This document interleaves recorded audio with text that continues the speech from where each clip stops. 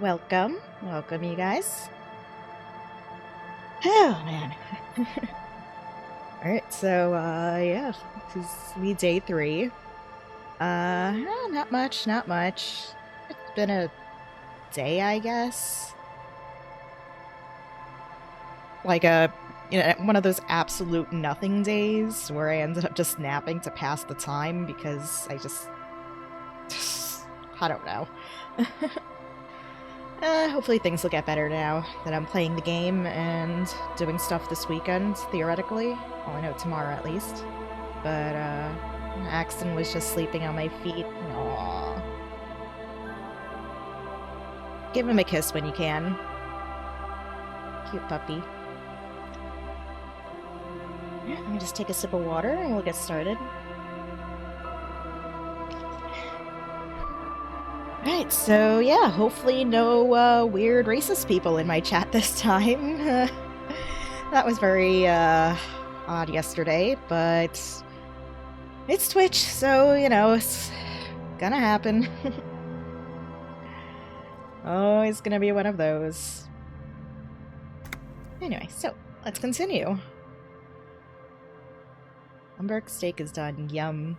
Yeah, I just saw the picture you posted. It just kind of exploded a little bit, but as long as it's meat and cheese, perfect. Yeah, I don't know. That was weird. I saw that message, I just stared and immediately banned him. Like, I'm not even gonna acknowledge. It was weird enough that that guy was asking earlier in the chat where I was from, and I was just like, I'm not acknowledging that at all. And then when he said that, if the cheese came at the bottom, it would be awful. Yeah, it might have. Yeah. Alright, anyway, so, as for the game, hopefully we won't have to deal with that NPC either for a while, and if we do, maybe I'll save Scum and beat him up, who knows. So, finally we got our dead body down. Let's take a look. Oh, let me quick save, always quick save. There was something that I did look up that I wanted to do. There was a certain thought I wanted to get, which, I don't know if it's... You might be able to get tonight, I don't know. But apparently, you get like art... Hold on.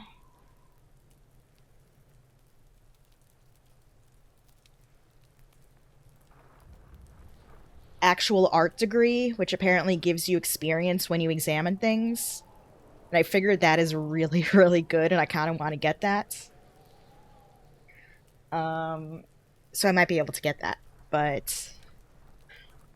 you need to get enough, like, stuff towards Art Cop.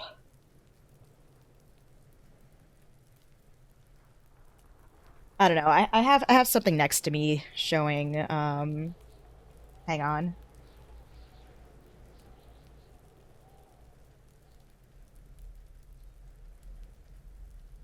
I'll just send you the thing.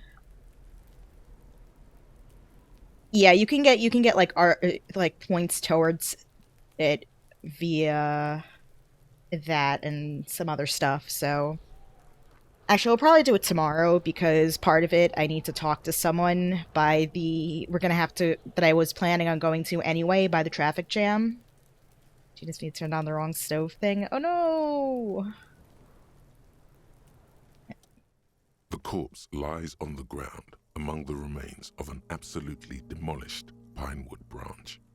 It's gently laid on one side.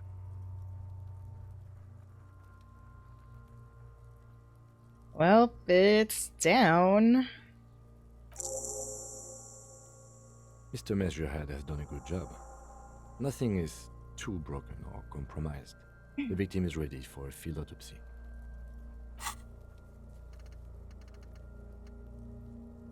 How's that thought going? I don't even know what this one does, but...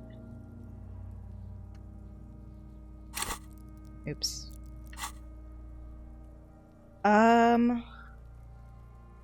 Honestly, I have no idea.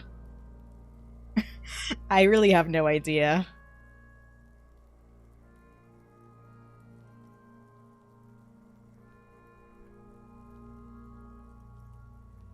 If you, yeah, I don't know. We're gonna have to take a look around. Maybe there's an area I missed. Anyway, a field autopsy. Yes. 1. Investigation of the scene. 2. Initial examination of the victim. 3. Field autopsy. 4. Transportation of the body to the morgue. We are on number 3. Okay.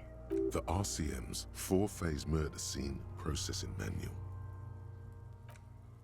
The fuck are they on about? Shut up. No one asked you. Cop's gonna cut his shit up. Got it. The lieutenant adjusts his glasses and takes a deep breath. All right. First, what exactly is a field autopsy? Come on, officer. You know what a field autopsy is. You've done 100 of them. What you do know is, at 18.9 kilometers, the dormant shield volcano, Corpus Muindi, is the world's highest summit, and the failure of the 38 single, Et puis descend, to crack the top 20 was the death knell of disco. But what a field autopsy is, you have no idea. Well, I'm glad we know those bits of trivia. Anyway, let's get in there. There truly is a time for everything, even for yellow gardening gloves. However, they are lacking hygienically. I suggest you get in there in limited capacity. All right. I'll ask you when I need you to. For the most part, maybe I should handle the contact and you take notes? Yeah, we just fill this in, right? That's right. Ooh. You knew it because you inspected your ledger. The lieutenant is relieved you know the protocol. Yep, I'm a good cop. The dead man stares in silence as you crack open the ledger. The bright red paper is covered in boxes and lists, describing the condition of his skin and organs in 3 parts. I still think this guy looks a lot better in the portrait than I do in mine. Above those, an 11-field info form needs filling out first. It begins with Number 1, assistant. That's you. Okay, write the initials HDB. Harry Dubois. the corpse is indifferent to your scribblings, just lies there. The next box says Coroner's case number. KK57 0803 0815. KK equals Kim Kitsuragi. 57 equals Precinct 57, followed by his date 0803 and time of arrival 0815 on the scene. He's indexed the case after himself, not you. That's because he doesn't want to bring up the messy question of your initials. No, I'm just gonna write it down. Next, Name. Good job of sounding like he's trying not to gag, yeah. NA. Next, Date of birth. NA. Age. Roughly 50. Dry 40. The damage is so extensive, it's better to err on the young side. Right about 42. He nods. Race. Mondial. Fair to olive-skinned, from the Isola of Muindi. This is as vague as it gets. You might as well say whitish. The pudgy mess of curdled meat looks neither mondial nor anything other.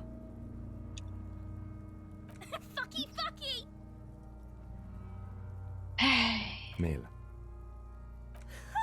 Pigs can have sex! Male. Nor does he look male, with his pregnant belly and indistinguishable face. This is an Omega verse. Date of death? We're still going with March 4th. 51. They're not helping. What else? 9. Body identified by is non-applicable. 10. Case number is the same as the coroner's case. KK 57 0503 0815 listens motionless. with the cargo belt still around his neck. Only one box remains. Evidence of treatments. None. At least not after the initial examination. Okay, what exactly is treatments anyway? Interfering with the body's position or wounds post-mortem. How did you not know that? Aren't you a cop? You're leaving a weak impression here. Say something sure-handed. Okay, I agree. Lividity pointed to a lynching. Then again, the right lividity is easy to produce if you know what you're doing. He places his hand on the dead man's chest as if in preparation. Your central nervous system recognizes this gesture. It's the stations of the breath. Ecclesiastic, religious in nature, a holdout from pre-DeLorean burial rites. It takes him 2 I should've seconds to wrote. perform. Then, I should have wrote fucky fucky. somewhere in Jamrock North, a small wood shed behind Rosencrantz Row, Lieutenant Nick Feuerbach puts his hand to the chest of a small corpse, no larger than a monkey. It's raining outside, light drizzle. There is darkness in the shed. Okay. Elsewhere yet, an obese female sits in a wicker chair, her silhouette bull-like against the window. Outside, Grand Coudon. The day is turning dim for Sergeant Mac Dawson. Hand extended, he approaches, to make sure she is dead more than anything else. And so, all across Jamrock, Coal City, GRIH, 42 deceased persons found today, 42 stations of breath. We should start the post-mortem. Okay, turn the page. The corpse cannot feel Kim's hand on his chest. It no longer meaningfully interacts with its surroundings. A thicket of boxes and lists on red copier paper tries to answer why. Alright, start external. Wow, I'm already having trouble speaking today, and it's not even 7:30. All right. External examination. Sorry, I thought you were talking about the game. Yes, examine this bloated dead body. Oh, finally, a seasoned burger. Clothes. The deceased wears armored boots and white briefs. The make of the briefs is Babrodine, I think. Let's see. He turns the body onto its side to check the underwear label. See, it's happening. Babrodine, yes. Inexpensive. Size M. Color white. The disappointment is palpable. The red-haired thing was expecting something more lurid. The boots are ceramic, vitreous enamel. They are fused to his skin from blood flowing downward post-mortem. Removal of the boots is left for processing. Okay. The boot has a serial number. It's E50.100.100. The lines between the plates are in the shape of the alphanumerical. The number is purposefully concealed by the design. Tattoos. The upper torso is covered in a single, continuous tattoo, resembling a map of the night sky. It reaches from the right shoulder to the heart. The ink is blue and white. The assistant has a color photograph of the markings, to be added to the case files as document A1. The photo is taken on the scene, using a Trigat Mini. The deceased has a belt for airlifting cargo around his neck, tied with a hangman's knot. Color yellow. Length 3 meters. There is a buckle on the other end. Well-nourished, athletically built, measuring 1.8 meters. Generally consistent with age 42. Preservation is good. Ambient temperature below freezing. Body hair is light brown. Distribution is consistent with the age. The deceased had male pattern baldness. Hair is combed back, short. I am not touching the corpse's hair. Lividity is consistent with hanging. The head is congested. Contusions are present on the head, chest, and thighs. Consistent with stones thrown post-mortem. Low velocity. Fucking low velocity? You think Kuno doesn't know what you're talking about? Velocity was fucking max. Talking shit about Kuno's velocity. Shut up, Guno. In addition, there are bite marks on the face, scalp, and chest. Consistent with predation. Write down. Ligature mark. The lieutenant produces a small folding knife. With the other hand pulling on the belt, he starts cutting into the polyester. The stench is horrid.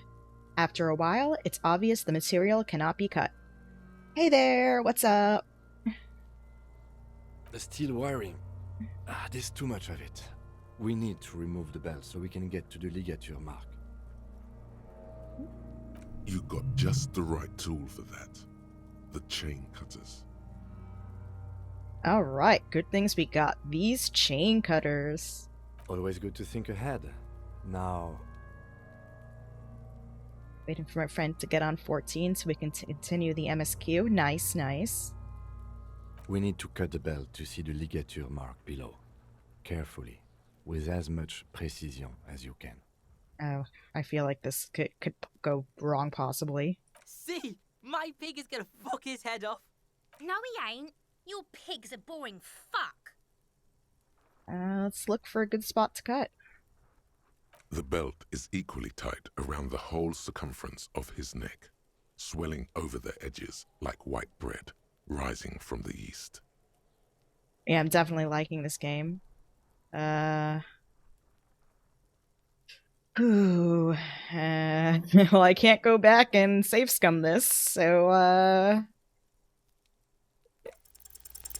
You jam the cutters right under the knot. That seems like a smart idea. Yeah, somewhere there. Already they're buried deep in the man's flesh. Then you rotate them to get a better hold. Then Alright, so let's cut. Yeah, fuck him. Fuck that faggoty. Corpse fucking time. Told you my pig was hardcore. I should have a go first. I think I have a strategy. Okay, yeah, you can do it. I'm more thinky, less physical-y. he sinks the cutters into the knot, preparing to perform the cuts, with his elbow to his knee for precision. Snap. The knot is slashed. Another cut and the belt falls apart like a flower bouquet, revealing the dead man's neck and the dark red ligature mark around it. Here. He hands you the chain cutters back and then kneels closer to the body, running his finger along the dark red groove, until he comes to a gap. The rope rises to a point, leaving a gap in the ligature mark. The suspension point is in the back of the neck, on the nape. Hemorrhaging is observed on the skin, above and below the ligature mark. The mark is well pronounced, consistent with a drop from 1 or 1.5 meters. Chest is intact, normal contour, abdomen is protuberant, pelvis intact, genitalia. You're waiting for Kuno or his or the other girl. No, let's get out and see. I fucking knew it. This is clearly what they've been waiting for, ever since the autopsy began. The lieutenant is trying to make it as boring as possible.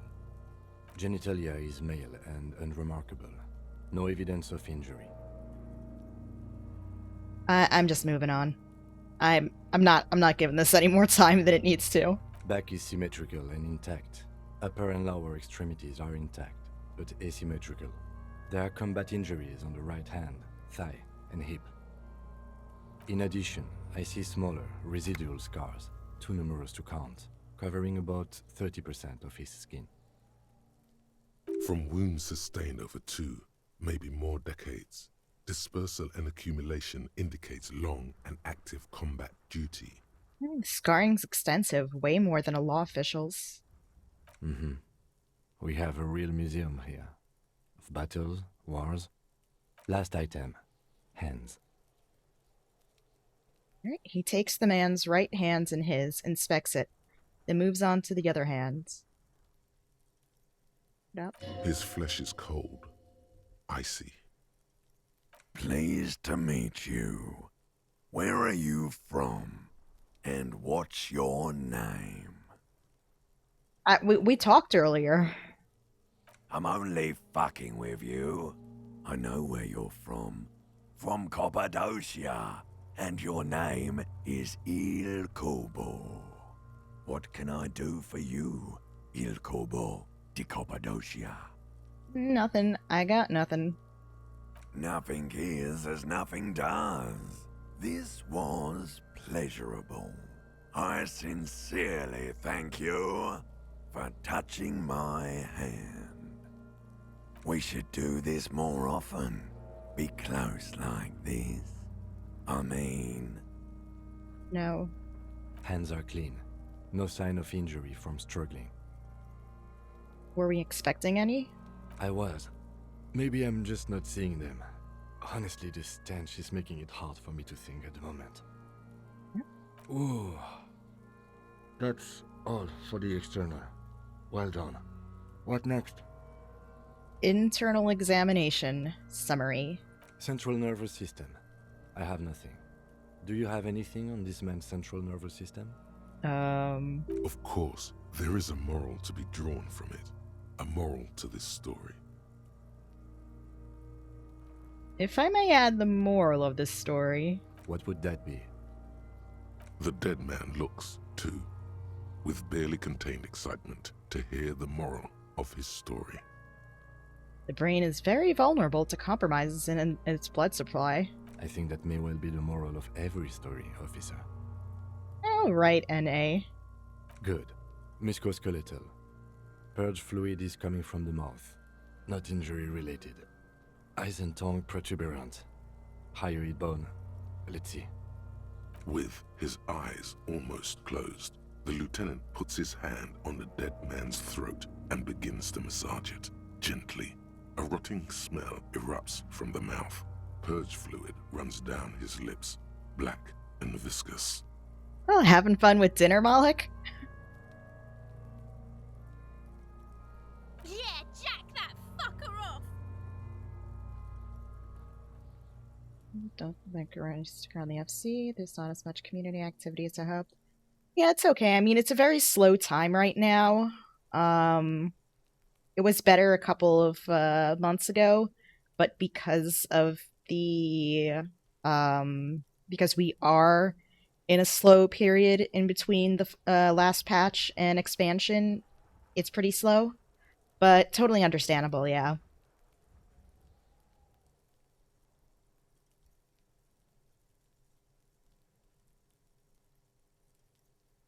The hyoid bone is fractured. The rest of the musculoskeletal system is intact. Unremarkable. Okay. Respiratory system. Okay, back hunched. As if in prayer, he begins to pry open the dead man's jaws. He stops to exert more force. Both hands are used.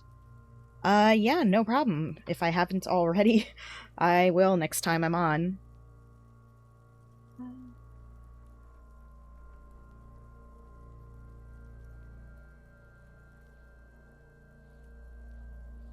Okay. Continue. Oral cavity shows no lesions.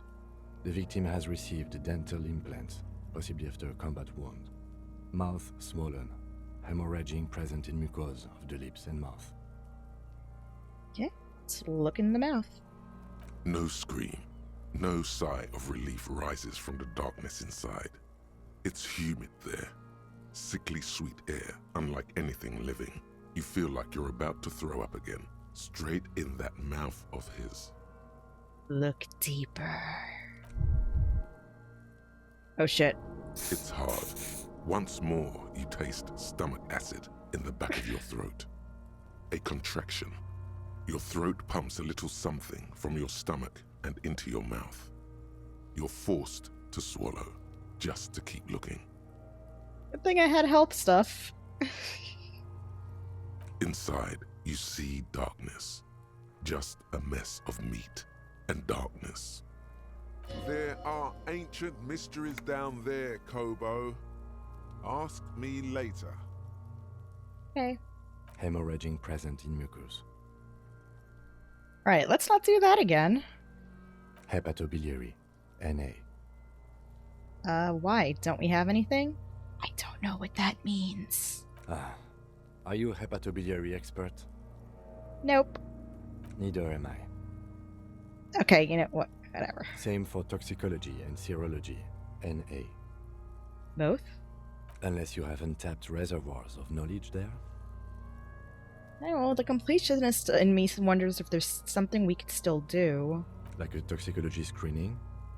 At this stage, I doubt processing will find anything, even if he was brimming with cocaine. But still, you should add a request. Okay, let's add toxicology requested. Can't hurt. Cardiovascular. The body exhibits heavy lividity. Blood has gathered in the hands, feet, and neck. Hypostasis is visually consistent with the hanging. Gastrointestinal. He breathes a sigh of approaching relief. This is the last field on the list. He looks around to the ground. The pool of feces there. This will do. Digested semi-solid food in stomach. Voila. What's next on the list? Description of injuries. Summary. Let's see. We have bite marks, contusions on the head and chest, and a ligature mark encircling the neck. You'll need 3 fields. Leave a 4th one too. What about the injuries we've inflicted? Oh, so we inflicted them? Okay, I've inflicted. Okay, so there's an incision on the thorax from a chain cutter. I wouldn't mention it. Better not to muddy the waters. Okay, back to injuries. Injuries. Alright, bite marks. Head, chest, and scalp bite mark injuries. Predation by birds has caused damage to the body. Odontologist does not need to be consulted. Okay. And your opinion, officer? Non-fatal post-mortem. Agreed. Next injury? Contusions. So, the scalp bleeds from a post-mortem head injury, a stone. The injury does not have the rim of an early inflammatory response. The perpetrator on the scene has confessed to causing it post-mortem. At maximum velocity, fucko! Has confessed to causing it at maximum velocity.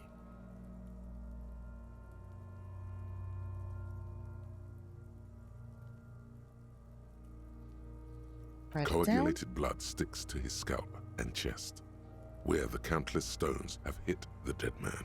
Beneath, the description of injury. 2 boxes. Non-fatal post-mortem. Right. Next, Now the ligature mark. a dark red abraded ligature mark encircling the neck, with a gap on the nape measuring, let's say, 7 centimeters. The hyoid bone is fractured, the cervical column intact. I see hemorrhaging on the skin, above and below the ligature mark. Depth of the mark, 1 centimeter. No signs of clawing on the neck. Below the note, 2 customary boxes wait to be ticked. The man's head jerks to the side. The ring around his neck is visible. Well, opinion, fatal injury. That's it. We have established cause of death. It's not much, and it leaves much to be questioned. But it's a start. Let's wrap this up. I pronounce this field autopsy over. Right, first, how did it go? Well, we established probable cause of death. Some would say that's the goal of an autopsy. We also requested a toxicological screening. That was thorough. The results should arrive in a couple of weeks, if we are lucky. I will not hold my breath. Right, what else? We were thorough with the list of injuries, too. We described them all in detail. What is there to say? Given the circumstances, it was a professional field autopsy. Oh, alright. I need a copy of that autopsy form. Then I will drive him to Faubourg Alrighty. for processing. He looks at the dead man one more time, then at the slip of red paper in his hand, then at the corpse again. He's thinking, did I miss something? I'm sure we didn't get everything. There's always something. And we already talked to him, right? Shoot, Looney Rooney. At the autopsy, you said you have ancient mysteries. Oh yes, Kobo Milobo, in the gift horse's mouth. Tracts and wakes and waterways. Ancient materials buried. Yeah, but to where, brother? Just a small gulp away. My beloved Kobo. A small gulp away. Okay, that was useless.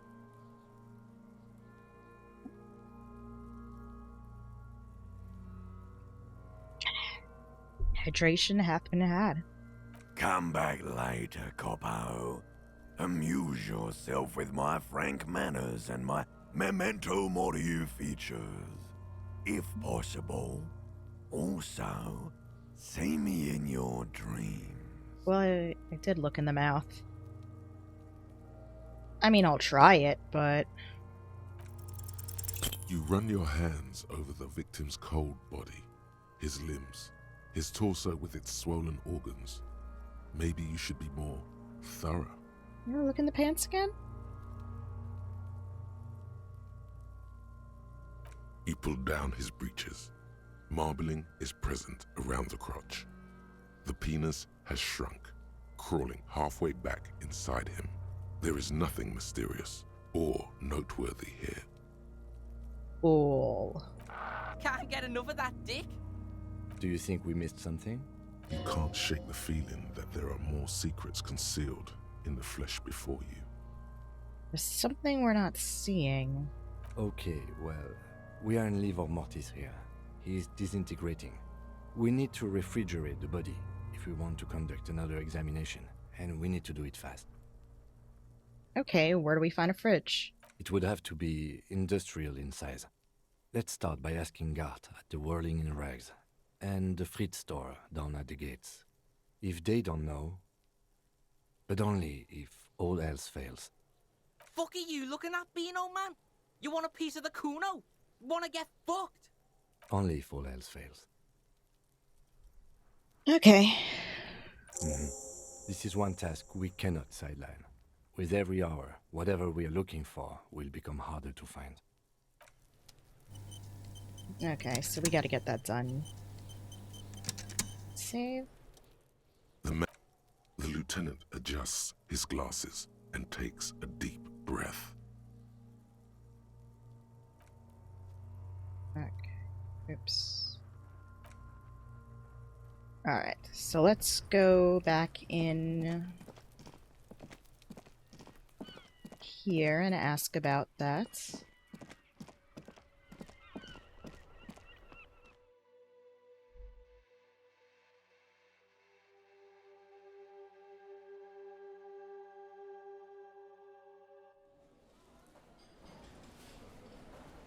Ooh, it's all disco lighty.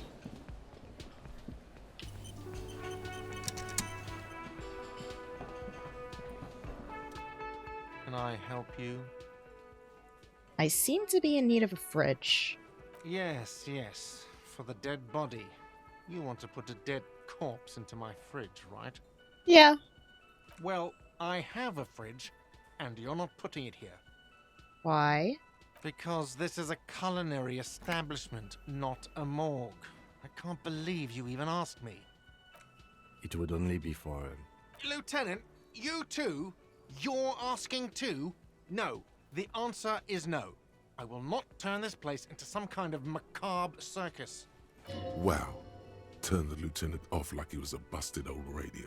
He really is the lord of his realm. Why are you wearing a coat? Let's go talk to the Frit clerk. Alright, we'll see what the clerk says, and if anything, we'll just have him take the body away. It's the one that was hanging on the railing. I'll go to it in a second once I load into the screen.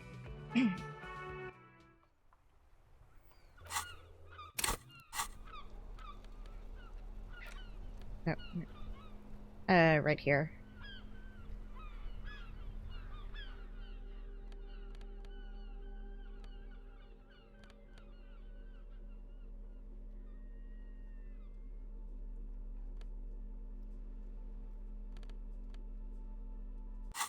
Bone flux kicked in, so the color was off. I don't have flux on my phone, but there is an option to, like, turn on a blue light filter.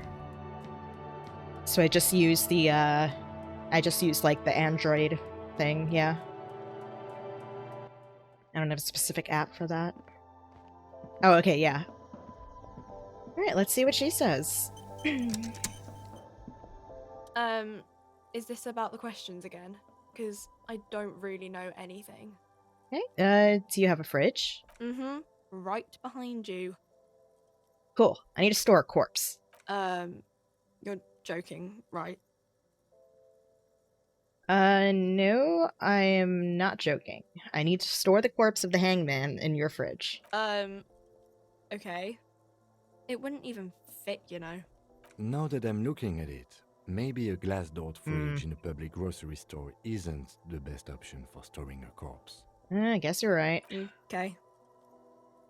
Well, let's exchange the novelty check for cash. Did I happen to get another pair of pants? No, I think that's the only pair I have.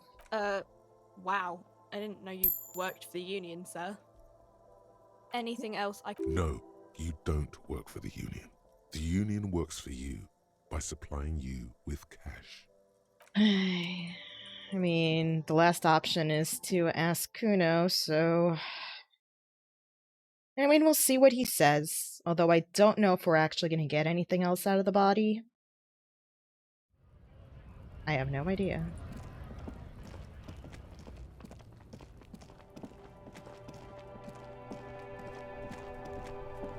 Sometimes if you get new clothes, you might be able to find stuff in them.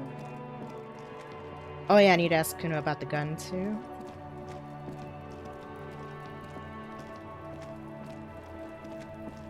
Alright. As much as I don't want to. Oops. You missed a good show before. A kid came by and completely fucked the tree to pieces. He fucked the tree up! Fucked it good! It was porno!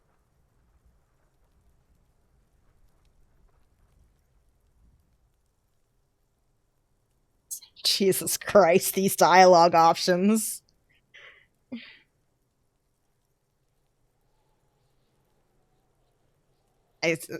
Anyway, moving on. Shoot that shit at Kuno, Pigonaut. Right, I need a fridge to stash the body. For the fuck imp. Good thing you asked the Kunmeister. Kuno knows a fridge. Perfect for freezing. Really? I don't believe it. Kuno knows all kinds of shit. Kuno gets around. Alright, so where? Bacon Man's in a rush. But what's in it for the Kuno? What's the return on Kuno's investment?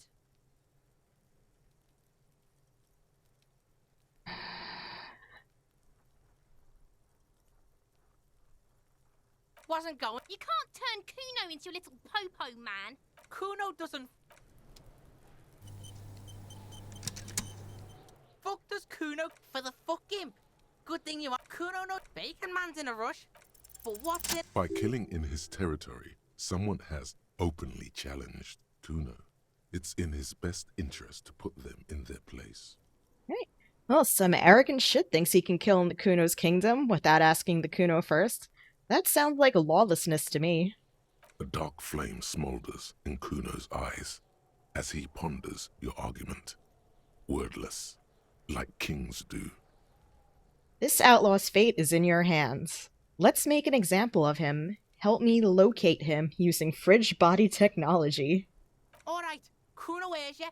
See that shit house over there? A cold comes over you as you glance behind him at the crumbling colossus there, casting a shadow on you. You gotta get in that shit. In there deep.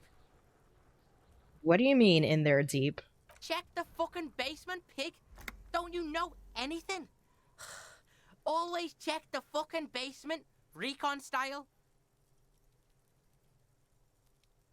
There's a giant fridge down there.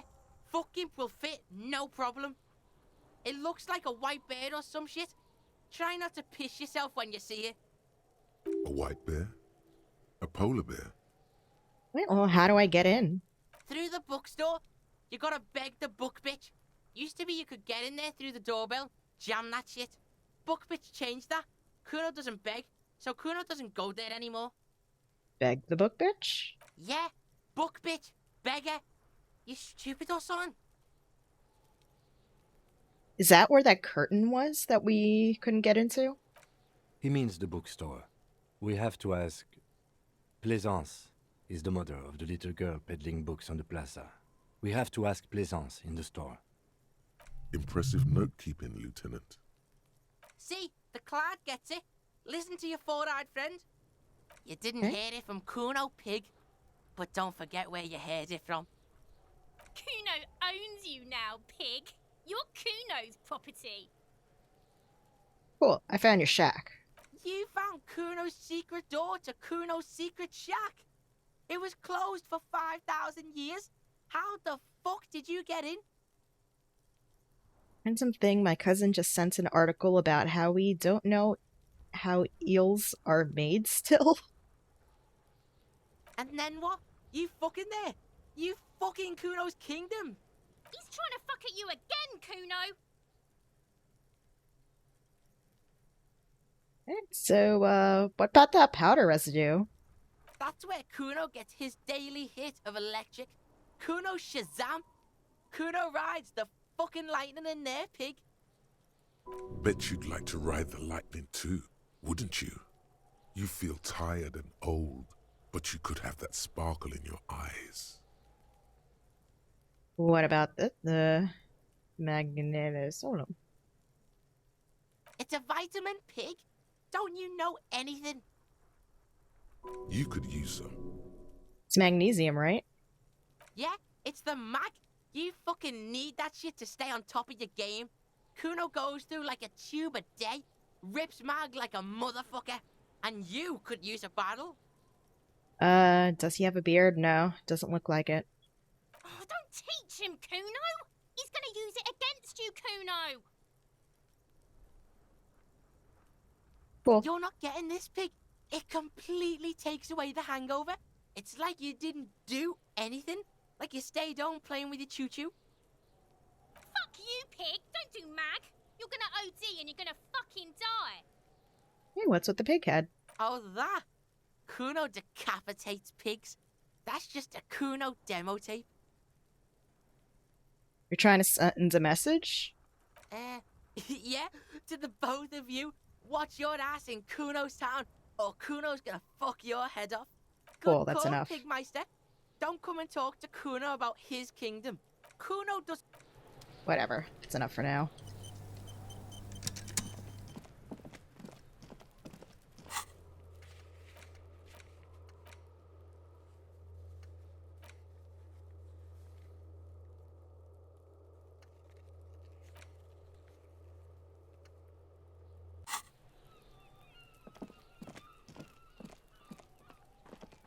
What does that even mean? Man, I don't even know.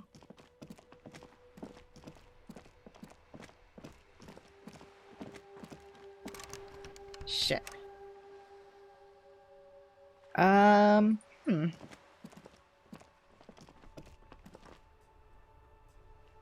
here's the question. Will the body still be good tomorrow?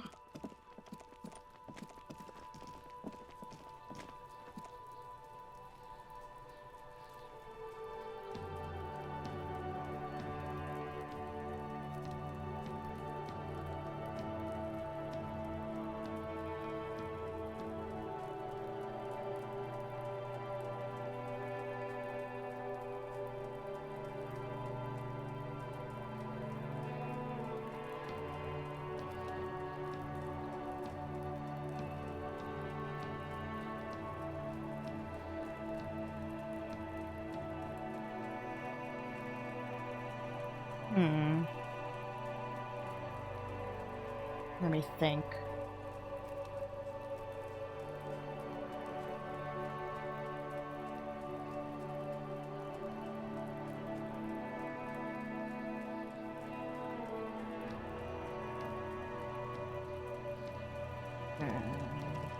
Building. Commercial building.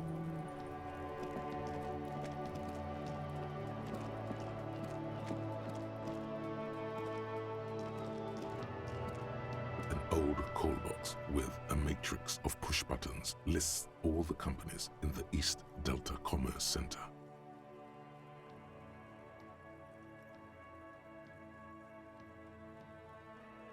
Hmm.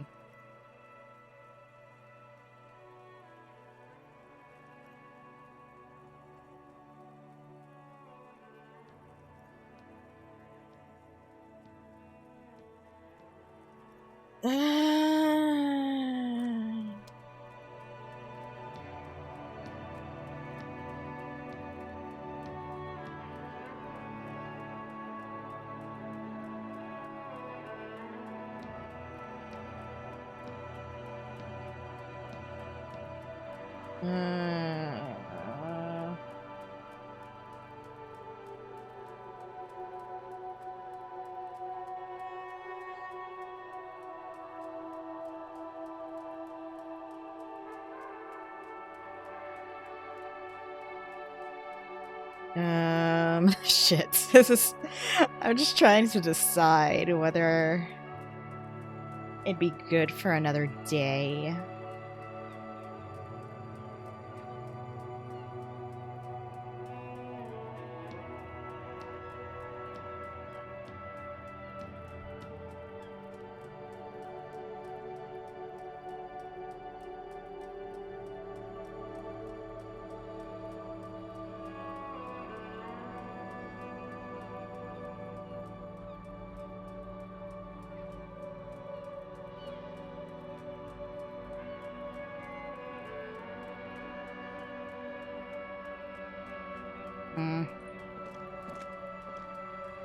I don't think it's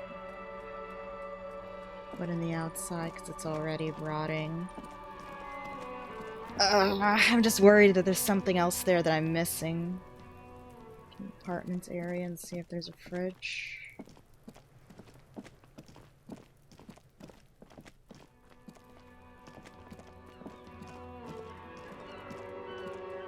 Like this being the apartment building?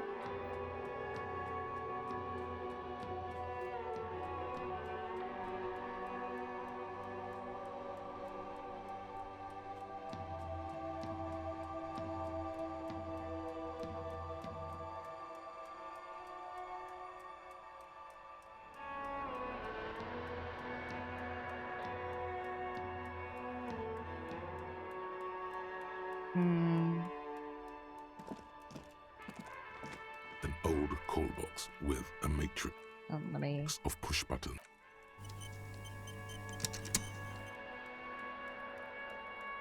Oh, the apartment behind Kuno. I guess I'd have to. Yeah.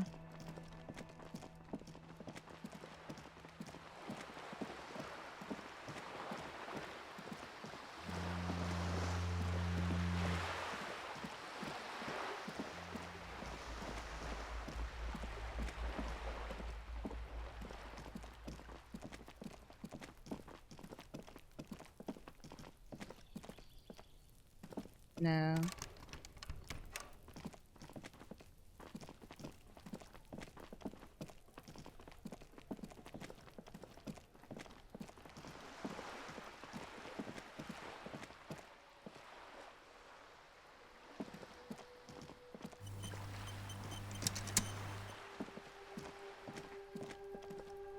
Just an ordinary wall. Nothing to see here.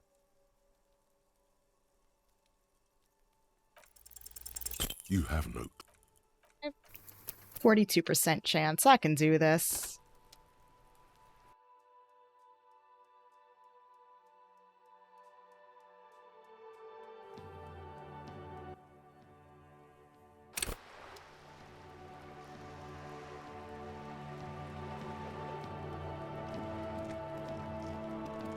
just an ordinary wall. Not because this is no ordinary wall. It is sublime. Look at it. The shadows, the colors. Let the conceptual joy flow into your pupils and blossom into thoughts in your brain.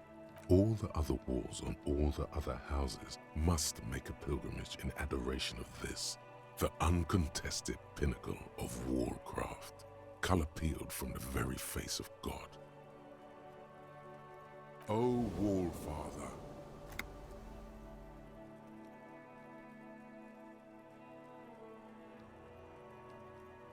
Nothing for now. Your I'll come loss. back. There it is. I'll come back and paint it alone. I don't think Kim's gonna be too happy. um.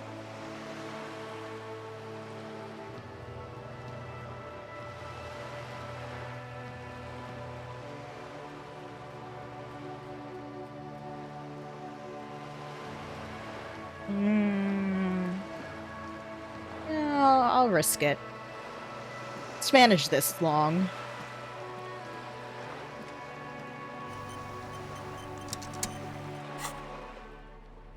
Okay. What else we got today?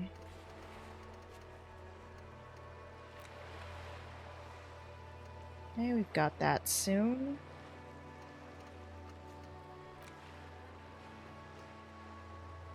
Okay. Book.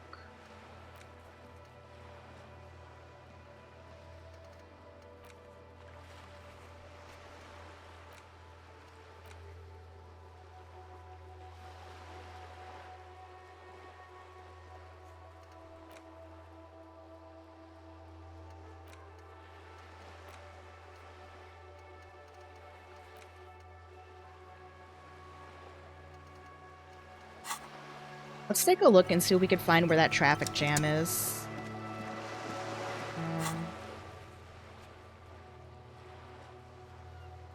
Hmm.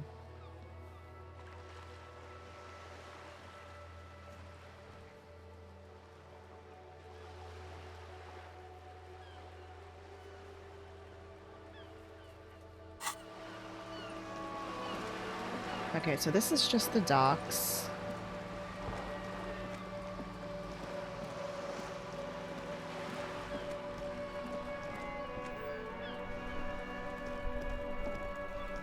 Okay, posture check.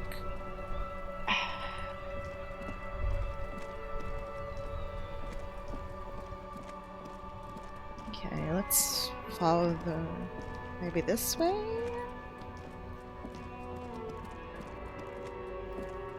No.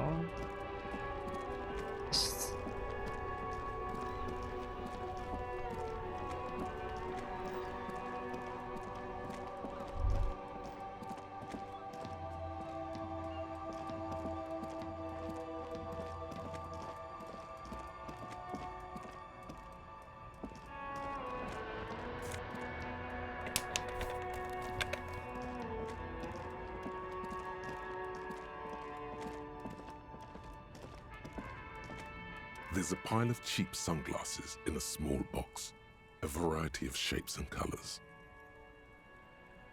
Maybe it's that guy? You like sunglasses, officer? No. I've got the latest styles right here. Yeah, it was a lorry driver. Stylish shades, huh?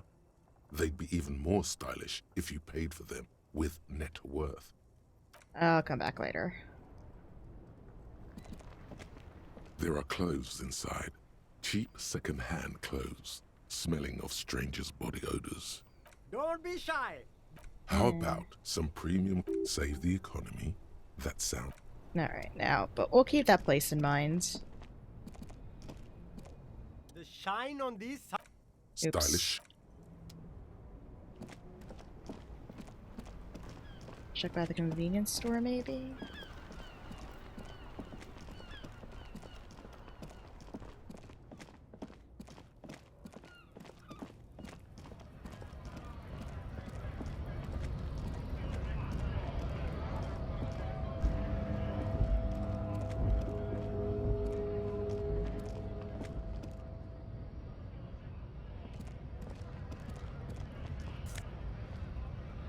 Sorry, let me just pick up the money.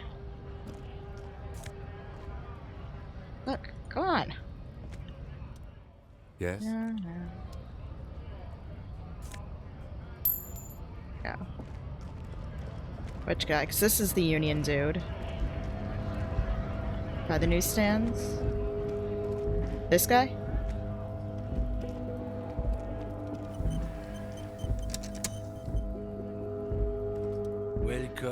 to Revachol. Oh boy.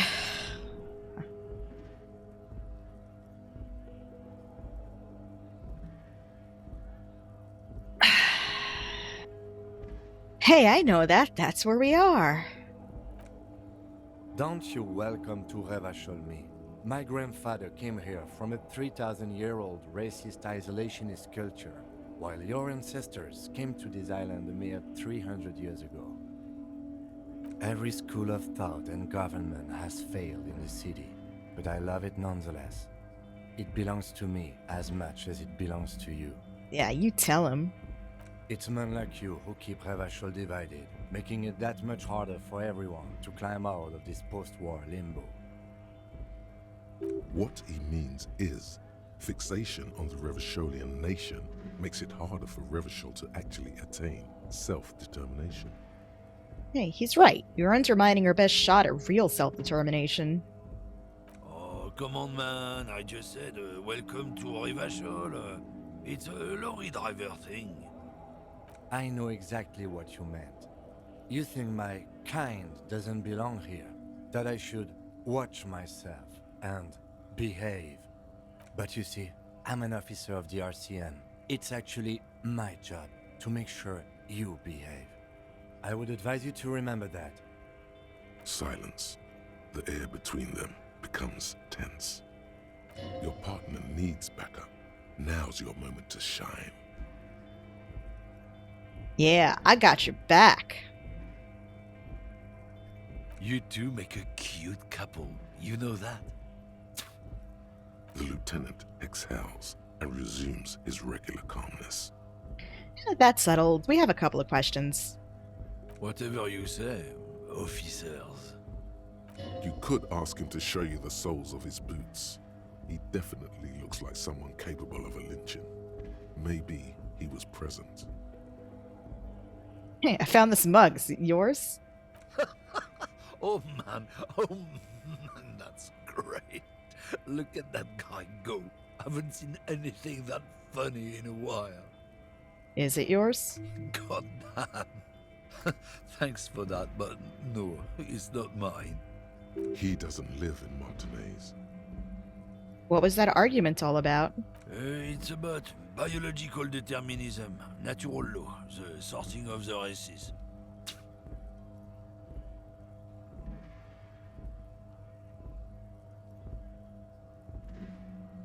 Not the most popular topic nowadays, with the coalition in charge and all. You might want to change the topic. That is, bury your head under the sand like common sheep. To be honest, I can't really remember what that means. Please explain. People who've studied these things say that you and me are superior by design. So, naturally, we Occidentals should be in charge. Obviously, you can see the merits in that. Yeah, fuck that.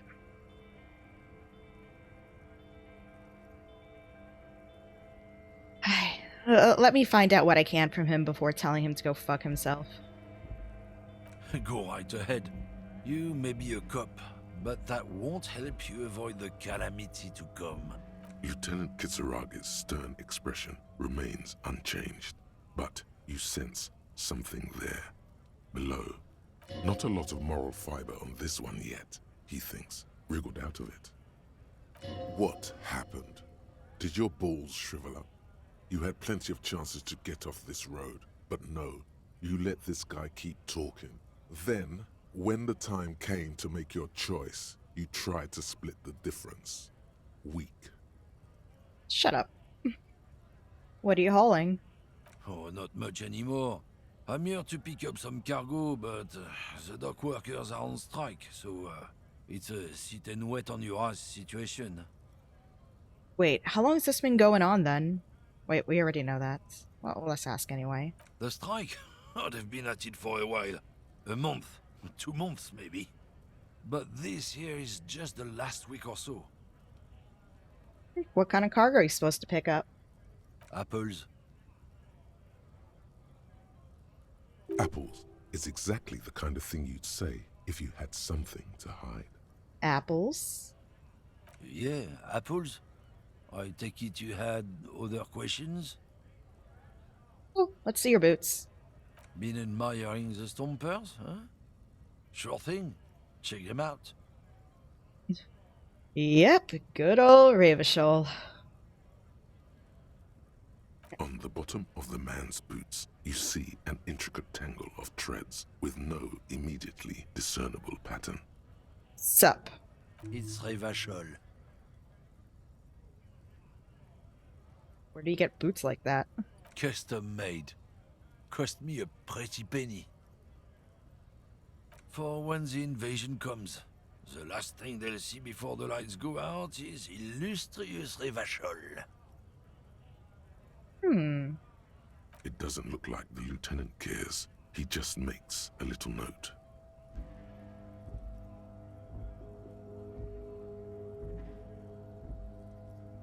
You do understand you're stomping on Ravishol every day, don't you? No, it's not like that. You don't get it. It's when I kick them, you know? Oh, fuck it. It's too complex for you. Hey, so you're Lorryman, right? What's your stance on drugs? Drugs? They're shit, man. I don't let anything pollute my body. Why not? You know where that shit comes from? Sarah Miriza, Safre, Ilmara. They take the money from our local junkies here and then use it to outcompete us in the manufacturing sector. They know they can't beat us in a fair fight, so they have to get us to weaken ourselves somehow. It's racial sabotage, racial economic sabotage.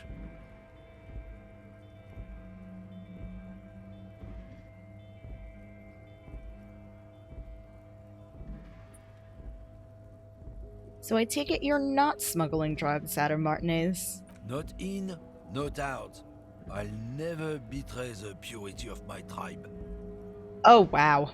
That's, So you're telling us that you don't know anything about drug smuggling through Terminal B? I don't know shit. And if I did, I wouldn't tell you. Okay. So, why still hanging around here? Most of the other Lorrymen have left. What do you think?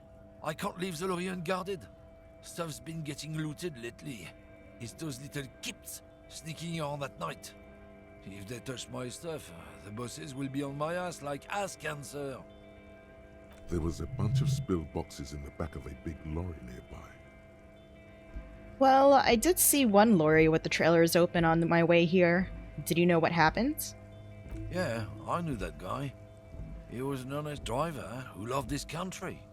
We were having a good debate about genetics at the Wheeling in Rags when some kip boys smashed his lock and took damn near everything.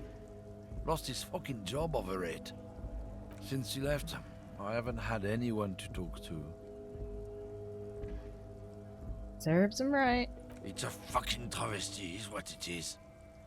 Okay, so if not you, then who's running drugs? Isn't it obvious? Fucking Sealang. That beady-eyed South Samaran. His little side business is a scam. I wouldn't be surprised if he was peddling drugs as well. Who's that? He's a Samaran guy who likes to pretend he's some kind of businessman. Really, he's just selling his employer stuff.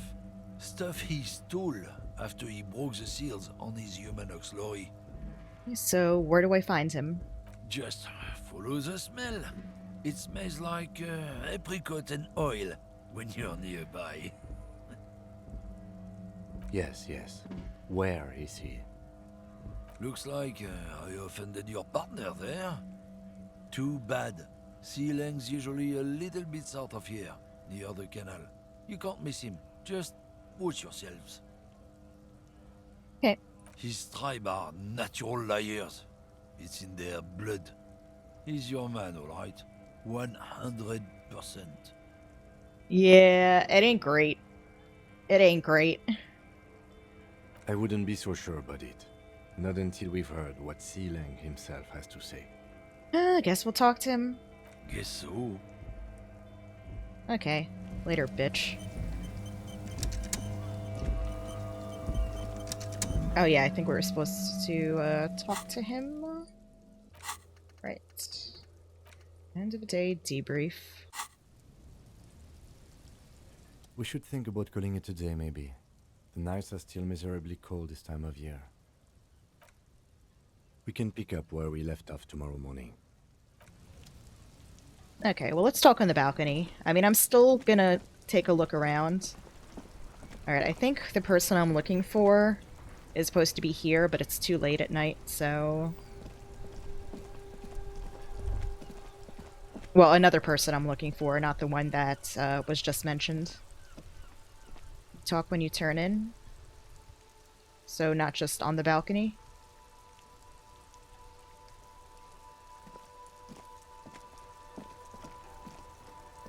Because I was just gonna kind of drop him off and then keep going.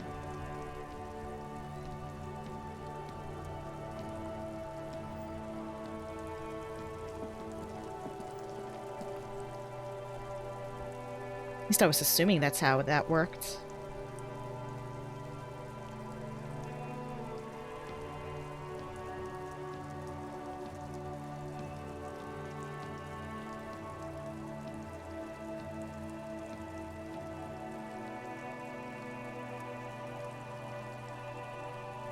Yeah, it's very good music. I mean, I could still talk to other people. There's a bunch of people I haven't talked to yet.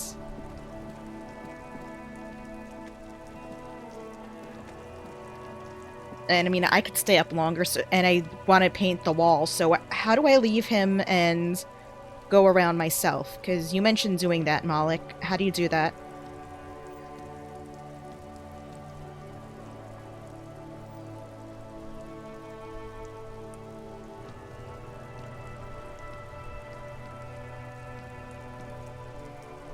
Oh. But then I turn in for the night?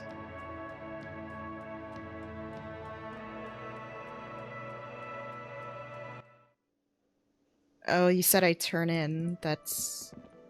I mean, when I hear turn in, I assume that means go to bed. That's how I always took the phrase.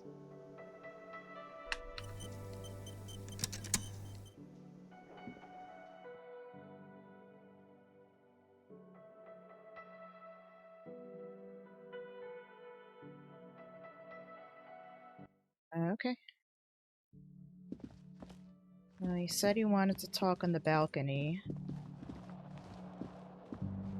Let's do what the journal tells me.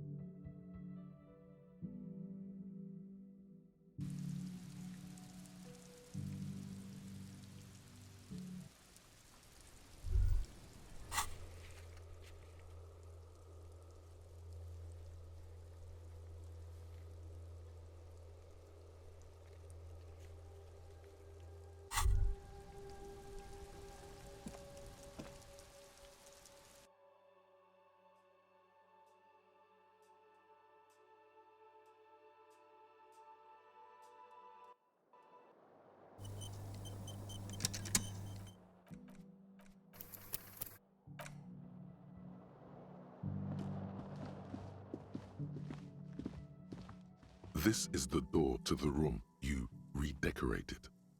Good night. Just a moment. You had some questions earlier, I believe. And besides, we should discuss our progress on the investigation. Let's go out to the balcony. That's so weird. Like, you would think by the journal entry, you would be just going first to the balcony. Like, that's where you would trigger the conversation. That is so weird. Anyway, let's go. So I would not have thought to, like, I would be thinking, I don't want to go to bed yet. I'm not touching that door. Outside is brisk. The lieutenant is silent for a moment. He listens to the traffic hum. Then... Oh, okay. Took a little bit to, Where shall we begin? We should talk about the investigation, first and foremost. But I also remember you wanting to discuss the RCM? Oh, I didn't know you smoked. I have a cigarette every night when I go over my notes. It's something of a ritual. Oh man, he looks so devastatingly cool with that cigarette. How did you get so cool, Kim? You mean this? This isn't cool. It's an unnecessary trial of will, and unhealthy.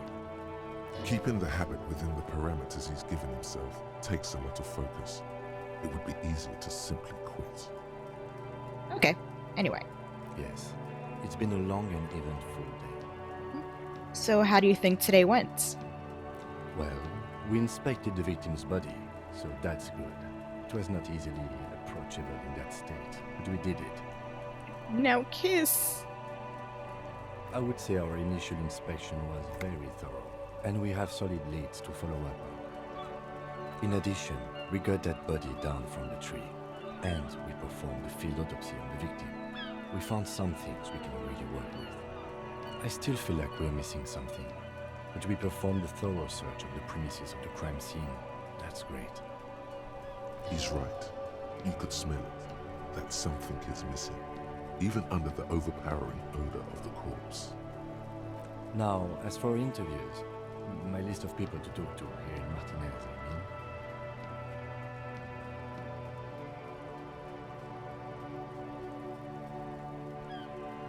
Right. Unlike most cops, I understand how important communication is in our line of work. Very important indeed. Well, we conducted an interview with Everard Clare. He wasn't particularly forthcoming with useful information, however. He's not saying much on the matter because he thinks you could have gotten more out of Everard. I'm sure I can get him to tell us more. We tried to interview the White Palms rep, but she asked us to do something for her first. Fine, so be it. I have a feeling Joyce knows how dangerous the situation really is. We have to get her to talk to us. If Kim is emphasizing something this much, it really must be important. Above all, though, today was exhausting. What's with all the running? You run a lot. Is that a standard Precinct 41 practice? Yeah. I don't like to waste time, you know. My mind moves fast, the rest has to try to keep up. It's impressive, especially for a man your age. And in those hills. Nice shoes, by the way. I like the green. Goes with the orange. So, what are our powers exactly, the RCM? They're quite limited, actually. The power officers of the Rebachol Citizens Militia exercise most frequently is imposing fines of up to 1,000 real for offenses, in accordance with an interdepartmental schedule. Wouldn't that be an easy power to abuse? Yes, although indirectly, as citizens can always request records from their local station. Officers of the RCM have been known to take bribes of less than the prescribed fine amount. It undermines trust in the RCM. Okay, what else? We can arrest people, of course, but rather than bringing someone in directly, it's preferable to serve a station call slip. It prevents confusion and overcrowding. Right, well, how can you be sure the arrestee will show up? You can't. Those who don't show up become fugitives, though, and have fewer legal rights when they are eventually caught. It's about power projection. Thus far, they seem to mostly show up. When power calls you, you come. But power itself is a fragile trick of perception. I see. And if someone resists? We are permitted to use whatever force we deem necessary, even lethal. Wait, so if I kill someone while on duty... You have to supply compelling evidence for why it was necessary to use lethal force. In these cases, your partner is usually your witness. Not a good position to be in, by the way. Internal Affairs handles these cases thoroughly, by cross-examining you for inconsistencies. It is hard to cover for anyone, which is for the best. Have you ever killed anyone? Yes. The last time was 4 years ago. He says it matter-of-factly and moves on. Okay. Have I killed anyone? That's an improbability. Perhaps even impossibility. Think I have? Perhaps. But Precinct 41 is known for a higher than average rate of kills. Welp. He's not judging you. He's respectfully acknowledging the difficulty of working in your precinct. Oh, what happens to the people we convict? We don't convict. We arrest and send them to coalition government courts in Couron and La Delta. The prosecution works off our testimonies and records, which is why it's paramount to keep them. And who makes all these rules? The coalition government, and the moral intern more broadly. The RCM was formed by the coalition government to restore order in the international zone after the revolution. So we did. Now we attempt to maintain that order. No more, no less. His gaze is absently fixed on a window below that just went dark. Or perhaps it is better to say we were allowed to form. It's a point of contention whether the citizens of Revachol or the coalition government founded the RCM.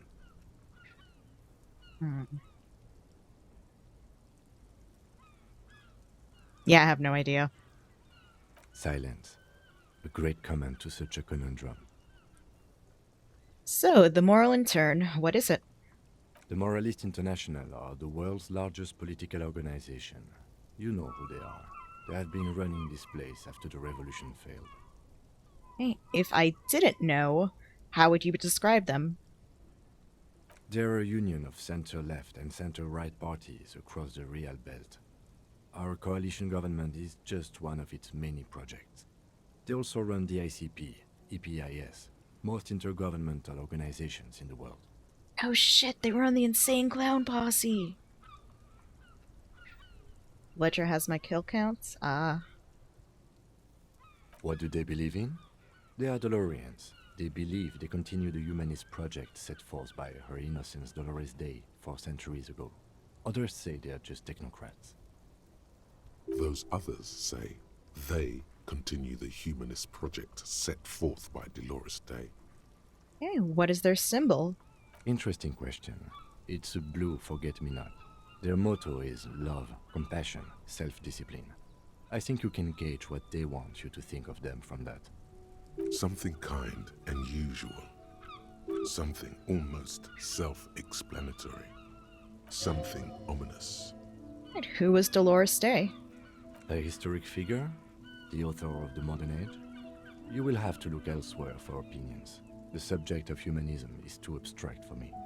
Okay. So, what do you think of them? The moral intern are a fact. I try not to have opinions on facts until they change. And it doesn't look like that's about to happen. It is more than that. There's some kind of affection in him. You like the Moral Intern? Yes, I did, when I was younger. In my 20s, I considered myself a moralist. A blue forget-me-not, a piece of the sky. They're not all that bad. There's another leitmotif associated with moralism. But the years have changed that. I don't know what I believe in now. No, I believe in the RCM. That's enough for me. Well, I have an opinion. I really don't. Do you?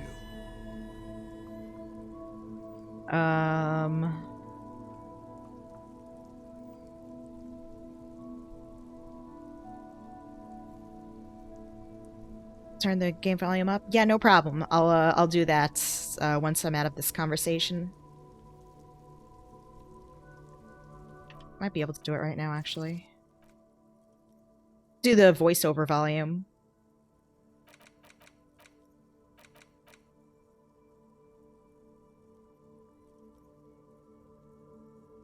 Okay, I'm gonna put it up 1. Let me know how it is. And if it's still a little quiet, I'll turn it up 1 more.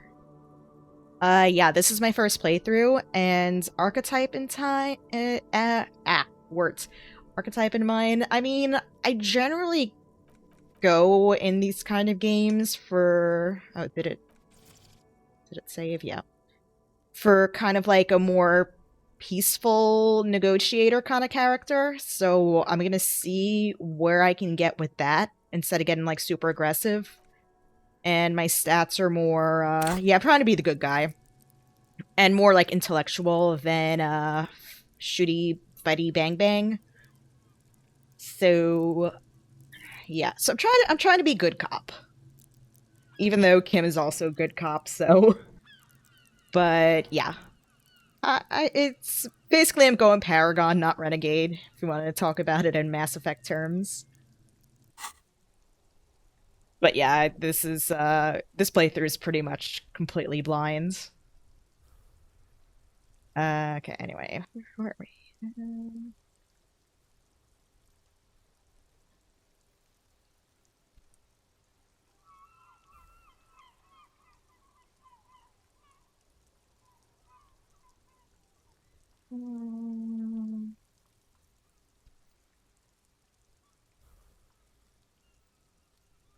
I'm gonna say it. This place kind of sucks. We are in what is called the twilight of international law. The laws we claim to enforce come from the MI. Without them, we are simply vigilantes.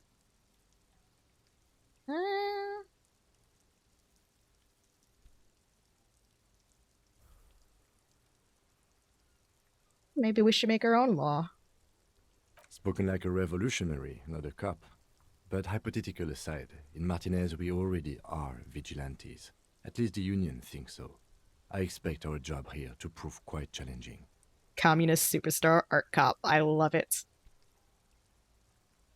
Okay, I'm gonna say nothing. I'm just gonna dramatically look into the night. The dying lights of the city shimmer below. Slowly, like luminous clouds, they pass on his lenses. The lieutenant looks at his slim cigarette, contemplating the next drag. This soldier is the highlight of the day for me, he thinks. This little stick right here. They really don't like us here.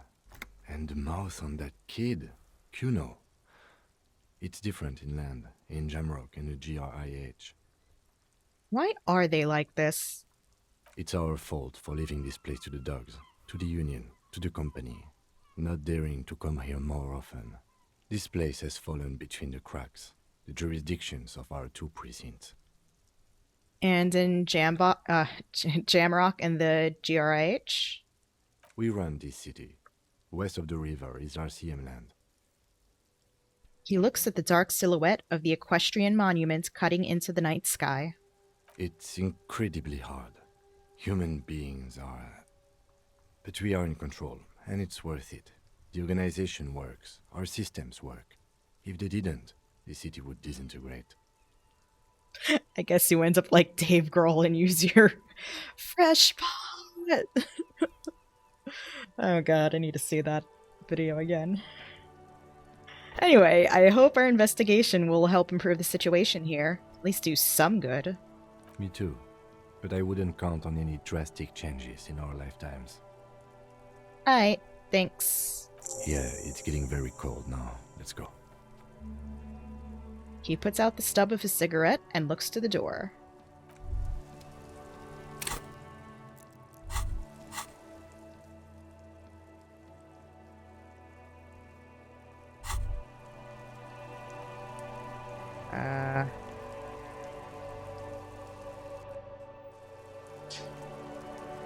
Can't move. Oh, okay. The 15th Indo tribe. Because there was. The 15th Indo tribe was comprised of 8 kids from Forberg and North Jamrock, running from wild dogs in the valley, hiding scents under rocks, and stealing clothes off clotheslines, and sometimes even the copper wiring of phone lines. You may have been one of them.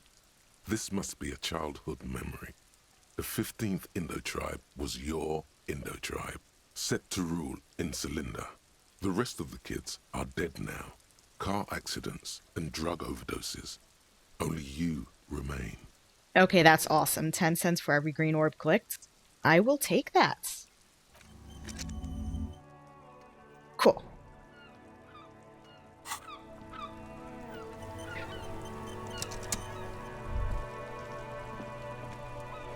I have no idea how I got that, honestly. It just popped up. At some point earlier in the day.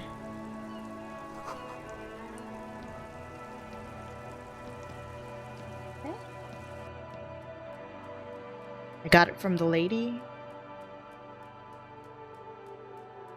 Yeah, that's race theory. I had to Oh god, I had such a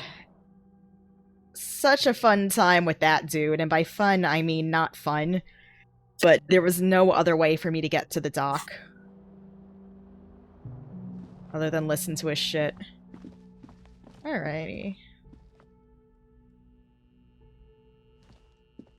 Yes? Cool. Are you gonna leave me are you gonna leave me alone now so I can go paint some walls? See you in the morning. Alright, cool. Alright, let's go paint that wall.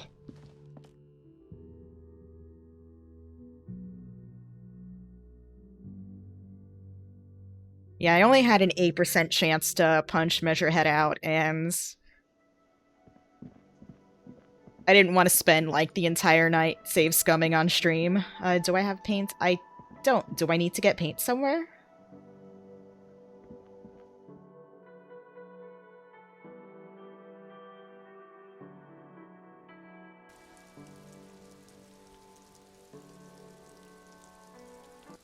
Well, I guess. Alright, so do you know where I get the paints?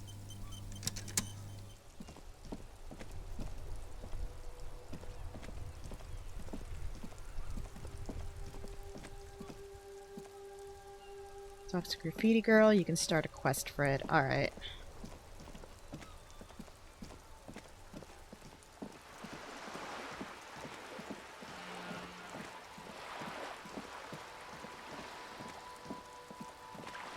See if she's still awake.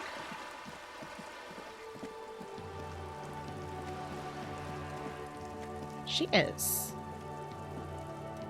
Hello again, officers. Have you come to admire my mural? Can't you tell I haven't really started it yet? Yeah? Thanks. You've listened. Yeah.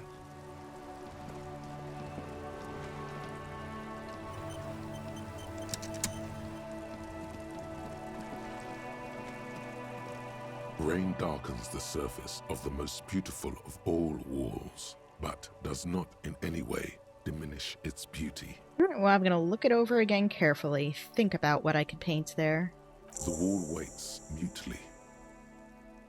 Okay.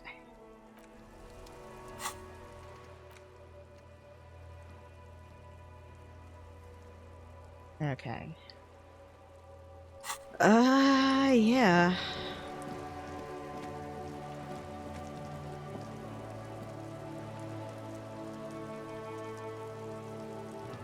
If 600,000 people played this game and took that chance, like 50,000 succeeded. I mean, you got a point there. A sturdy metal door. This could be a way into the apartment building the smoking man vanished into. Hey, are you there? I've checked the backyard, but couldn't get in that way. Good. We had enough problems with bums and drunks and thieves loitering in the hallway. You have no business here. A sturdy metal. This could be a way into the apartment. You're well versed in the kind of threatening legalese that implies criminal liability, but in fact has no meaning whatsoever. Right. Ma'am, your non-compliance is hindering a police matter. I may be forced to refer you to, for potential prosecution. I know my rights, and don't you mom me, boy. Insufficiently differential. Right, I got my badge right here if you want to see it. Ah, it's like a carrot to the stick, sort of.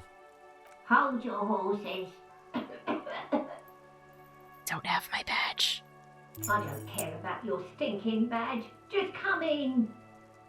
Okay.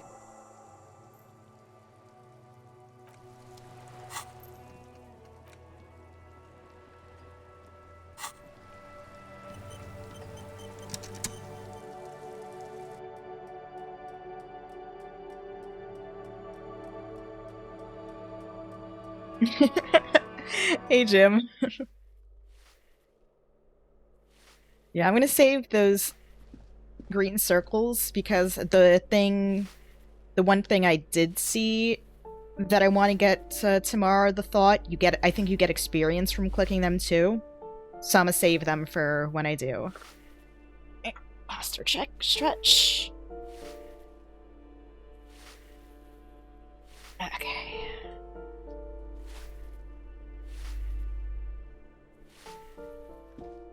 Let's quick save. Give me a moment. An elderly woman is leaning on her broom, her knuckles white as bone. She seems to be having difficulty breathing. The cold never does any good for my bronchitis. Aww. Are you alright? Should I call a doctor? I'm fine. Fine. Don't you worry about me. She starts coughing, red spots appearing on her cheeks. You're still worried. It's very worrying.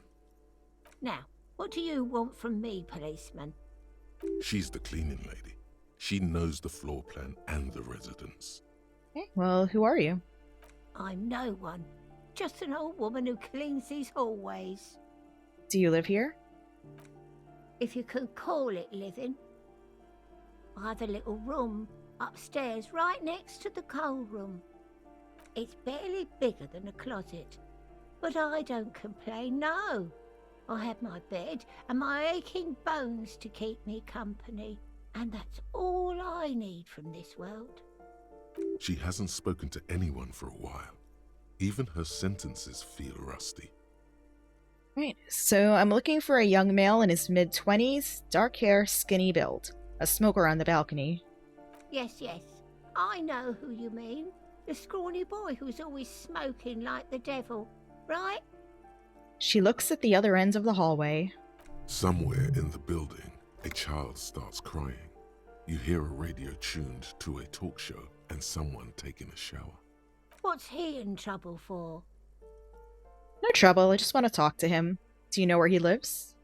Talk? The cleaning lady starts laughing, but it turns into a violent coughing spasm. She squeezes her broom, trying to catch her breath. What was so funny about that? He lives upstairs in room 28. Go to the balcony. It's one of those doors there. He's usually home in the evening. I have a few questions about those apartments. Ask away, policeman. What can you tell me about Cindy? The artiste? Nothing I can do about her, I'm afraid. She ruins the walls faster than I can clean them. Still... She leans on her broom. She leaves an old lady to her business. More than I can say for others. Right, that's all. Thanks. Oh, Well, to you too. Okay. Balcony is there. Oops. Take the money. This. Ooh. $7. Nice. Postcard I can sell.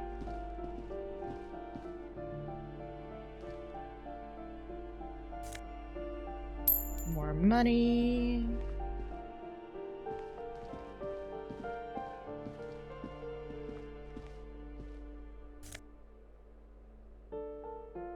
Okay. Got glasses. There's another thing up to a balcony. Alright, hang on a second.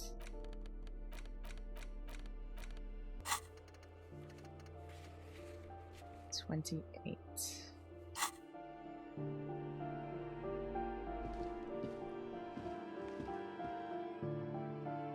Did I just take money from shoes? Yes, I did.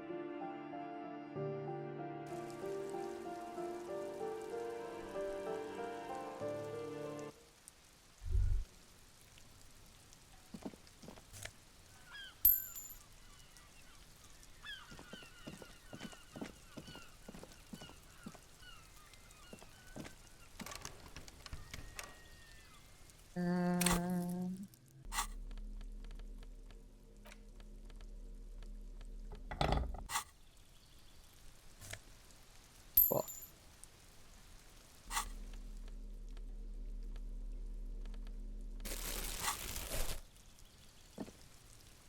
That's not it, is it? Yep.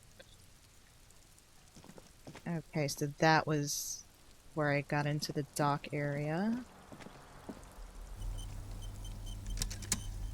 Is this 28? This door is made Yes, of it metal is. and appears to be reinforced. Someone here really values their security. Number 28. This is where the cleaning lady said the smoker on the balcony lives. Knock, knock. No one answers. Looks like he isn't home.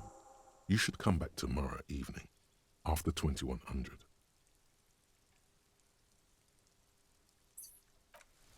Fine.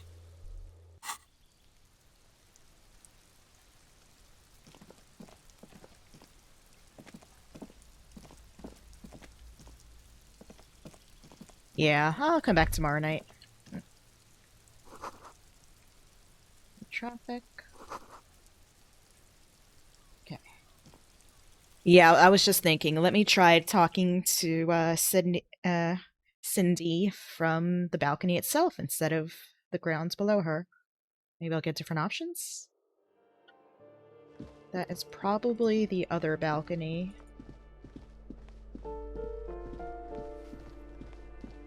Which was here.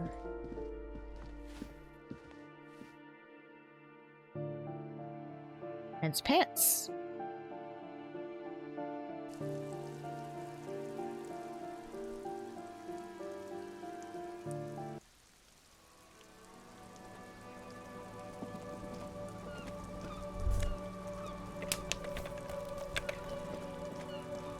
Let's get some shit first.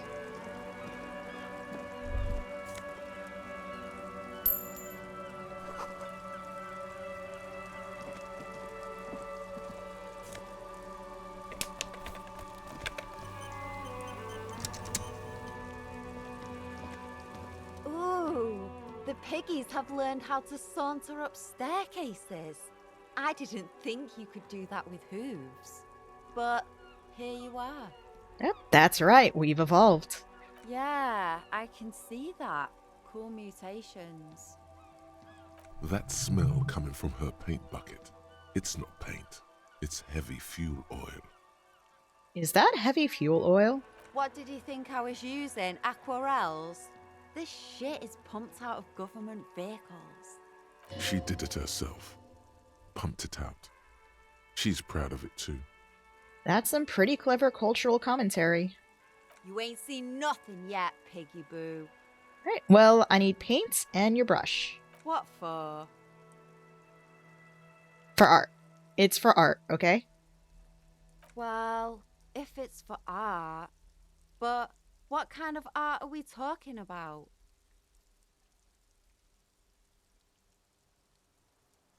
To be honest, I haven't really thought of anything yet, but I'm sure I will. Then you have time to find your own fucking brush. Crush a man streams like that. I hope you're happy. There, piggy. I guess art just isn't really you. Because you suck in life and in everything. Maybe I should have said something else. Maybe I should have said something else.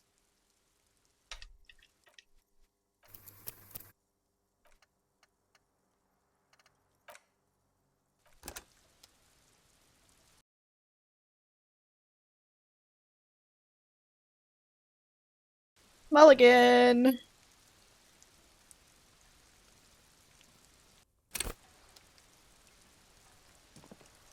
Ooh, yeah. That smell coming from her paint bucket. It's not. What for? Well, let me stop you right there, piggy. You have no idea, do you? No idea. No brush? Fuck off.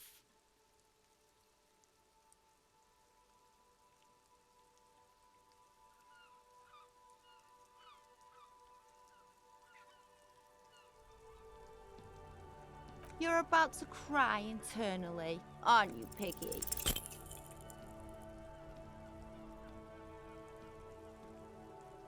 I'm gonna Phil to paint a self-portrait, but sort of, you know, from the inside to show people what it's like. That's pretty fucked up. Even for you. Piggo. What if I add some interpretive dance? I think everyone would rather you didn't. Stop pulling me. Stop quivering like jello. Oops. Then you won't get fucked. Alright, I won't do that. Just give me some paint and a brush. I need to do some art. You're a real sad sack. You know that? Go ahead then. Art it up. Just try not to hurt yourself. And no self-portraits. Okay, thanks. Oh, but I'm all out of fuel oil. What did you think? She did it herself. Pumped it out. She's proud. You ain't seen no. Alright, so I've got the brush. Now I need fuel oil.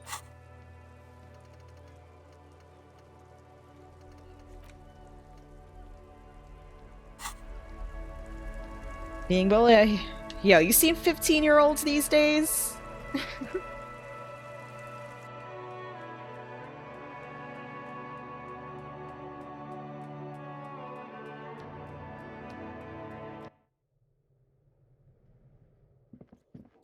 What's in here?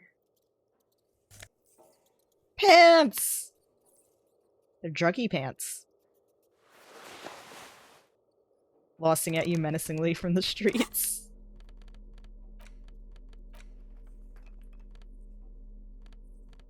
What am I wearing right now?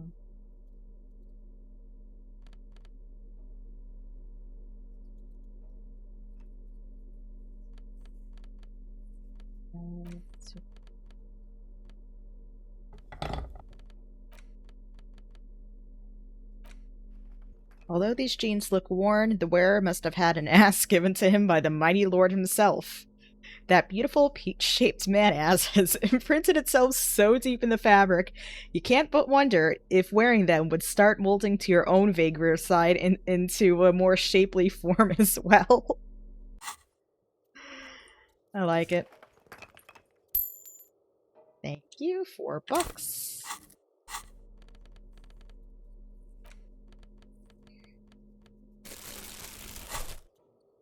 Flossing in the streets is not beneath our protagonist. Well, as long as he's not flossing in front of Martin Luther King Memorial. God, I can't believe Fortnite's actually... Fucking Fortnite.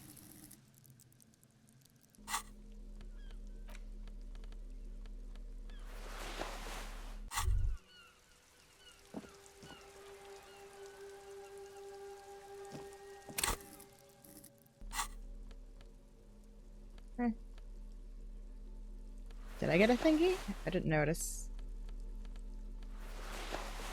Oh.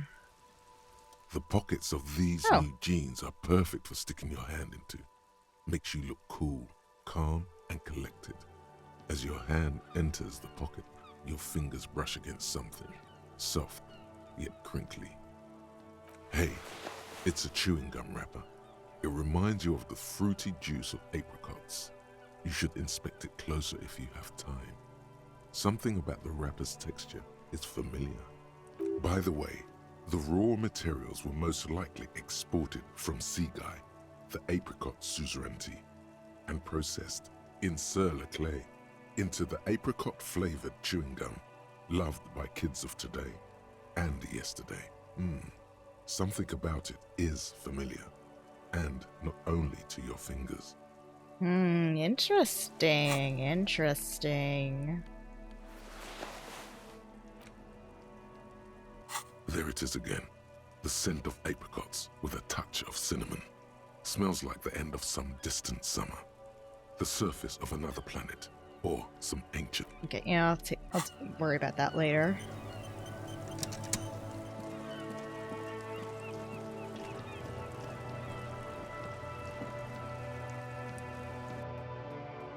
A daughter that loved my gun, that's my theory. Yeah, maybe. Alright, so where are we gonna find some oil? You hear someone walking around inside. Or else we can get into right now. This door has been closed with a padlock. A chalk-drawn number on the board says number 11.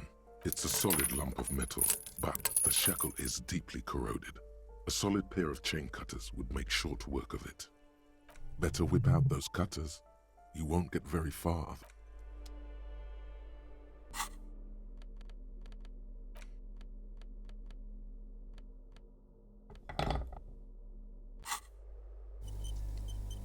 This door has been closed with a padlock. A chalk-drawn number. What are you?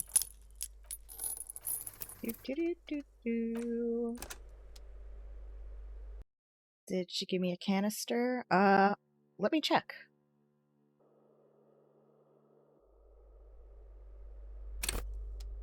Wasn't super paying attention. Items. No, just the brush. So are we gonna need a canister too? I mean, that would make sense.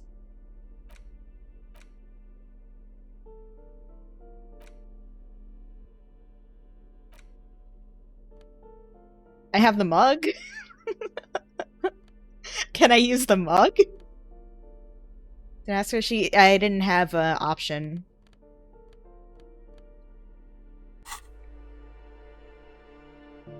This door has been closed with a padlock. The shackle snaps like a twig, and the lock falls to the floor with a little thud. It should be possible to enter now.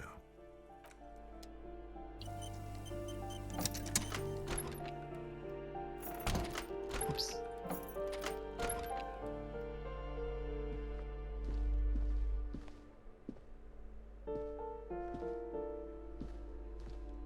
A plaster cast bust depicts a middle-aged man with impressive sideburns.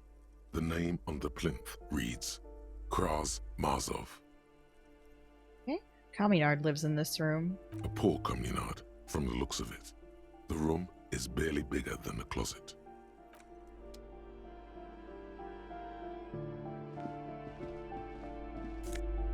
Well, I'm taking his stuff anyway. Huh, a bullet. And a lounge jacket. Thank you. Wretched hide of save scum and villainy, goody two-shoes policing. I mean, you're not wrong.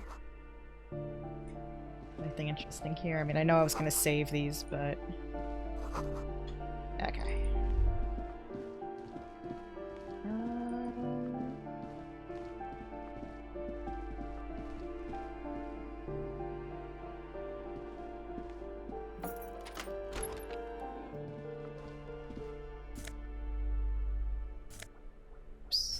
Take this, thank you very much. Oh my god, shut up.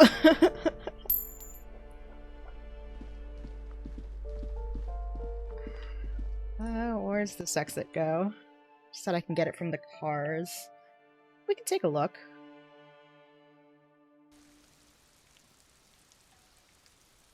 Can put some oil into the racism mug. Okay, this brings me right out here. Have we gone in here? This must be it. The basement door is weather-worn. The copper nails holding the upholstery in place have turned green from sea air, and there's a knocker shaped like a lion's head. This must be the door Everard mentioned. You still need to get the key from Anyana first, though. Oh yeah, forgot about that.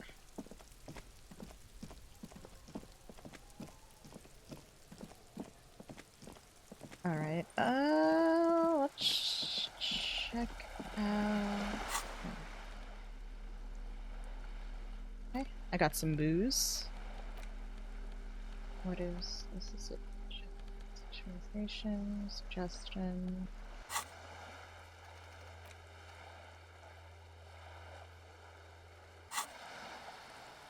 Self the mural as an NFT, retire comfortably. You know, that's not a bad idea. That is not a bad idea at all.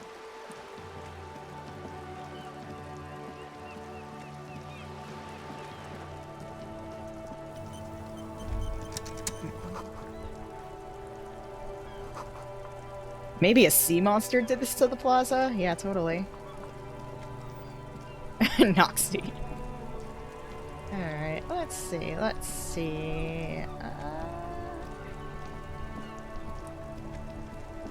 Until you get the NYPD chasing you with helicopters while you hide in a water.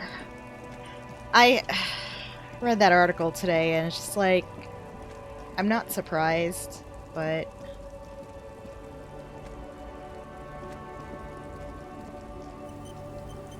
Yeah, I'm gonna go talk to him after I explore this area. +1 physical instruments. What is here? Money. There's a person over there I will keep in mind.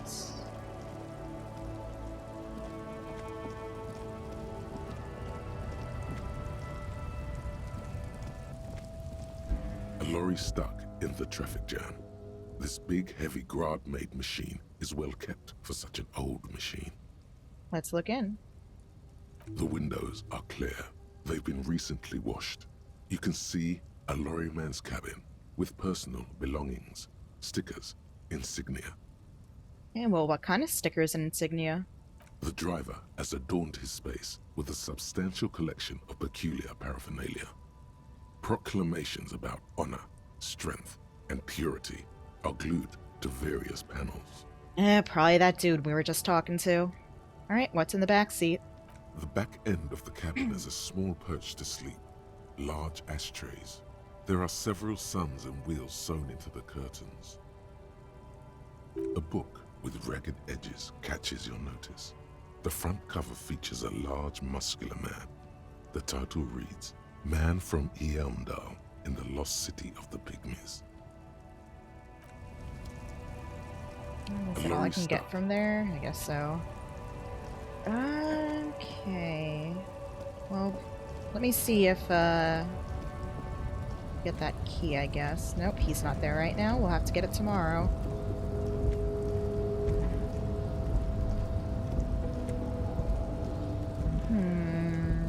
Oil, oil, oil.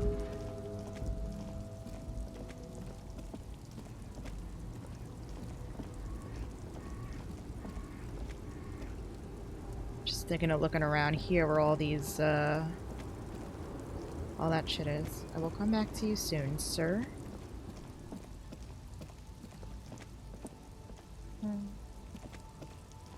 Grandpa always said 1 out of 3 lorry drivers is racist. And I'll talk to him. What's up, dude? Still got a bit of time before I go to sleep. A small, wrinkled woman does not greet you. Oh, She woman. nods along to something on her radio. A All right. photograph is clutched in her hands, and there is a warm smile on her face. Go kick that exercise's ass. The photo, an ambrotype from the turn of the century, as golden as her smile. Just a quick save before talking It's to the her. warmth of a winter night's fire. Maybe she could give you comfort and shelter, some cigarettes, and food money. Maybe she's your... Let me save.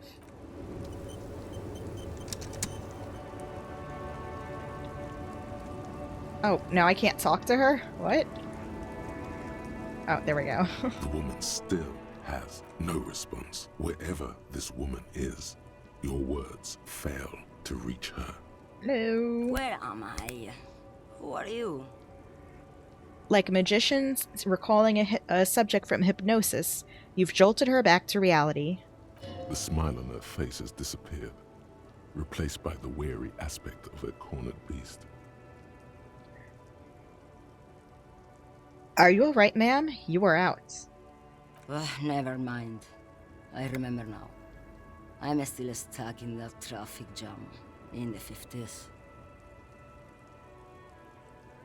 Where else would you be then?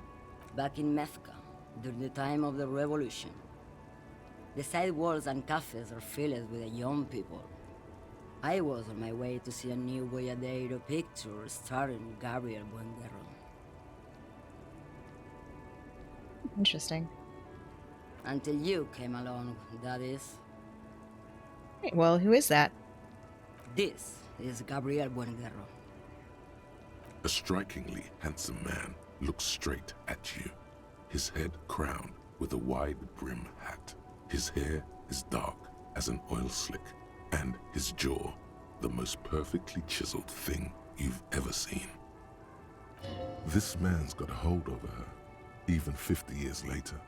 You can feel it. He was the biggest star of his day. Girls used to faint in the aisles of cinema whenever he came on the screen, and schoolboys used to memorize all his lines. She leans back, savoring the world she's conjured up. In all likelihood, it's a world that's only ever existed in her mind. Okay, so I take it you were in Misk when you were young? Someone was. She nods as though her meaning were perfectly clear. Someone? Are these not your memories? They are someone's memories, boy. What difference does it make if it's me or not?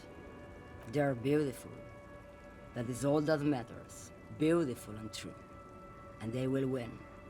They're coming for this, you know? All of this. She seems to derive some bitter pleasure from this strange thought, as if the past will one day wipe the present away, like a tidal wave approaching. Anyway. Why not, Harife? It's not like I have anything better to do in this hellhole. She settles back against the railing of her motor lorry. Behind her, mountains of memorabilia, photos, and knickknacks line the dashboard. There's something off about this woman. Tell her to show you the soles of her boots. Maybe she was at the hanging somehow. What are you hauling? Diamonds. Diamonds? Really? Of course not. But wouldn't it be marvelous if I was? Okay, but what are you really hauling? Whatever stupid things they put in the lorry, I imagine. So you don't know what you're hauling in your own lorry? I quit concerning myself with that a long time ago. Besides, I don't drive the lorry for the cargo, if you know what I mean. Well, what if it's contraband? Then it's contraband, lawman. What? Do you want to take an old woman in? Be my guest. Lock me away like Bad Hand Hermenegildo. Bad Hand, Hermenegildos' bad hand, strangled 300 people. What can I say? Some people just really like strangling people. Okay. Of course not. To truly understand the boyadero, you need to listen to On the Western Plain. The boyadero, Boya for short, is a cowherder from upstream Magritte, the great steppes of northern Mesk. He is a rugged individualist and explorer. Okay, what's that? It's an old ballad about a young girl who falls in love with a daring boyadero. He promises to marry her as soon as he returns from the Western Plain. Yeah, he probably died, didn't he? Of course not. The boyadero returns from the Western Plain a changed man. One night, as he and his beloved are out walking along the river Maigret, she pleads with him to give up his riding and settle down. Illustration.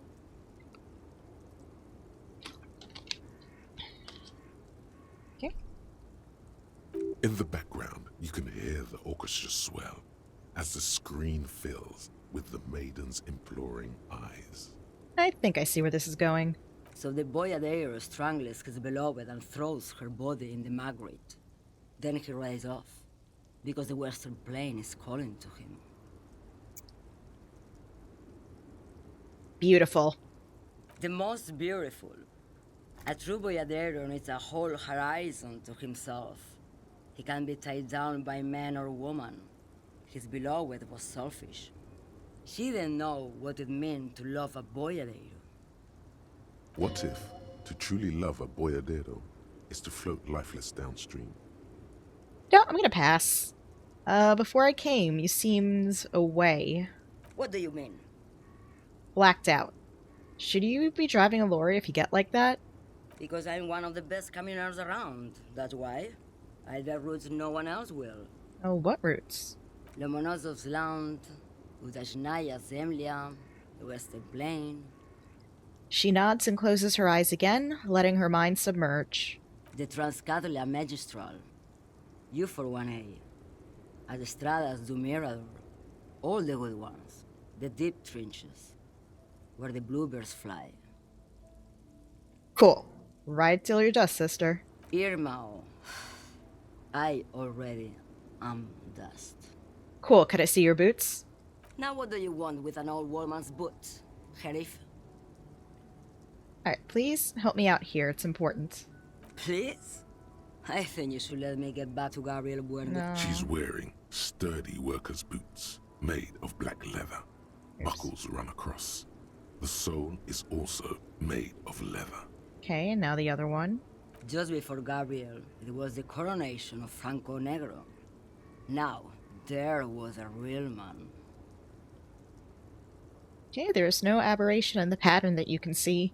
She puts her foot down. Moreover, the boots were size 37. Tiny.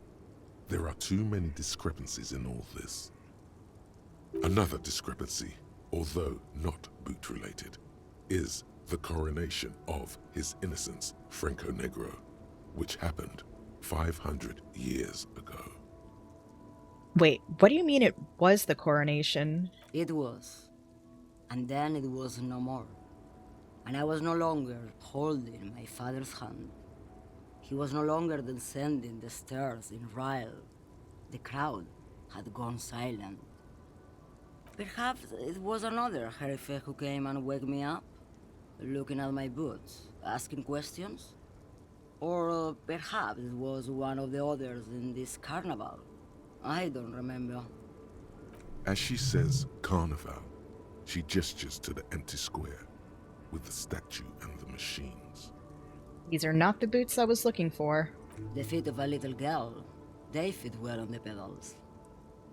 Well, you seem like a woman who knows a thing or two about drugs. Do I say? I feel like that could go, Yes, go. bad. So I'm gonna save. Lowman. What do I need drugs for, Lowman? What I see, what I feel. The great adversary. No drugs can compare. The adversary? Yes. There is a protagonista and an adversario. I am on the side of the adversary. There's no coming back from that hole. Those epithets are familiar somehow. The great adversary, the great unrest. Well, The okay. woman sways. Alright, well that was interesting, I guess. Hmm.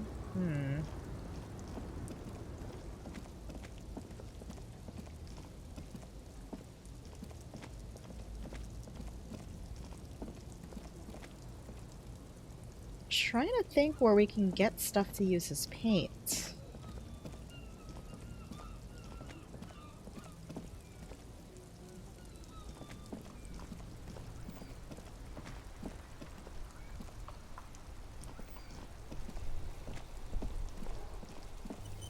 Do you know? It's raining again. It was clear just an hour ago. Whatever. Hmm.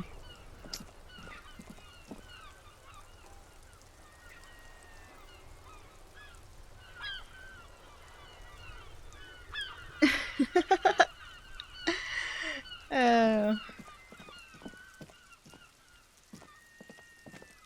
Hmm. Why are you still here?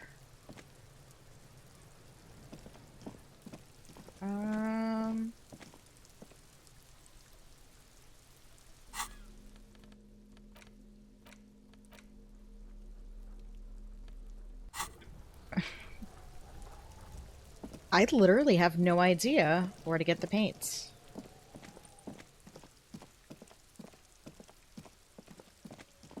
Huh. Alright, yeah, let's go back in here, I guess. Give me a second. I am actually going to get another bottle of water because I am down to the last inch. BRB. It's alright. I hope you feel better.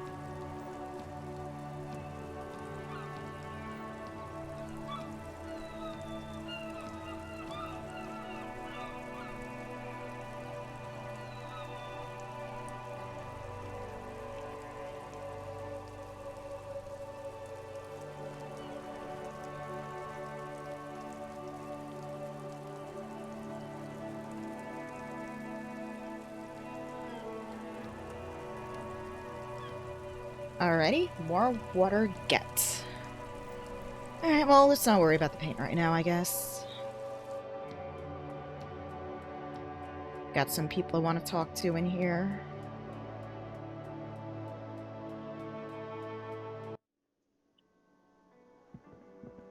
First, the chef is not here.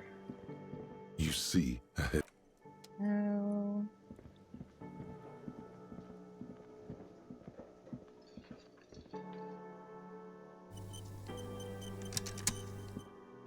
Who are you, random person?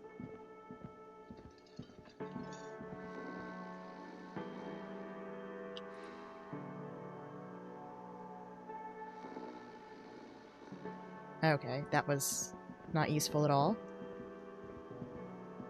Can I help you? Another thing. Great.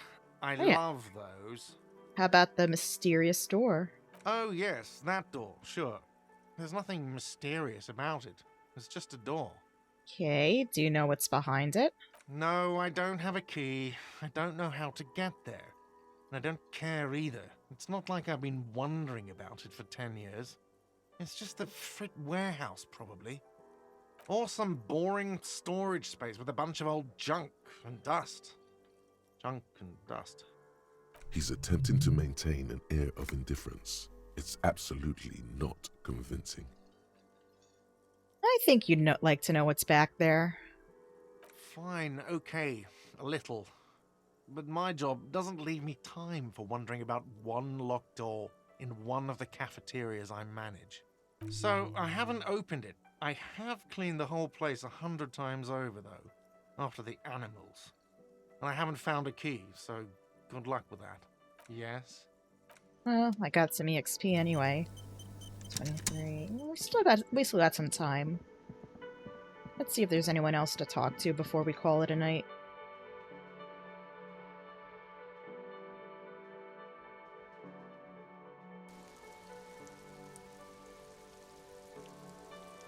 Oh yeah, I guess we'll talk to Kuno. Still a couple of things I need to know.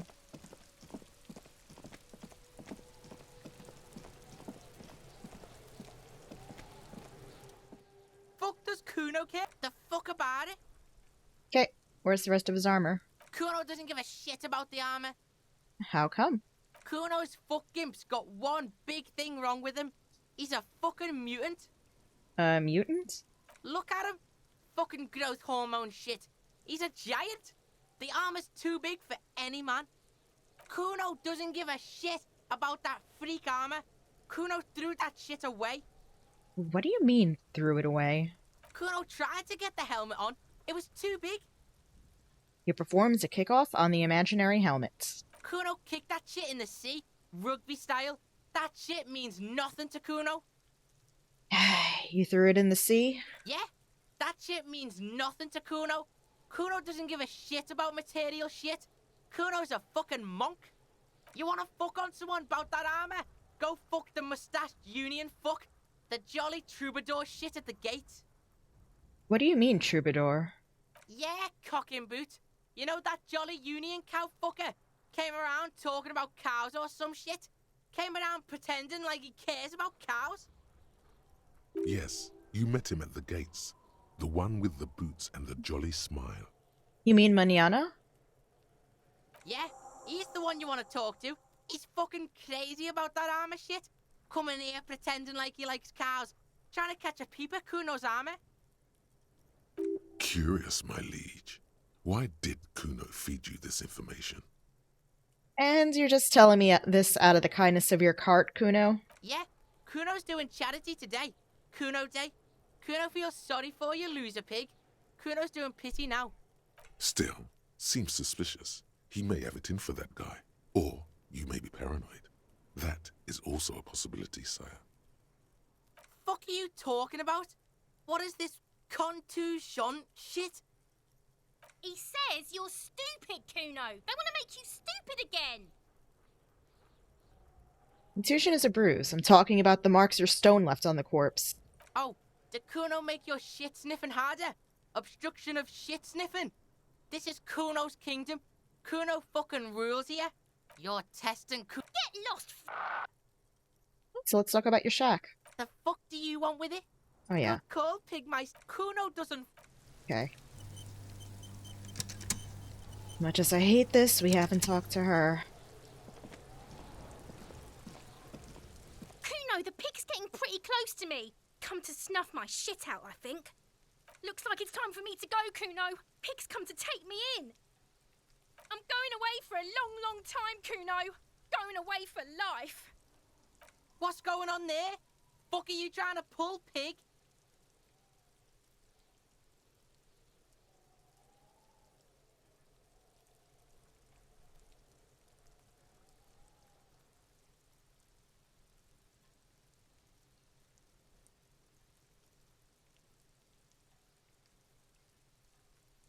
Stay away from me, pig. You don't want to see what happens when you corner me. I'll die before I squeal. I come from the woods, Guttavitu. You don't want to go there with me. You don't want to see what I've seen. Don't be traumatizing here. Get the fuck out of here. Whatever.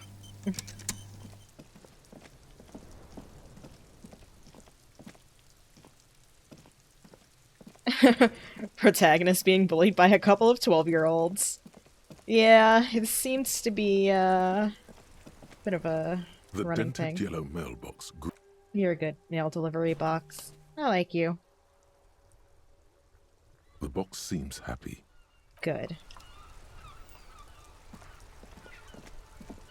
No saw guy. Yeah, here's a dude here.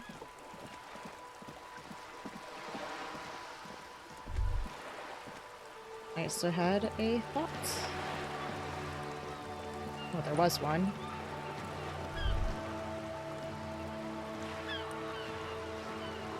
Nope, useless. But there is some stuff here. This coin-operated viewer is facing southwest. Its coin slot is full of fossilized bubblegum, rendering the machine permanently inaccessible. Aww. The metal feels cold and wet under your palm. It looks unhygienic. Let's take a look inside. A thick layer of graffito covers the lenses. You spell out the word Onuk written on the other side, with N and C scribbled backwards. I wonder how that got there. That's Kuno on the lens. Under the graffito, a sea of blues and greys appear. Behind the water lies a coast studded with concrete and reeds. On it, a church on stilts, lanky weather-worn wooden planks, an X-shaped cross topping its tower. You know this to be the Star of Pericarnassus, or the Cairo, the central symbol of the Pericarnassian Church, a star, a great moral height to be strived towards.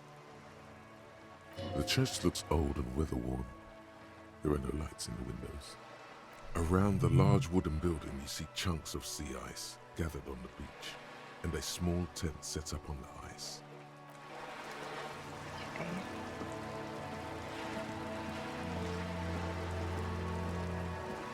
This coin-operated viewer is facing south.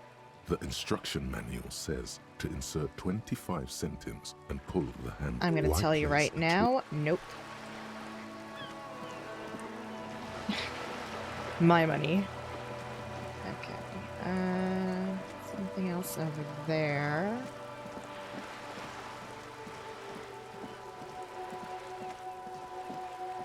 I think this might actually be all we can really do right now.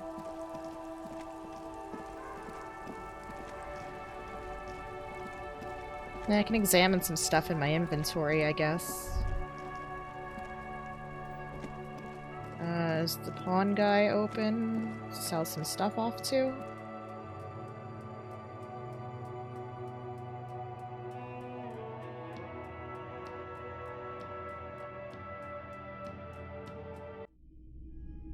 Yep.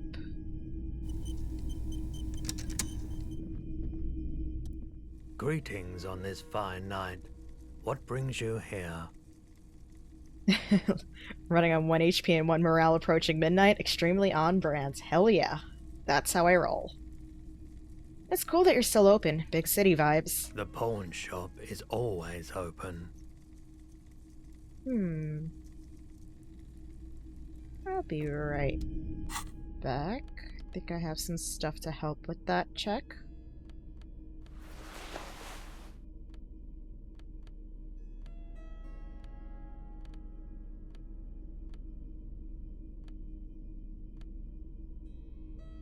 Already.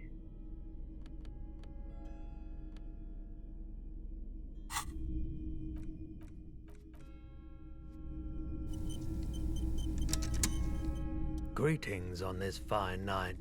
What brings you here? Nope. Do, do, do, do, do.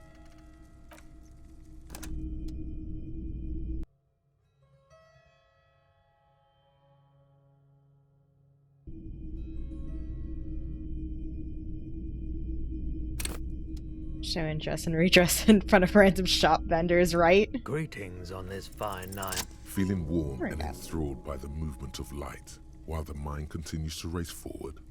Lucky bastard. He's probably on Parolidon. It's tough to come by on the street. What's that? A drug developed by the military to treat and prevent radiation sickness. It has psychedelic side effects, and it makes your eyes turn yellow. Is it just me, or is it really warm in here? I try to keep the shop at a comfortable temperature. There's a note of indignation in his voice. Interesting. No judgment, just curious. I probably did loads of it before I lost my memory. I've had to take it. You know, since the People's Pile cleanup. I was with the Emergency Relief Brigade. He's taken it for mental and emotional, not physical pain these days. What's that? Commander Shepard, Aragon, and Rochelle gonna start doing heavy drugs. We were an all-volunteer force, self-organized, tried to help the fire brigades contain the spill. I lived by the river since I was a small boy. The Esperance didn't have the art to let it all go to shit without trying to do something to help out. There wasn't much the volunteer force could do, however. We wasted years in the river mud, years getting sick. Damn it, Moloch. The People's Pile, what's that? A bad idea. Some poor leftist built a particle decay generator in hopes of bringing affordable electricity to underserved communities. It malfunctioned. Radioactive waste everywhere. Probably some of it in you, too. It must have been tough, radioactive cleanup. There's a reason why everyone's tried to forget any of it ever happened. And why no one has tried to repair or replace the pile. So much disappointment. And early deaths. Cancer mostly. And we knew all that was coming even as we were cleaning up as best we could. Whose fault was it that the generator failed? No one's. Everyone's. So much bitterness. A bunch of poor people built themselves a primitive nuclear reactor, hoping for the best. What do you think is going to happen? Or how'd you end up running a pawn shop? The cleanup happened 15 years ago. I was young then. Later, my second aunt died. Left me this shack and all the assorted junk in it. So I came to Martinez. People told me don't go there. It's a shithole. I said, people, we just had a nuclear pile meltdown. I'm gonna get as far away from Forburg as I can. Still in the same city, but... Thanks for telling me. I like the theory more than the story. Outward movement, not vortices. Yeah, you gotta get in on those vortices, my man. Okay, cool. Hello, hello. Let me know if I can help you with anything. Sure, let me have a look. Anything else you're thinking of selling? Sell this postcard. And this postcard.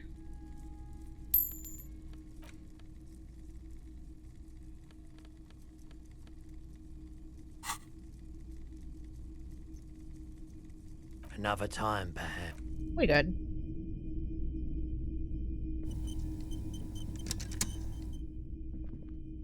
How much was this again?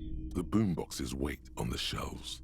And your boombox, that gold and amber Harmon Waushi, stares at you longingly with its tape reel. I'm keeping that in mind, because I know we have the broken one in my room, but I want to examine what's going on, what I have in there again. That's just like your opinion. Oh.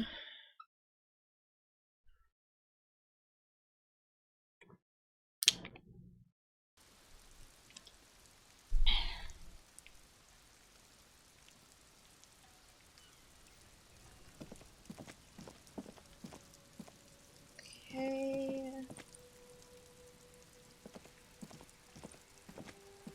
A couple of indicator lights are missing from this control panel. Loose wires dangle from the now vacant holes. In the middle is a lever. Beneath it, a small metal plaque. Oh god. This panel usually closes the water lock, turning it into a bridge that lets you cross the canal. But there's a crashed salmon and butter sign in the way. Pulling the lever probably won't do anything. You pull the lever all the way up until the metal clicks against the contact pins. You hear a soft clunk. Then, nothing happens.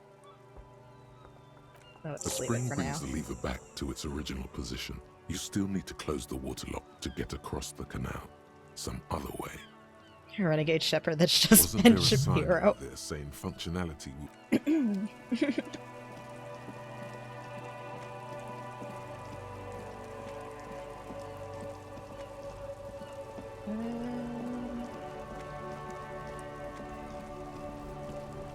Okay, so I think that's pretty much all we're gonna get out of here.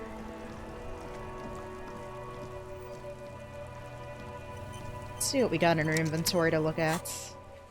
First, okay, close the door after Wednesday. Okay, keep 20 aside. Tomorrow after 2100. All tomorrow. Okay. Alright. What haven't we looked at yet?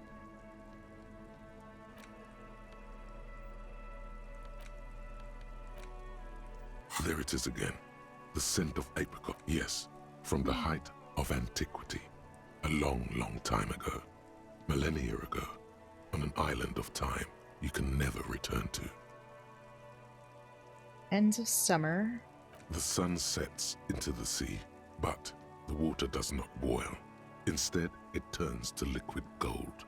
For a moment, the world's store of precious metals seems to increase dramatically, and you are rich. There is a movement next to you. The shuffle of a small coat, warm like the evening. Hey, But thanks for the when you turn follow. toward it, there's nothing there. Wait, come back. Why are you talking to a gum wrapper? Why are you not talking to a gum wrapper? Bitter, citrus, sweet. It seems to grow stronger, like a glow, with every breath you take. Whatever petrochemical byproducts they used to create this artificial flavor have bonded tightly to the wrapper. Or is that just your memory filling the gaps? Nailed it! Until a blossom of skin and flower petals erupts behind your closed eyes, made of toffee, cream, and distance. You just had to take a dive. Feels so familiar.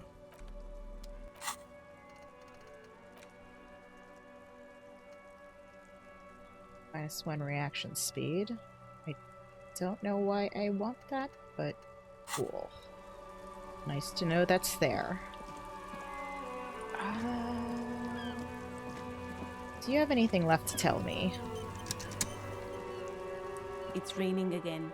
It was clear just an hour ago. Cool. Why are you here? I'm a nighthawk. What can I say? She's still here because you're still here. Okay, well, the body's not there anymore. Down? Do you mean the body is finally gone? absolutely gone. No, the body's down on the ground. Oh, right. Can you tell me when you've taken him away then? No, do not report back to this random civilian about anything. Okay. I'll keep that in mind.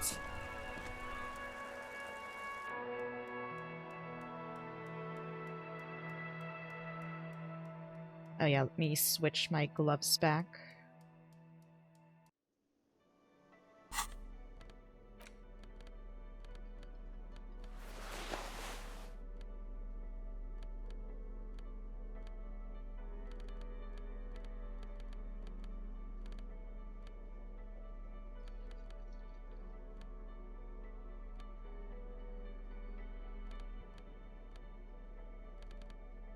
Yeah, I got the gum thought.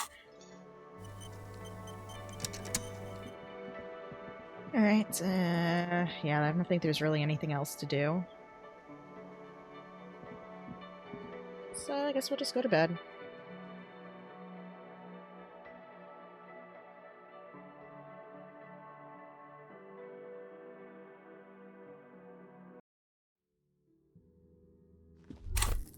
I forgot to put my, Damn, I forgot to... Didn't have my bag equipped.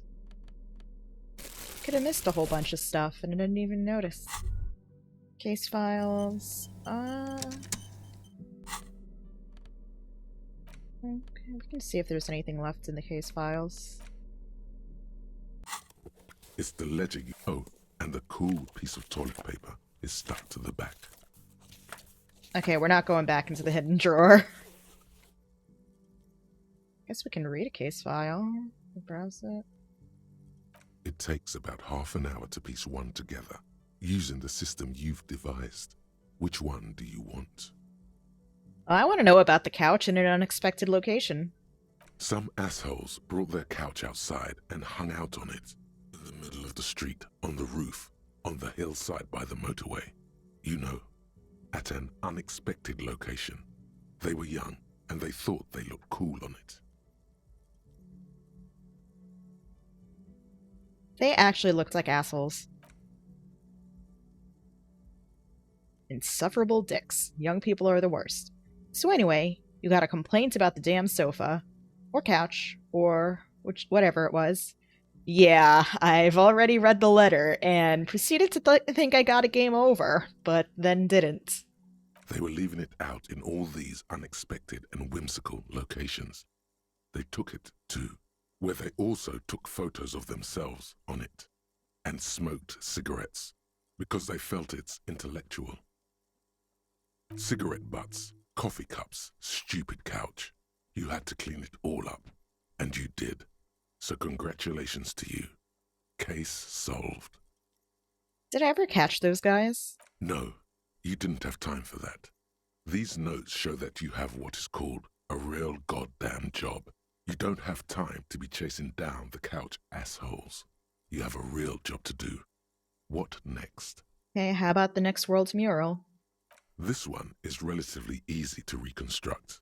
Overnight on 1202, a graffito, nay, a mural, appears on an 8-story tenement overlooking central Jamrock. The building is a sparsely inhabited ghost tower, part of a failed real estate development called Grand Couronne. Cause of failure, rent too high. The mural is enormous. 2 silhouettes, a man and a woman, are kissing. The text cut into their form reads, "True love is possible, only in the next world. For new people, it is too late for us. Wreak havoc on the middle class." People call it that thing and that fucking thing. It's visible for miles. In 2 days, the station's complaints desk gets clogged with requests to remove the bummer. You and your partner are assigned to the case. The graffito crew is easy to track down. Only the bell lectures have the literage of industrial paint to cover the surface. One of the graffito artists is rumored to be rich. They take responsibility for the execution, but not the design. The ideologue of the next world mural, as the crew calls it, remains an unknown. So, do I ever find out who came up with it? The case files do not show you finding the author of the design. Okay. The crew agrees to clean up after themselves. However, your partner, JV, is against the removal, citing public support for conservation. This leads to a debate in Precinct 41, which then spreads to the streets of Jamrock, ending in a rare plebiscite organized by you and the rest of Row 3. The 9,000 people subjected to the mural's message, all of Lakeside, Central Jamrock, and Villalobos, plus half of the eminent domain, participate in the vote. Although the case begins with what appears to be a lot of rambling on the streets as to how juvenile and stupid the mural is, given a choice between two options. I mean...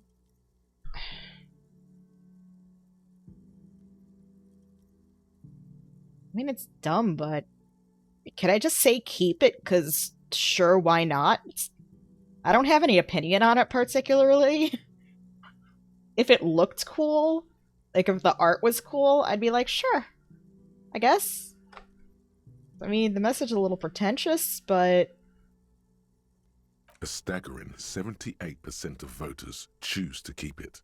Turns out the opposition were a loud minority, and that love truly is possible in the next world for new people, and it is too late for us. Right? I think it's just human nature. Did anyone ask you what you believe in, man with the smelly toilet ledger? What do you want to tackle next? Or are we done? Not much has changed in the meanwhile. A bunch of sodden paper. Okay. Alright, let's go to bed.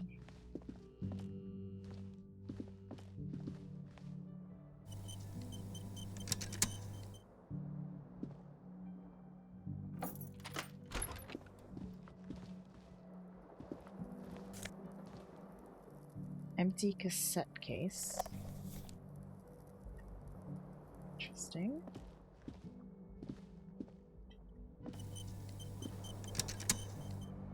Orlin, turn to me. Please expect a congratulatory letter. You must. The window stands broken in its frame. Cold wind blows in. The shards face outward. Whatever broke this window came from the inside. Did I break this with my own hands? A fine web of scarring covers the back of your right hand, but none of it is recent. What did this then? More likely a projectile than a held object. There are no fragments on the floor from pulling a tool back in after impact.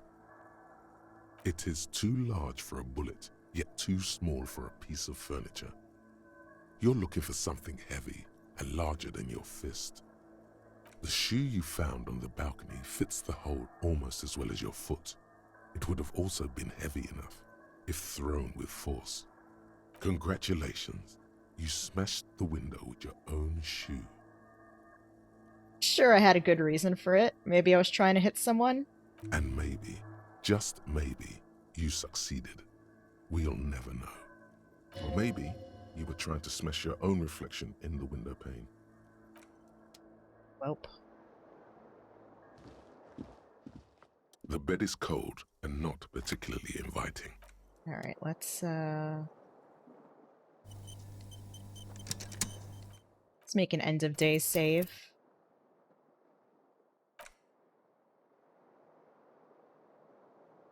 The bed is cold. Okay, let's go to bed. Woo! The sheets feel at once coarse and clammy against your skin. The bed sags beneath your weight as you stretch out and finally close your eyes. I survived! And then sleep doesn't come.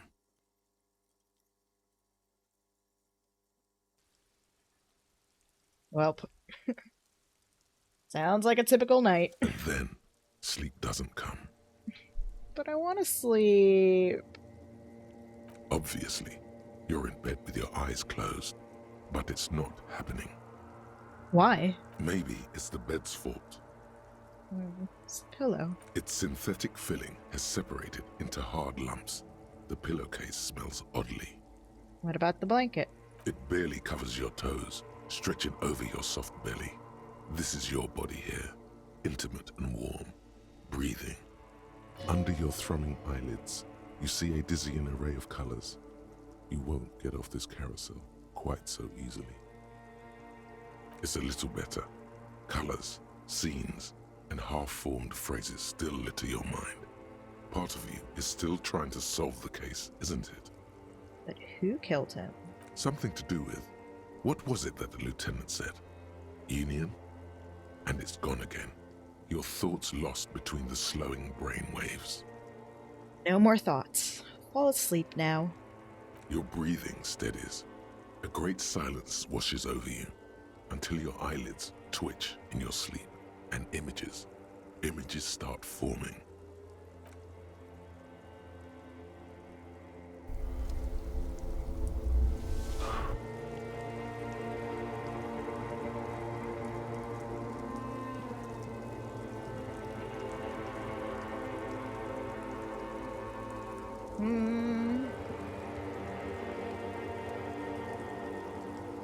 I'm gonna say lumpy pillow.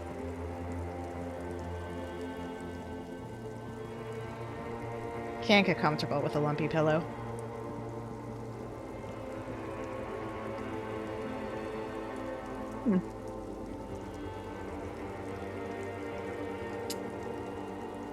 Hey me, what you doing hanging about?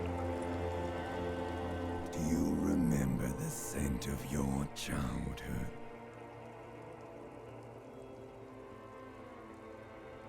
I remember nothing.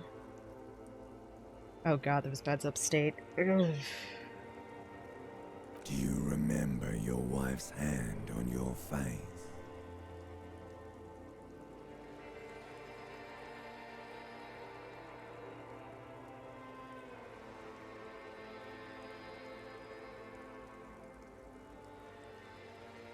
That's right, funky baby.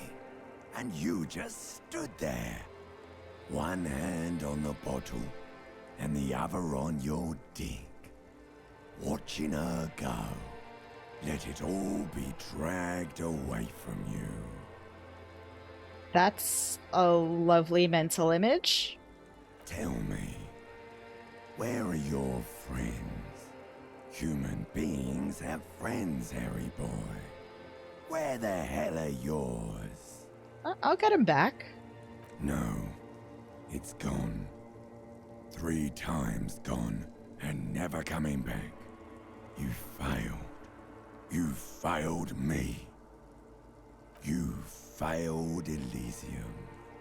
Okay, so what is Elysium? Please explain the game title.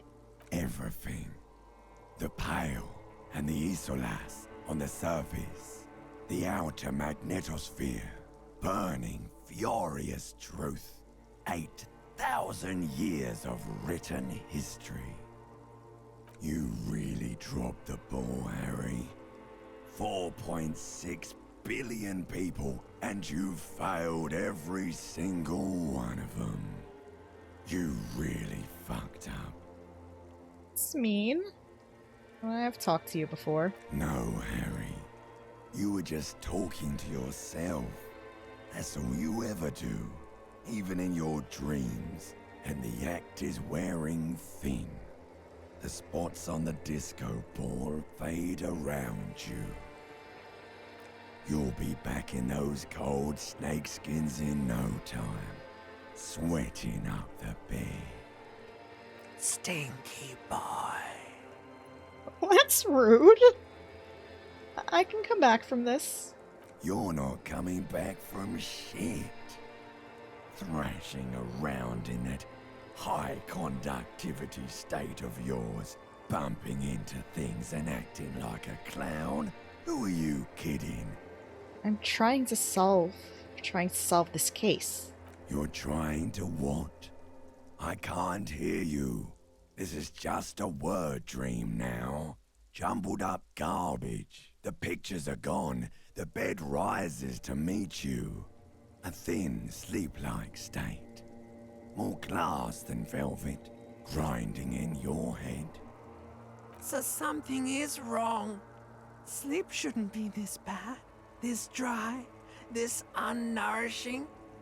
There's something wrong with your thoughts. Some kind of new type of hangover. What? No! Oh, yes, party boy. And it's worse than the one before. Just think of the shit you saw. Here it comes, too. So soon already. A silent alarm goes off in your head like clockwork. Barely let you sleep at all. Time to get those clothes on, Harry.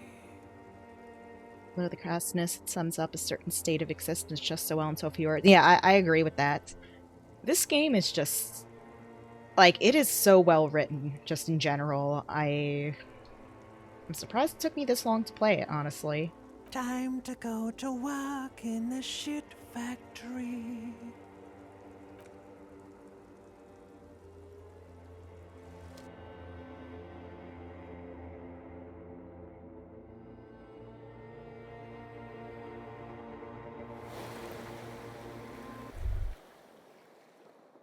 Okay.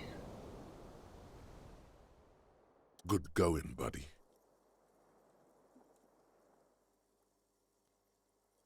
Oh god, what the hell was that? Oh, just a dream. You have ones like that all the time. You feel even worse this morning than you did last night. The hell is going on with me? You mean, why are you so tired? Too tired and down to even think? It is worrying, isn't it? You can't be a detective like this. Detectives need to be able to think. Why is this happening? It's just that your heart has finally pumped all the speed out of your system, Buster. Time to get some more. Don't do that. Stay strong. The hangover will wear off. You don't need to keep doing this to yourself. No. Nope. I'm not gonna go looking for speed. Are you sure? Ready to live as this pathetic shell of yourself for days? Basically, a week. Let's be honest, 2 weeks. Maybe 3. You won't make it. Half the town will be dead by then. You will be fired. Nope. I'm gonna say no to drugs. Suit yourself, slow, sad shell man. See how you do without your spark.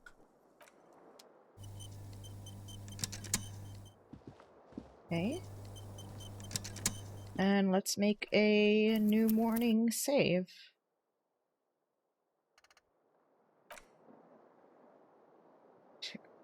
Not that kind of speed cop. Alright. I guess Kim is probably downstairs, or... The door is closed. Yeah.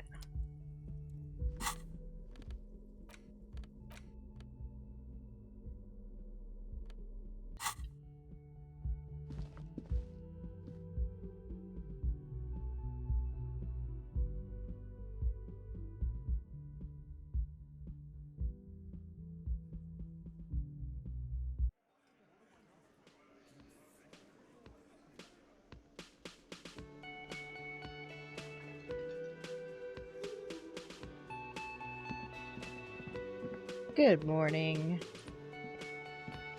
Morning. Looks like we can get to work at once. The union muscle turned up. They look rowdy. We should talk to them. What do you mean, rowdy? I mean ungovernable. Martinez isn't exactly enthusiastic about the RCM being here. They prefer to be policed by the union. These men here. I bet he got a wonderful night's sleep. Men who drink beer for breakfast? There's talk of an armed wing of the union called the Hardy Boys, who are responsible for state policing. I think it's them. These the guys he told us about yesterday? I completely forgot. Sorry, I had a rough night's sleep. It's them by the looks of it. Loud and nasty, just like the manager said. One loose thread less to worry about, and one big problem to replace it. Okay. One more thing before we do. We don't have to talk to them immediately. We can walk right past them, continue with our business. Good. A power move. Purposefully concentrate on something else first. But aren't you curious to know what they have to say about the murder? They're in no hurry to leave. They think they own the place. Anyway, I leave that choice to you. Whatever you decide is fine by me.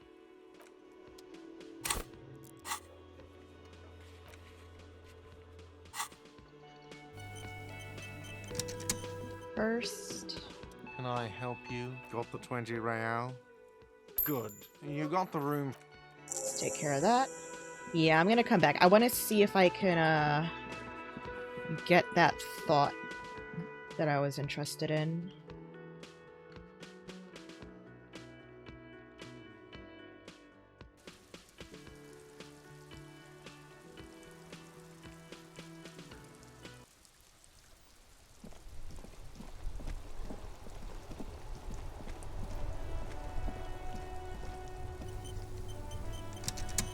I might need to put a skill point in something for this, but...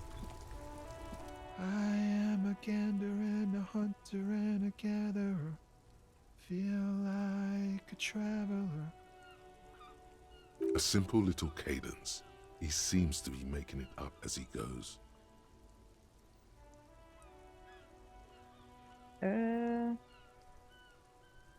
From another planet. Hey there. What's going on here? It's the jam, my man. What's the jam? It's a traffic jam for the ages. Harbor gates up the street are shut tight. No explanation given. Workers on strike, scabs agitating, an all-around clusterfuck. Meanwhile, we're all stuck here in long-haul limbo for days upon days upon days. Upon days. Right. Limbo, huh? So that's where I am. Yeah, exactly. It's official. He too agrees. This is the antechamber of the afterlife. So how long have you been here? Feels like forever. Like I was born on this here roundabout and this was all I ever knew. Just me and the metal. Alright, give it a second. I think I actually do need to, do something quick.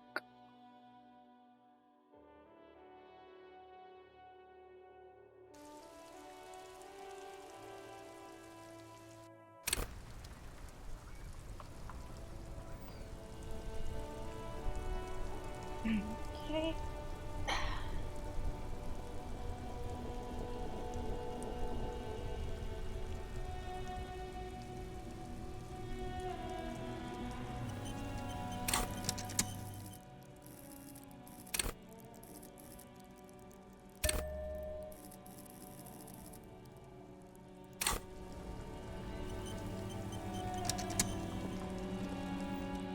A simple little cadence.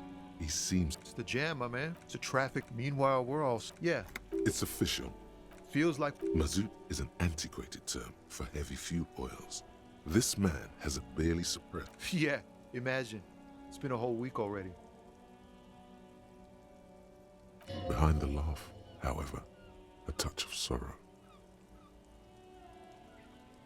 So tell me, what do you need?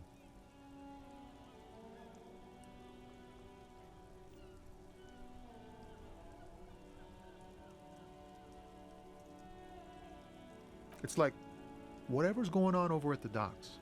Workers got a blockade set up, making demands, no way in or out. What's the union demanding? Some pretty wild stuff, I hear. Like a giant new power crane in half the company? I forget what exactly. Good on them, I guess. I've heard talk there's a company rep in town, too. Like, a strike negotiator type. They'd know what's up. Precise demands and so on. So what do you think the company wants? They want to keep that money flowing in, my man. Ka-ching. He doesn't blame them, but he's not on their side. That's for sure. Anything else? Yes. Yeah, this ain't really my area of expertise. I just do my job and get paid. I have things to do and places to be. All of us do. All of who? Us lorry drivers. Camionneurs. You still hang around here waiting for this mess to end. Most have scurried off somewhere to get drunk or high. Or laid. Not that I blame them, really. Not you? Not my thing. Chasing transient pleasures is a drag these days. I prefer the examined life now. Thinking, reflecting, observing. Hey, do you know anything about the dead man? The one hanging behind the hostel there? He ain't one of us drivers. I know that. All accounted for. Otherwise, I haven't really asked about that. Been wasting time right here. Keep him busy. It's easy to see he's telling the truth. He's kept his nose out of the dark stuff. What you busy with? Analyzing the fundamental structural and psychological conditions of being stranded in the midst of a sea of motor lorries and their sad, despondent chauffeurs. And your conclusion? A sense of surprise there ain't more bodies hanging from more trees. Fair enough. So, what you hauling? Oh, high-grade narcotics, illegal firearms, stuff like that. Time to arrest him. Relax. He's merely joking. Okay, so seriously, what are you hauling? Can't even get a few jokes past you, my man. I've got another haul of found cargo. Mostly sporting goods, tracksuits, and that kind of thing. They usually get shipped to Grodd in the Occident, though we've been making headway in the Ilmaran market lately. So nothing illegal then? Not unless they've illegalized sports equipment while I was on the road. That's your machine behind you? This rockin' beauty. Sure is, like a rash you can't get rid of. You interested in heavy-duty cargo machinery? A motor lorry, also called a camion, on Caillou and neighboring islands. This one looks roughed up enough to be some sort of found rust bucket. Maybe the A6? That a fallen A6 you got there? Good eye, my man. Yup, she's an old one, but reliable. Me and her spent a long time together. There it is again. A little touch of sadness beneath his cool. He thinks he's spent too long in this lorry. And I have a tracksuit. We're pals and all, but I can't just freely hand out the merchandise. The bosses won't be happy. Damn. The man taps his fingers rhythmically against his arm. You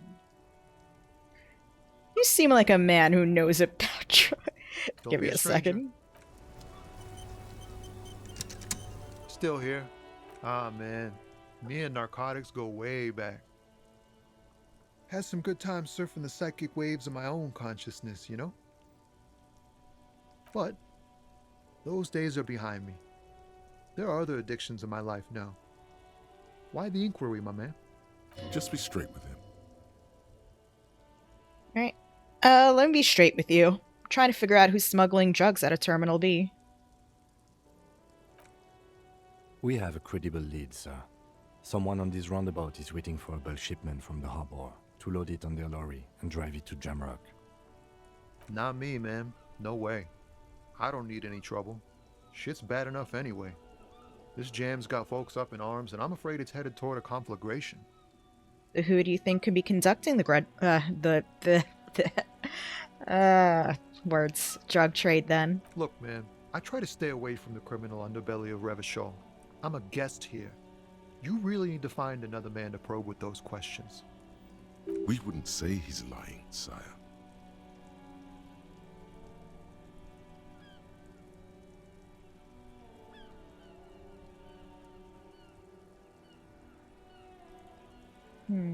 One second.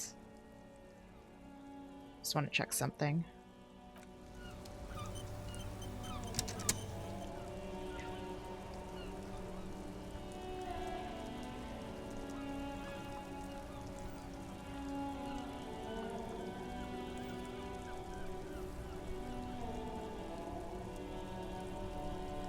Still here, stuck in the... Huh? Oh. No, I ain't got any money. They don't want to pay for unfinished work. Or interrupted our combat a quick save, I'd be sweating. The bosses, man.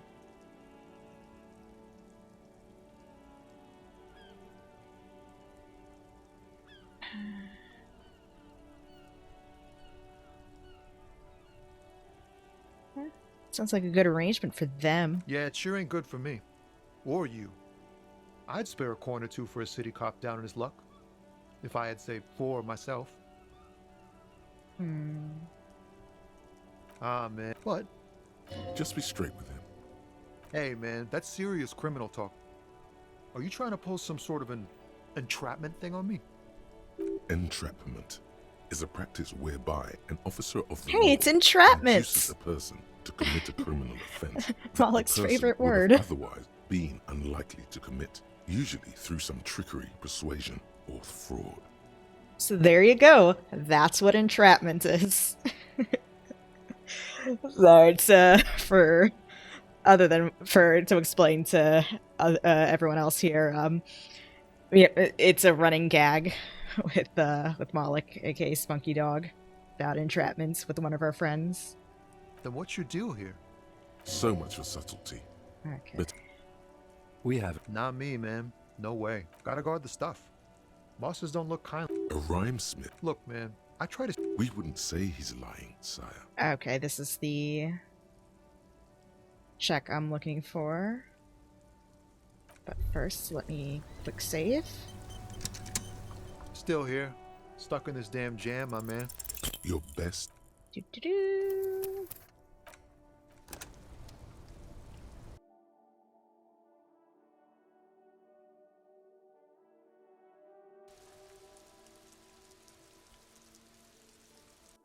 Get me. All this, I guess, will be my conceptualism pants on. Do I have anything that helps with that?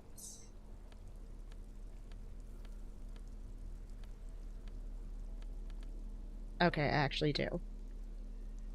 -1 suggestion. Let's just, change that for the moment. That lounge jacket also helps. So let me change that for the moment.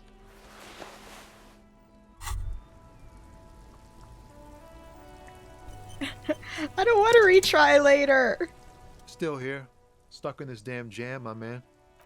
What's up? Wait. There's something here, stored away in some dusty corner. It starts like...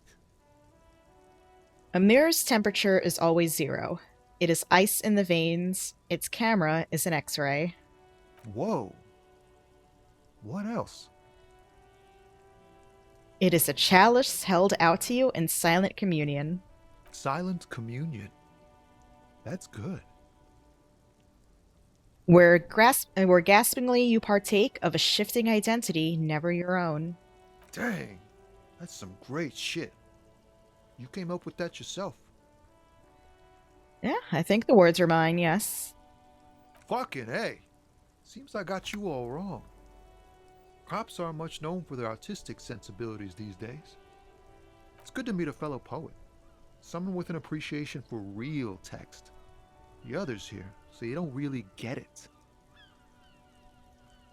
Okay. It makes it all easier to bear, if the words are pretty. I get you. When they really click, it makes the world seem manageable. Good to be on the same page. Please don't talk to bookstore girl pantless. You found some common ground with this man. Even impressed him. The next time you look in the mirror, though, remember those words.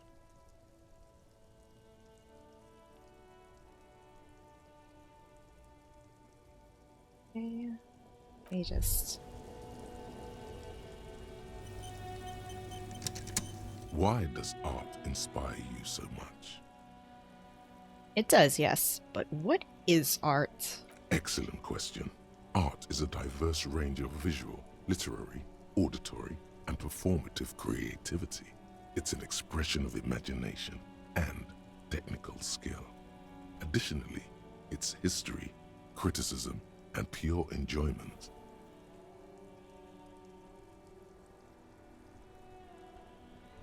In short, art is the highest form of human communication, representation, narrative, emotion, and agency intertwined.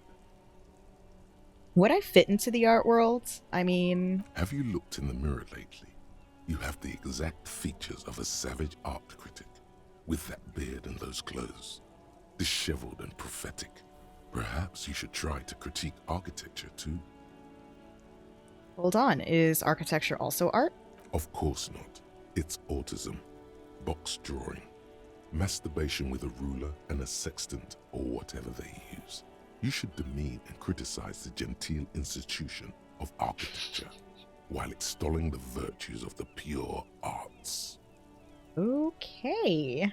What about what about music? Is it art? Only the most experimental kind. Well, I guess I have been feeling critical lately. Yes, you seek substance. No vapid representations and reproductions of social mores as made manifest in stuffy biennials. We're talking real, living art here. Become the art cop. Half art critic, half cop. Sure.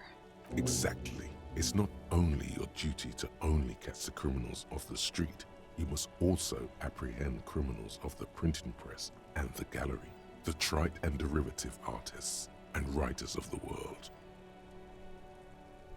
Go ahead and provide savage criticisms, art cop. The world is yours to rip to pieces and reassemble. Hey, I think that's what I was looking for. Need to unlock another one of these things. And get an actual art degree. -1 perception. I don't like that, but it's alright. I put an extra points in perception anyway.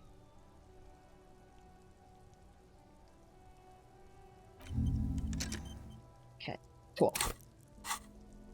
Let's get changed back into what I was wearing before. Okay, that's about right.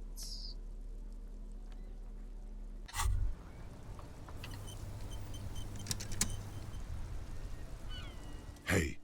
Psst. Yes, you. Word on the street is you're ready to start building communism again. Speaking of... Again? Yes, you're ready to start building communism again. You've built it before. They've built it before. Hasn't really worked out yet. But neither has love. Should we just stop building love, too? Can't argue with that. So, what about all that communism you've promised to build? Word on the street is you've woken up from 1,000 years of slumber, promising to erect a version of communism many times greater than any attempted before. Is that true? How come there's word on the street? You keep saying things like, down with the bourgeoisie, eat the rich, sodomize the landowners, impale all people who have more than 25 real in their pocket, literally murder all human beings regardless of their political beliefs. That kind of stuff. Okay, but does that mean I have to be impaled because I got 41 bucks right now? I mean, I definitely say the first 3 things. But...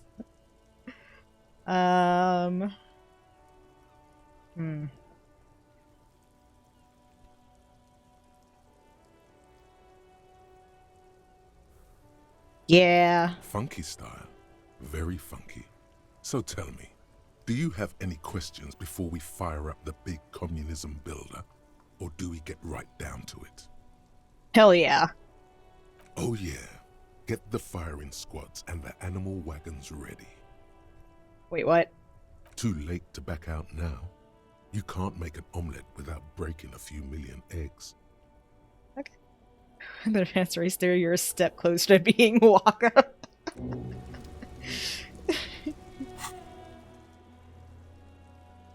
The 2487 on you at that point.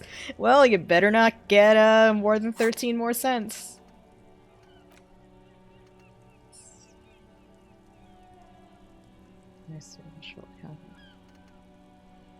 +1 conceptualism, -1 perception.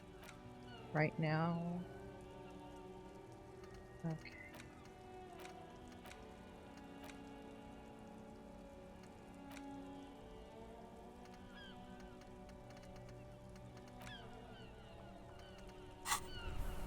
Cool. Make way for the master poet. Crap, it's doing that thing again. glitching out on the scroll bar. I try for Hobocop. Ease into it. I want to know.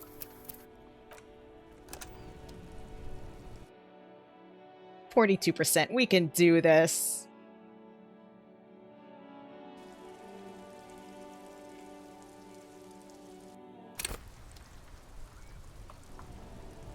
We can do a 42.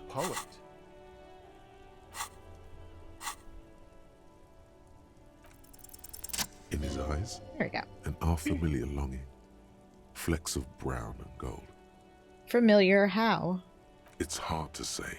His gaze wanders southwest, down the street that goes beyond the horizon. 42% of the time, it works every time indeed. So, what's in the southwest? Excuse me?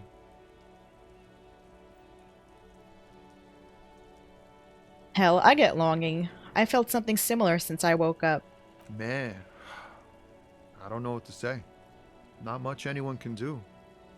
There's no helping in absence, you know. I miss my family. They're all I have. My wife, second kid on the way, waiting all the way in Diora. And here I am stuck in this shit, so far from home. Diora? Diora of the Seven Seas. It's on the other end of Le Caillou, pretty much. On another island called Laurentide, off mainland. We've got a little place there. Can almost hear my kid laugh when it snows. What's it like to miss someone? What's it like? Good. And bad. An ache that brings you joy. I think of them a lot. I dream up these silly scenarios in great detail of living with them. It comforts me. What about you, Copman? You missing someone? Is that what it is? This feeling? I miss someone, but I don't know who it is. I feel for you, my friend. It's bad enough to know who you miss. Missing like that doesn't feel like it has much of an upside. But, thanks for this. It's nice to talk to someone, and I know it wasn't easy to ask. I hope you find your way through your own troubles. Okay, bye. Alright, got what I needed there. Right. Why? Yeah, finally we meet someone, like, actually, like, super nice here. I mean, the gardener isn't that bad. I mean, she was nice for the most part, but... Oh, we gotta talk to her. But first, I want to see if I can get the body inside, inside the fridge. And we need to talk to this lady for that.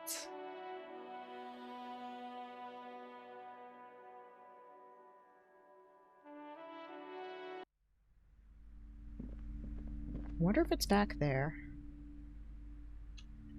Anyway. Quick save.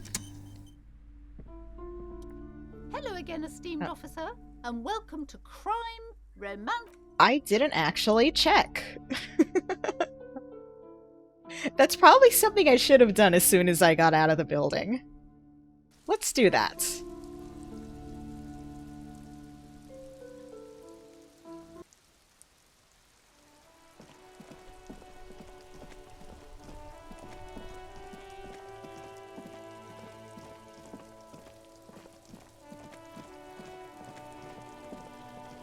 Yeah, we're good.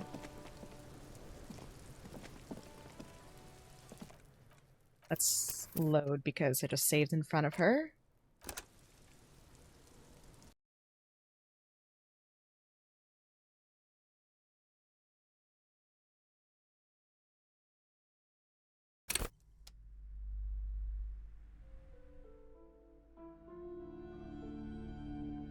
Hello again, All right, esteemed... tell me about the fridge. No, I don't know anything about a fridge.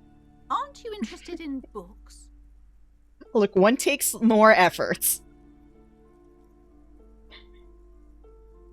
Minimum effort for the win. For whatever reason, she's lying to you about the fridge. Seems like you have to find your own way to the cellar. Goodness, you were already everything is on the shelves. Take a look yourself. The shelves compel you, don't they? She's attempting to mentally direct you towards the shelves. She only wants you to buy the goods. She doesn't care about the books. Do you even know what books you have for sale? Truth be told, not really. My sister brings in most of the goods. I'm sure it's all very literary stuff with well-written prose. But you don't learn about the important things in life from fabricated stories. Right? Wait, shouldn't a storekeeper know about her wares? I provide a valuable service. As long as people buy books, I'm fine. Where do you learn about the important things then? The truth is available if you just know where to look, and you have to open and free your mind to understand. Let's see.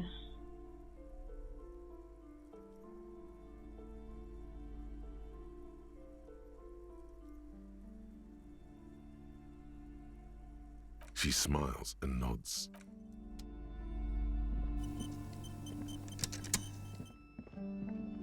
The curtains, tattered with age and covered in dust, hang before you, as if taunting you. I go up really steep hills. Pull open the curtain. As you're about to pull apart the curtains, the petrified voice of the shop owner cries out once more. Sir, don't touch that. I told you it's off limits for the customers. Her hands closed around her pendant, her fingers nervously playing with the talisman. Parapsychologically speaking, we're done if you decide to open them. I won't be held responsible for the consequences. It's too dangerous. She looks away, mumbling. Why is everyone always messing with the curtains? Why can't they just buy books like normal people? Right, I've heard there's a fridge in there that I need. Everybody suddenly needs something from there. Leave the curtains be. It's what it wants. Ma'am, this is different. I'm a police officer. I need to get in there. Why? It's not like anyone was killed there. She stops abruptly as her hand flies over her mouth, baffled by her own bluntness. I'm sorry. I don't mean to be so impolite. Just please don't go there. I can't allow that. You'll only make things worse and unleash the powers. But I sense this place calling for me. I must investigate beyond this threshold. You do? My God, even more reasons not to mess with the curtains. Just step away, dear sir. Thank you. Let's just talk about this first, all right? There's no reason for you to venture into the unknown. What are you, a coward? Think about the marvelous adventures waiting for us on the other side. Hey, it's our tie. Been a while. Talking is always good. Go see what she has to say. There is something mysterious about the curtains. Be careful. The curtains, tattered with age and covered in dust, hang before you. Alright, let's talk to her, I guess. Hello again, esteemed officer, and welcome to... I already told you, it's just a storage room for employees. I don't understand why it's so important to you. I'm gonna get in there, don't worry. I'm gonna see if I can talk my way in first, though. Just let it go, officer. Go buy some goddamn books. You're supposed to be drawn to the books. Excuse? She recites it like it's a poem, or like she's playing a role she's grown tired of. I really wish I could say that when I used to work at Barnes & Nobles. Oh. Why are you still talking about books? Are you trying to put a spell on me? A spell? As if. This place doesn't need any spells or hoodoo mumbo-jumbo. This place has wonderful energy. She wavers under your gaze, mouth pressed into a tight-lipped smile. Then something breaks. Okay, fine. It's just because this place is cursed, just like everyone said. They don't call it the doomed commercial area for nothing. Are you happy now, officer? Happy that you've ruined everything? Sorry. She closes her eyes and starts mumbling something to her pendant. Take it easy. You've broken her resistance. Pushing her further will gain nothing. How does this curse manifest itself? The curse is so much worse than you could imagine. It's a disease, eating at the very foundation. A shiver runs through the woman as she looks around the dimly lit store. It's the curse of financial distress, of ruin and bankruptcy. She peers at the curtains again. Didn't that curtain just move? Okay, I'm a little confused. What does that mean? Everyone knows that all the previous companies in this building have sooner or later declared bankruptcy, and their malicious spirits are still here, feeding off bad business practices and disappointing income statements. There's something wrong with this building, I can tell you. Ever since I arrived, I've sensed an eerie lingering presence, as if I was unwanted here. Sounds familiar. Strange. I feel unwanted too. What does it mean? Truly so? Perhaps the dark energies are leeching off you. You shouldn't stay in the store too long. It may be dangerous. Well, why didn't you tell me right away it's the curse? It's not good to talk about the curse, not in detail. The negativism. It's dangerous. Talking about the void wraiths angers them. Wow.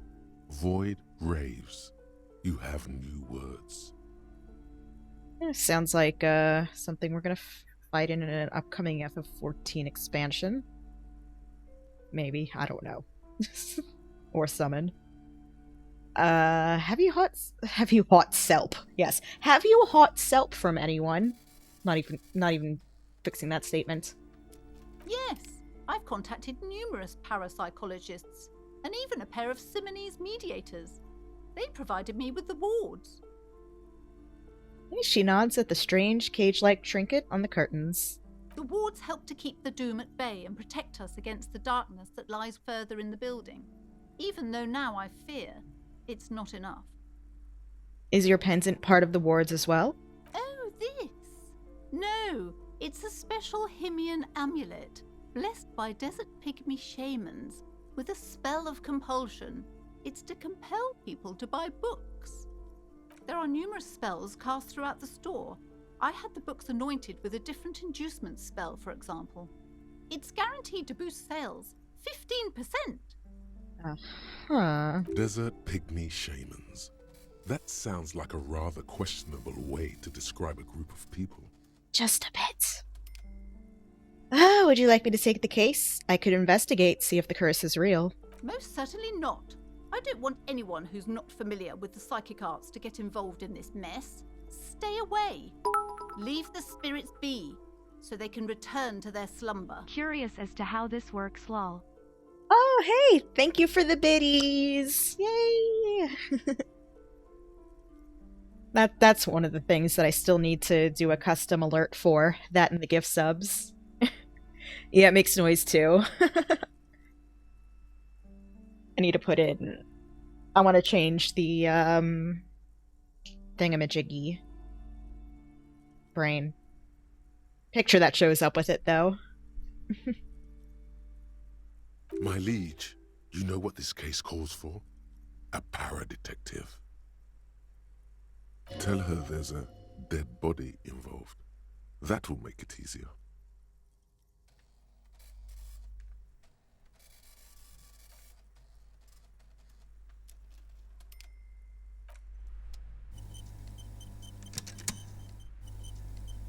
Hello again, esteemed officer. And Slither up to her, you silver-tongued fiend. Show her what world-class perfidy looks like. If I failed that check, I was gonna be real pissed. Ma'am, I've come here to help. I've handled paranatural situations before. Are you sure? Don't think I haven't seen charlatans before. I have returned from the void, a para-detective from a long line of para-detectives. I feel like I've seen this in a cartoon recently. You're no para-detective. You look nothing like one. And you're clearly a drinker. Pardon me for being so blunt, but...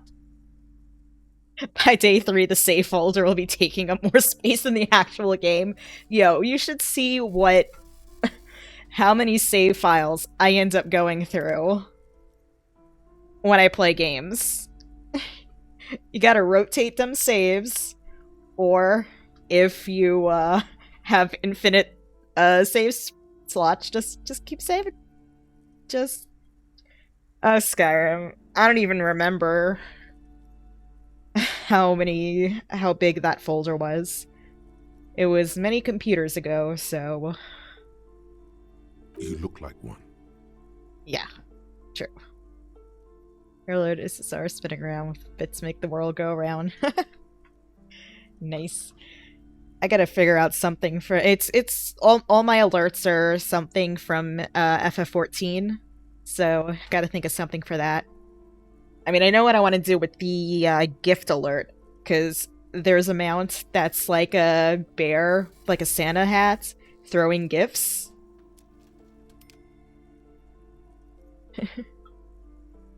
Drinking Moogle? You mean this boy right here? That boy?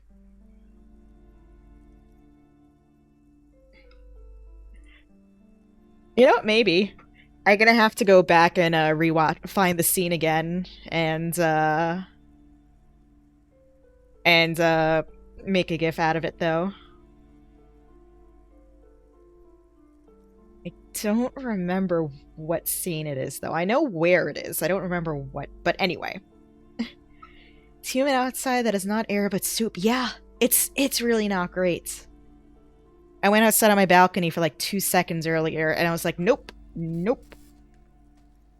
Is tomorrow gonna be just as bad? The lieutenant keeps his usual stony calm. He silently picks out his notebook. Yeah, I hope not, too. Go ahead then. Rock her world, he thinks. I'll compose some notes. You see, it's necessary to drink the spirits in order to contact the void. How do you know all this? Here we go.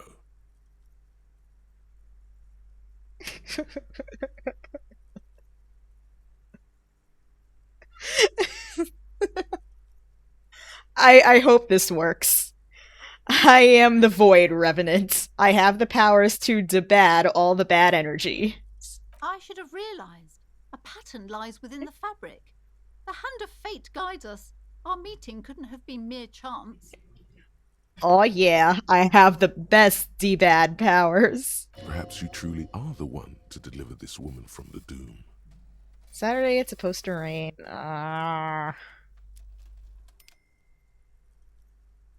Like, I'm hoping not as bad rain as we got last time.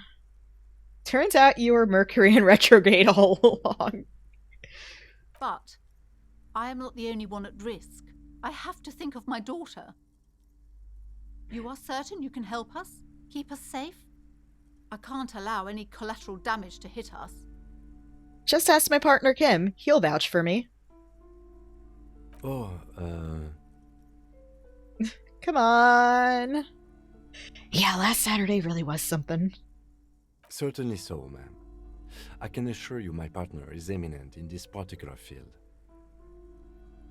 If you promise, good officer, then you might be our last hope. Do you swear it? On my honor. Thank you, sir. There's one more thing I haven't told you about yet. The entity. Woo, Sagittarius! Found your umbrella was right in the back of your car. Oh no! Not that it would have done us any good at that point. Anyway, the entity? Do not act surprised. You know of these things, sire. Of course, the entity. For I have sensed its presence. You have? The entity takes the form of a woman, a witch probably. I've suspected that she must be connected to the curse ever since I first saw her. Did you know that she lives inside the chimney? Chimney.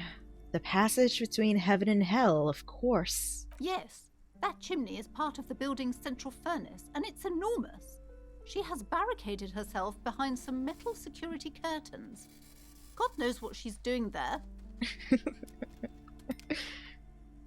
Some unnatural magic, I assume. You should go find the entity and ask what happened to all the companies in the building. What is the source of this curse? Here's the key to the warded door behind the curtains. Take it. Oh, and please do return to me after you've looked round. I'm quite anxious to know what she has to say about the curse. What you discover in there. Unbelievable darkness and ruin. What you discover? Probably just office space. And the damn fridge. Don't be scared. Goodbye.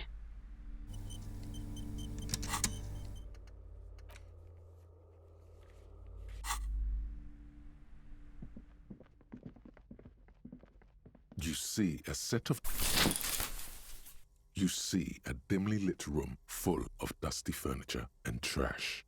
A doorway stands in the back, covered in dozens of scary little Seminese wards, your shadow looming over it like an omen.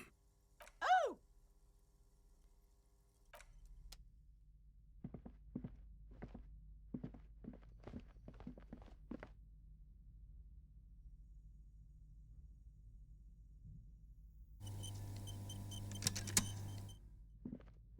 A heavy door with a missing handle stands before you, covered in dozens, if not hundreds, of Seminese trinkets and charms.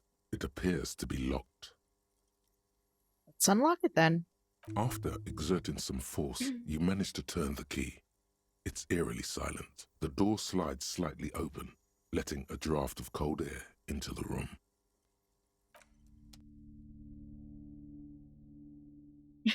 Yep.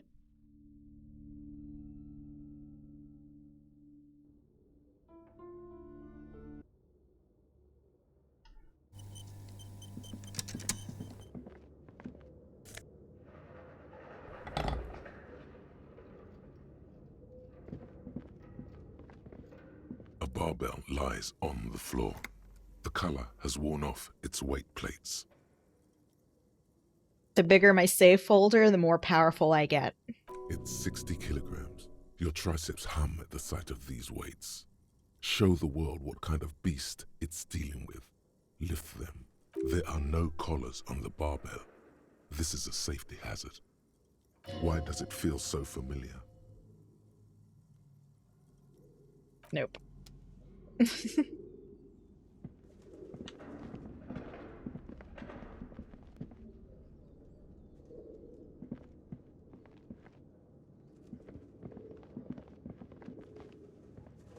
You know what?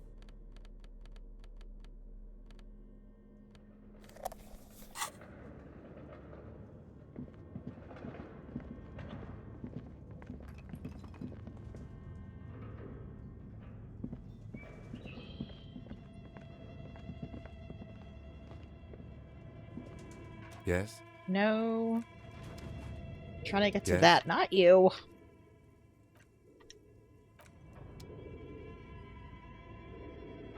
Move. Money? More money.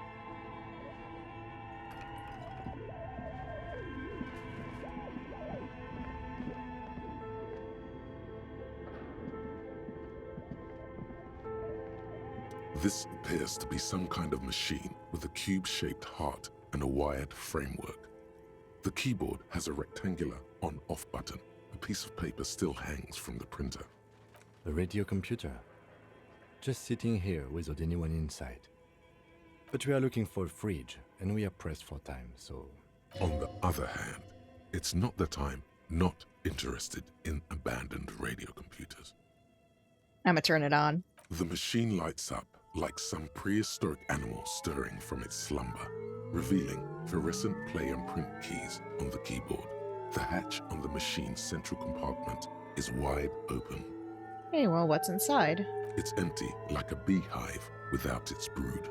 Some cables have been left dangling, disconnected. This is where the memory should go. Nothing happens. Nothing happens. Nothing happens. Oh. Worth a shot.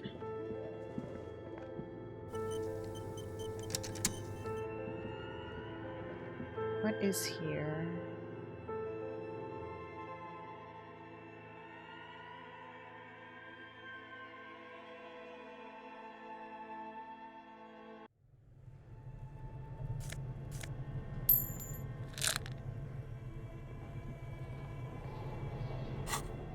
How close are we to this?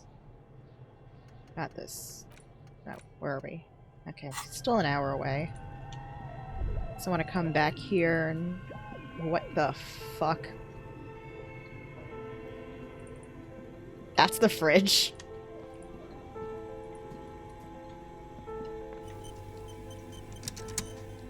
You see a terrifying ice bear with a strange compartment in its belly. The door is covered in frost and the bear's eyes are glowing red. The bear looks oddly realistic. Is it taxidermy? What's inside? A gust of freezing cold air rushes to greet you. You hear a low grumble as the bear regulates itself. This is the inside of a refrigerator. Shut up, Moloch. Also, I'm not gonna lie. I kind of want that fridge. The lieutenant takes a peek inside. His hand has found the holster of his gun. Yeah, relax. It's the fridge, remember? Of course. A giant ice bear-shaped fridge. Just what we were looking for. Let's see what's inside. The shelves are empty. All you see are crumpled ice cream wrappers with the brand name, Revachol Ice City. A handwritten note has been attached to the door. The Well, fridge this is huge. Clearly the fridge. It's certainly an eccentric choice, but it is capacious and cold enough, too. Boo, Jim, boo. But the optics on this are awful, he thinks. We need to be as silent as we can. Damn it, this isn't Persona 4. I don't want to keep hearing bear puns. Your visual confirms you could fit 2 more bodies in the ice bear fridge. Shall we go and get the body then? I'll take... The body is heavier than you expected and stinkier. It takes half an hour to get it down to the basement, then 10 more minutes to stuff it into the fridge. The lieutenant takes a step back to admire your handiwork. Beautiful. A dead body in an ice bear fridge. This is some of the best police work I've ever done. Really? You think it's good work? No, not really. Look at that. What have we done? We stuffed a dead body in an ice bear fridge. This story does not leave this room. He means it. He doesn't want to be the ice bear cop. I kind of want to be the ice bear cop.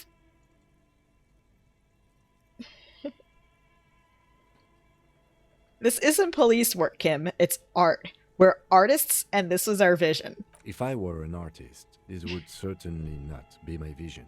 I would be much, much more conservative in my work. So does anyone know what the difference is, like, with the colors on the continue? Because, like, it seems to be happening, like, when there's a check for, you know, extra text to appear, but I don't know what the difference in the colors are. Like, I guess these? Is it to differentiate what stats associated with it?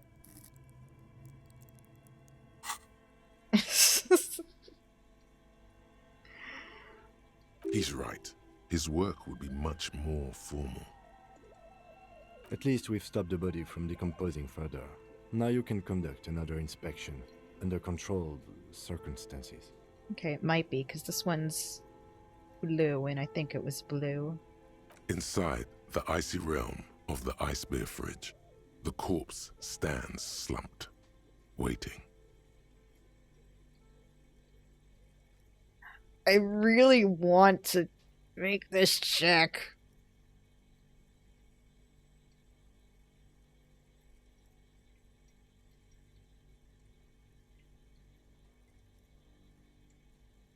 Do I have anything for perception? Oh, my perception's already down 1.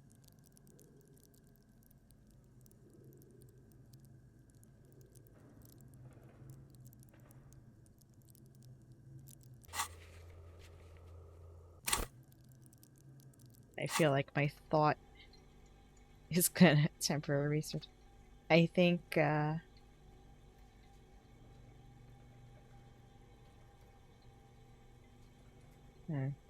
doesn't help.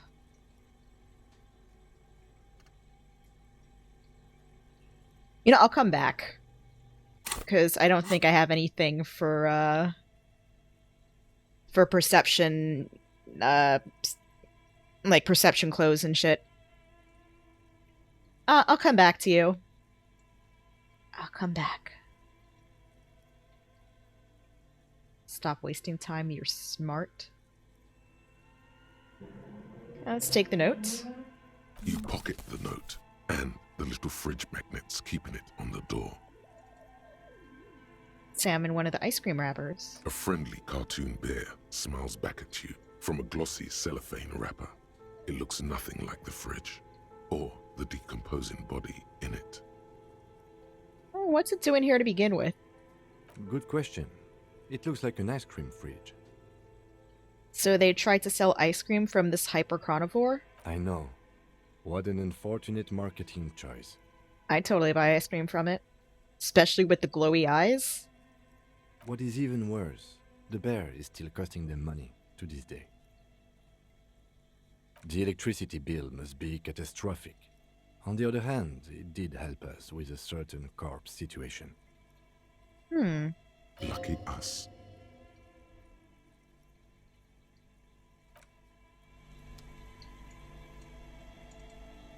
Okay. Alright, we'll be back. We'll be back.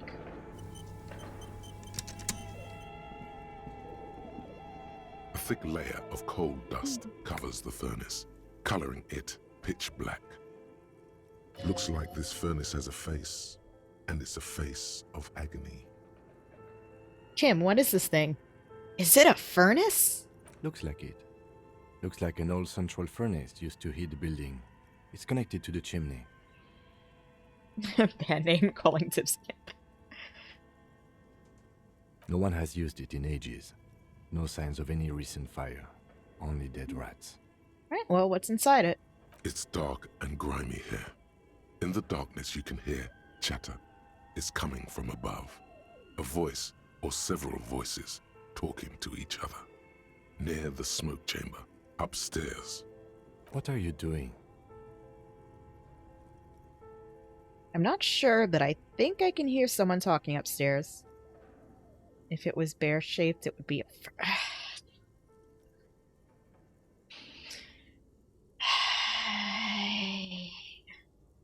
That's a good one. That's a good one. Wait, really? We should investigate, see if someone's upstairs. See what I have.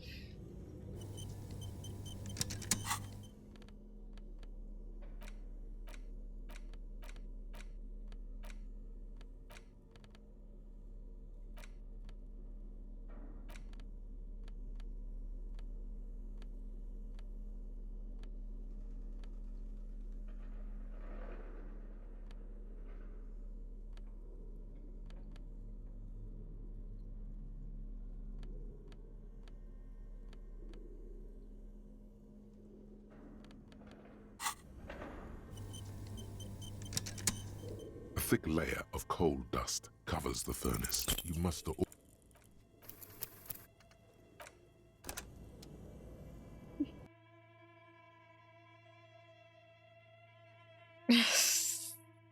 God. You all suck. A thick layer of coal dust covers the furnace. You must have...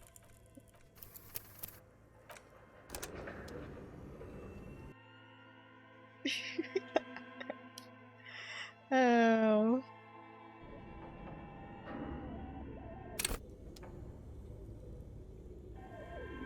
A thick layer of coal dust covers the furnace. Something breaks loose in you.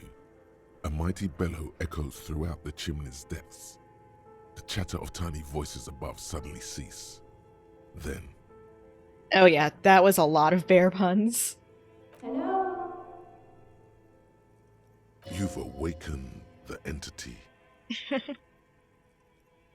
Hello, are you there? Speak to me. Hello? Did you say anything? I can't hear you. Please come upstairs. There's a safety curtain on the second floor. I'll open it. You hear a low rumble upstairs, the sound of a curtain being pulled aside. After you, officer. The voices I heard. Maybe it's the malignant entity? She said it lives in a chimney. And a text-to-speech command just said, "Hey, all day say horrible things, oh no." You're right. The rooms do look like they're connected. But malignant entities don't exist. At least not the supernatural kind. Always has to be the skeptic, this man. Okay. Let's go upstairs then.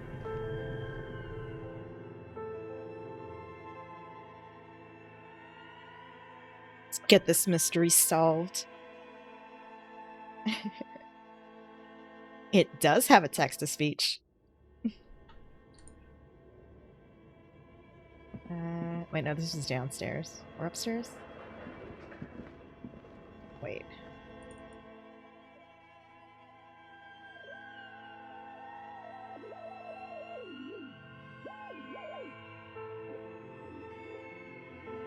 Is there another exit here? No, this is the downstairs. Yeah, wait, what am I saying to myself? This was the basement.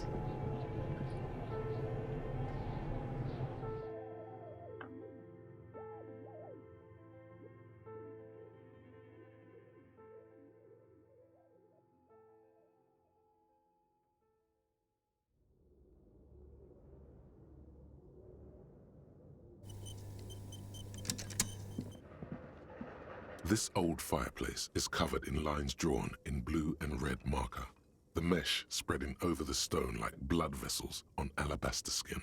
It looks ghostly and strangely ancient. The whole thing resembles Kadran mosaic tiles. Very pedantic. How do I know what they're supposed to look like? History classes, students with their textbooks open, studying the roots of our civilization.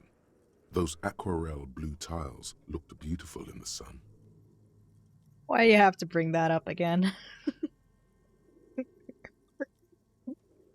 Why do you have to bring that up again?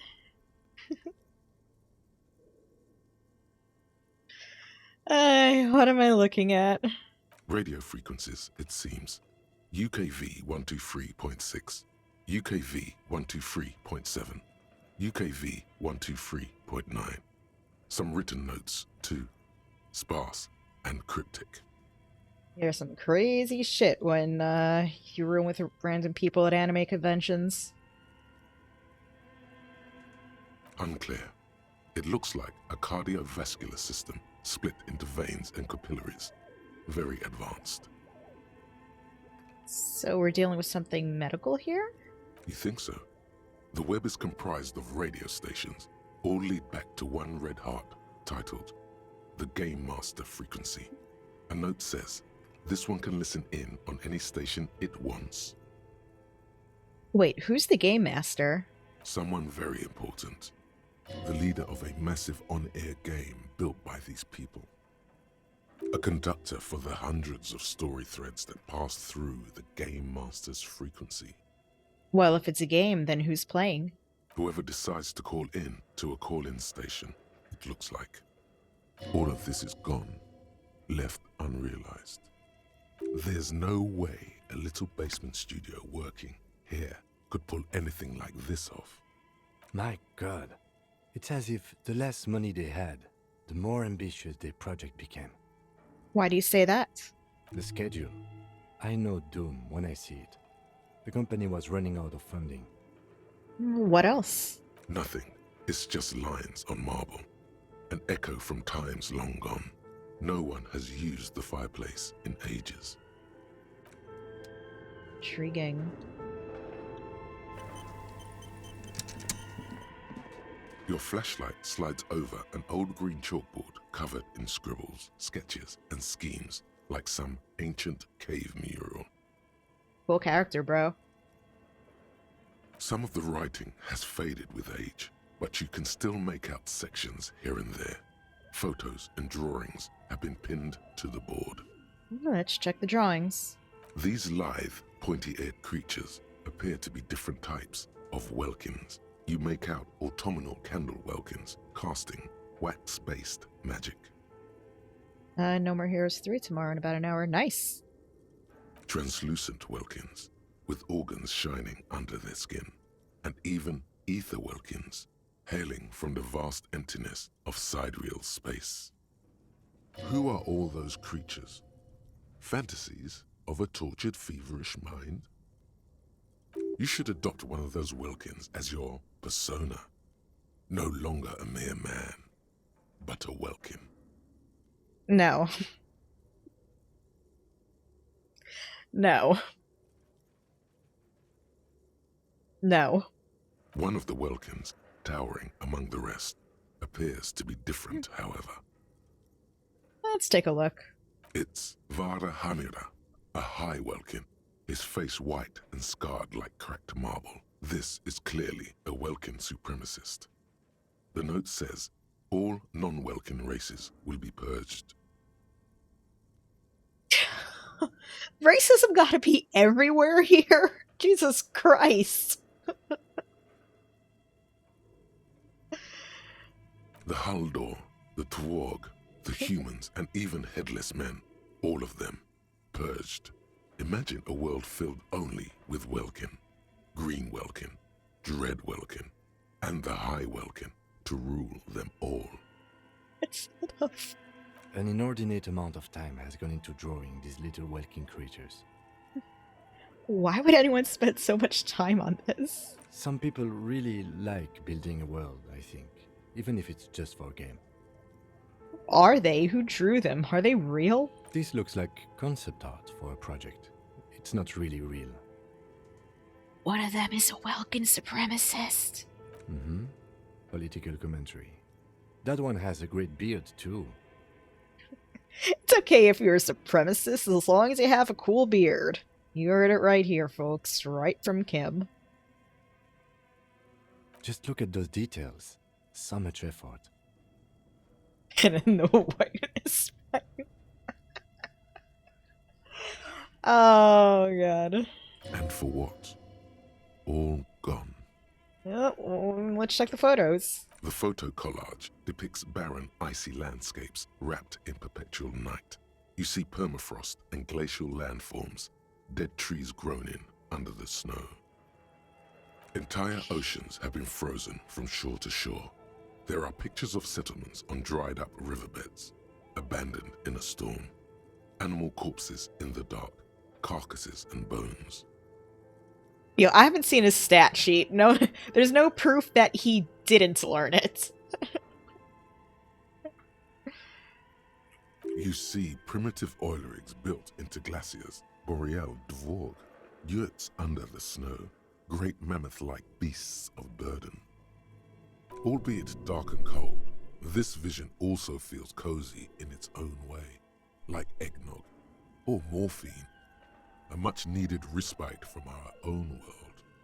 A pinned postcard reads, "The heat death scenario, a desperate fight for geothermal energy engulfs the world as Wirral becomes untethered from its sun, drifting through the universe."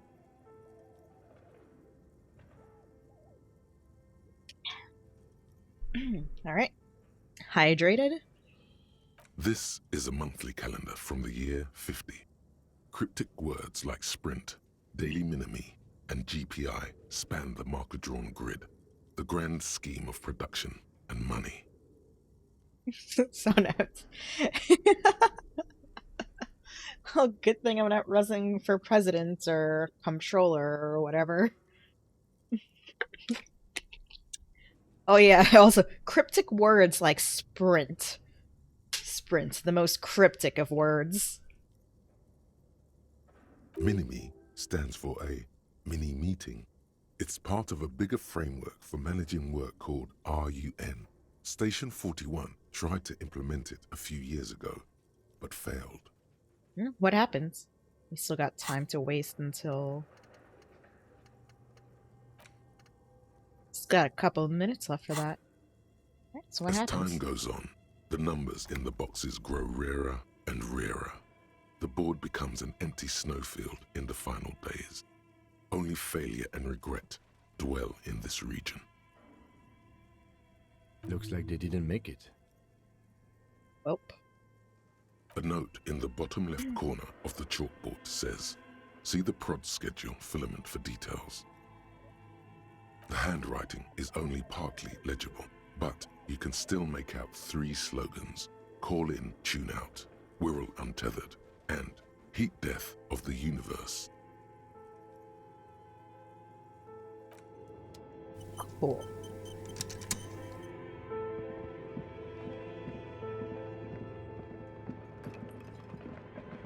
Okay, what do you think is going on with that computer, chalkboard, and fireplace?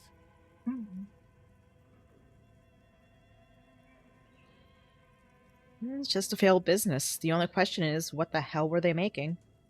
Yes, that is the question. Cole Phelps. Oh god, that game. That game. It looks like one of those popular pen and paper role-playing games, only these people were trying to automate it, make it work on radio computers. Utter madness, he thinks, as a compliment. Imagine a role-playing game on a computer? Madness. Through call-in stations, none of the players have to be physically present. Anyone in the world can participate in the game, as long as they have a two-way radio. Then there's the Game Master frequency that listens in on the smaller call-in stations. I think that was supposed to coordinate the stories, functioning as a master of ceremonies of sorts. Has anyone done this before? Not to my knowledge. They make automated games in Graz, Messina, Königstein. You know, Alright, good places with night. industry. Not in Revachol West, among the ruins. But I don't think anyone has attempted to create an inter-isolary game before. We just don't have the technology. And this was a role-playing game? Indeed, those Welkins are a dead giveaway. Role-playing people love that stuff. The world looks like a modified version of the WeWorld board game, with heat death thrown in. Super cool. Someone should give them millions of real immediately. This game is too good to be left unfinished. What do you think happened to the company? No idea. They stopped filling out the schedule on the chalkboard. Wow. Indeed, it's ambitious and untethered from reality, but...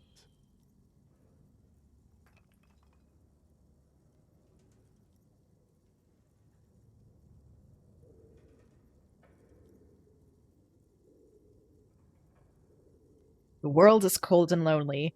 As we keep it company, let's finish it. It's too late for that, I'm afraid. Oh. Okay, let's keep moving. Actual art degree. Trite, contrived, mediocre, milquetoast, amateurish, infantile, cliché and gonorrhea-ridden peon to conformism. I fucked me. Affront to humanity. War crime. Should literally be tried for war crimes. Resolutely shit. Lacking in imagination. Uninformed reimagining of. Lip-wristed, premature, ill-informed attempt at. Talentless fuckfest. Recidivistic shit peddler. Pedantic, listless, savagely boring. Just one repulsive laugh after another. Well, that was charming. Okay, so conceptualization passives heal 1 morale and give 10 XP. Cool. Alright. Let's check some shit out. Use a slipstream printed on the laminated top layer. Hold on, I just wanted to check something.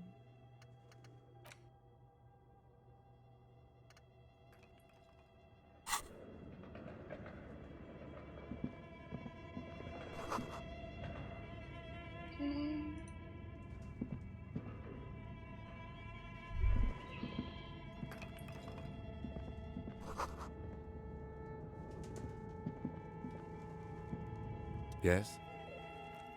Oh. That was what I was trying to click. Where did that little... Oh, right. Looks like someone tried to reconceptualize their business here.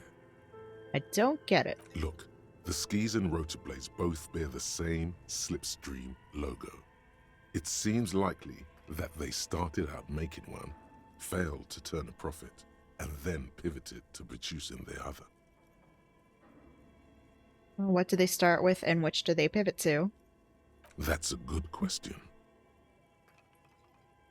Oh. How sad. Reality is ruthless.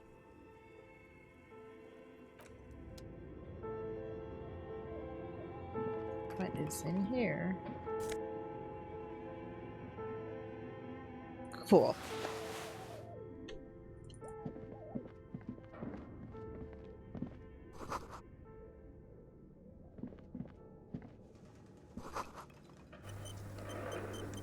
I haven't made a manual save in a bit. Let me do that. Okay. I'm gonna go back into the basement real quick just to get all these little green circles. Get my money from them.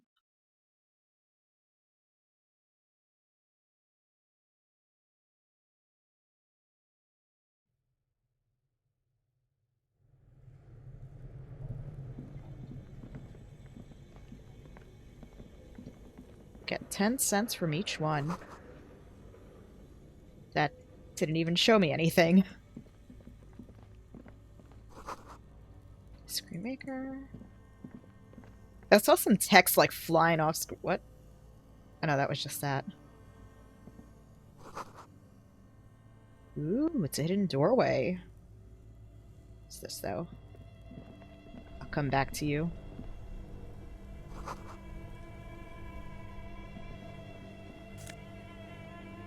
Tribute name of the studio. Fortress Accidents is a reference to the name of the company under which the Disco team started work on this game. Fortress, is it? Ah. Interesting. 2 cables are plugged into the breaker box. The red one leads to the ice bear fridge, and the black one to the ice cream maker nearby. I'm leaving that alone.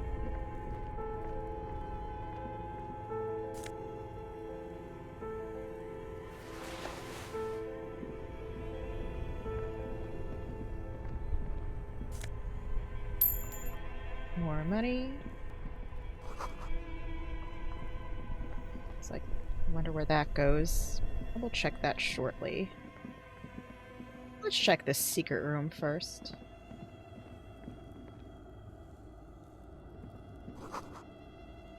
Rifles.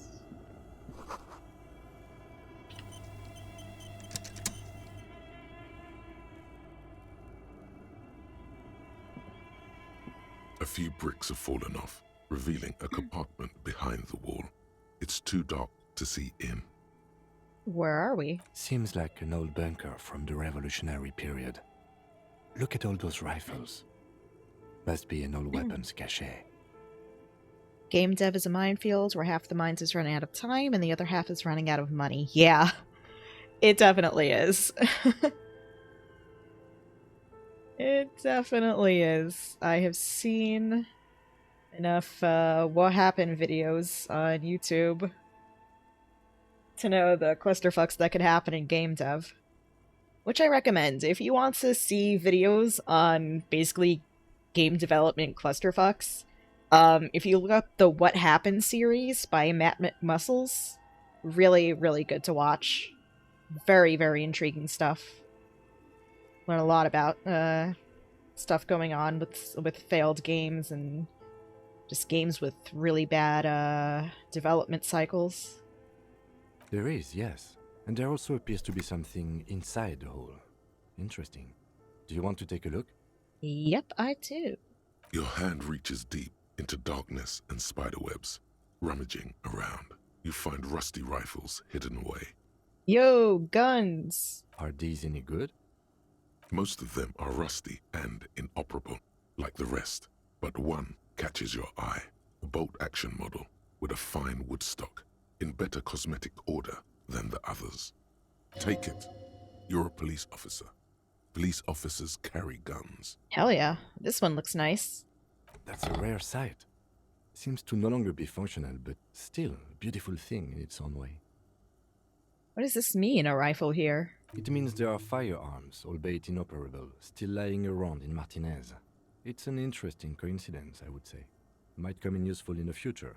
He likes this find.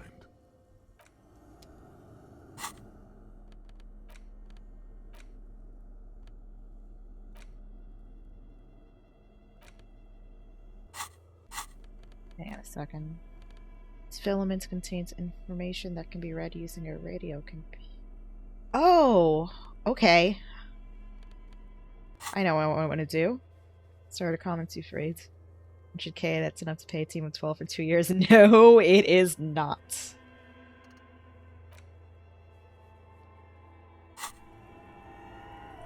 Okay.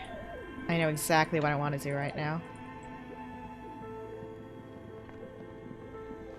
First, I gotta go back upstairs.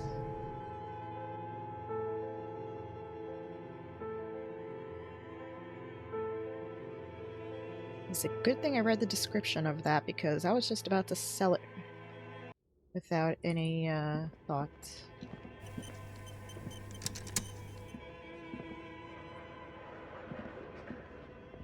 Tiles on the cube are still smoldering. Like a smooth draw, the filament slides into place.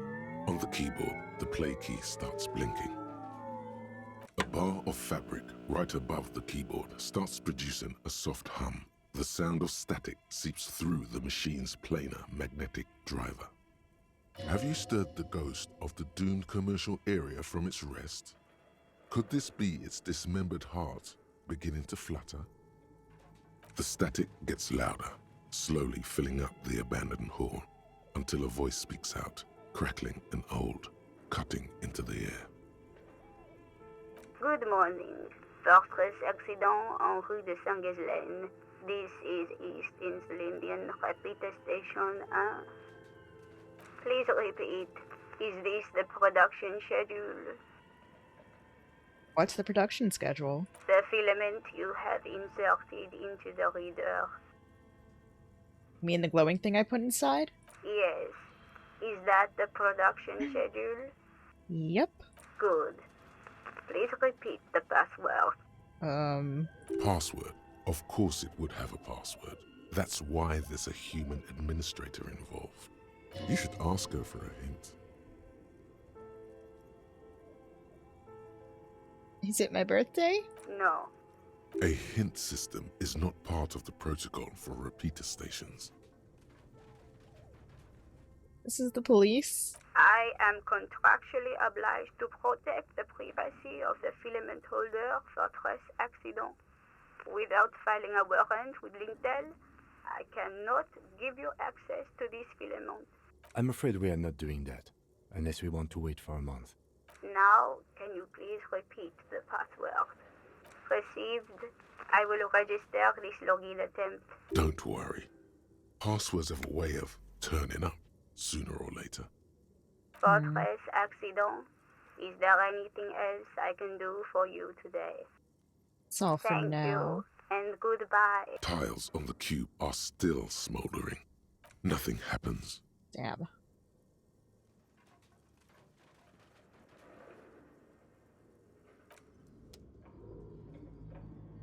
Where would I find a password? Hmm.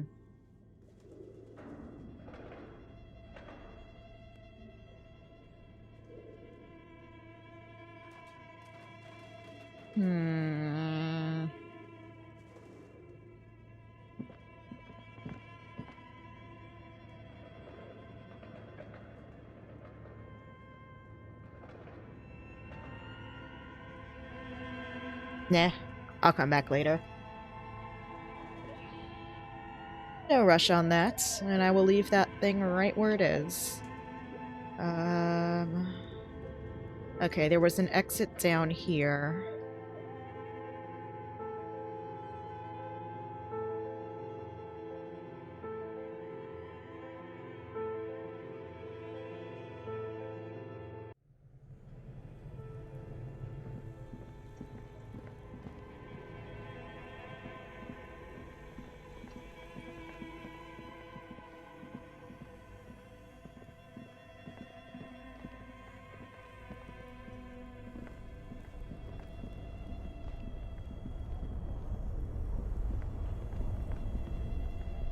Next one over here. Where does this go?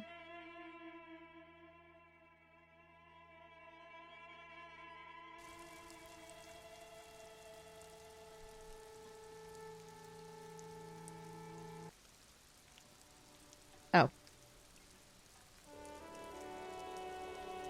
Cool.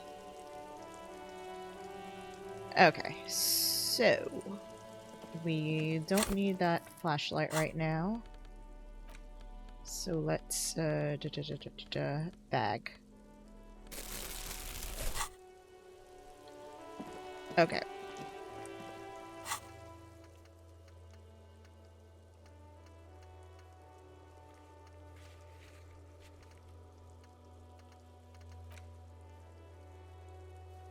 Okay, so we needed to go upstairs. I am going to assume that's the apartment complex. Maybe? Or just upstairs here.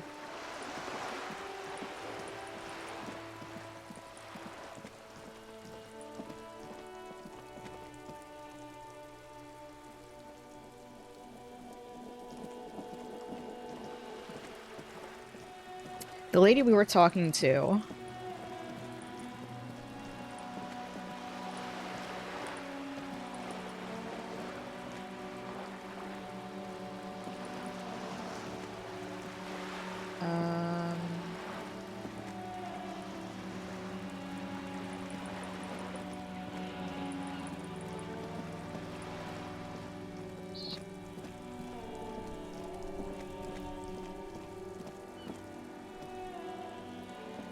An old called East Delta Commerce Center.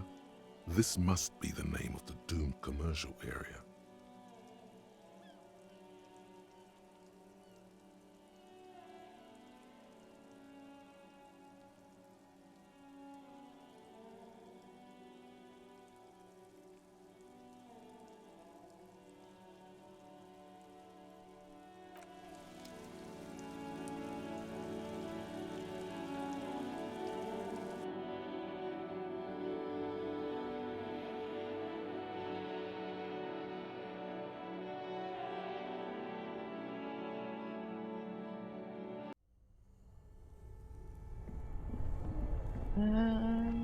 Okay.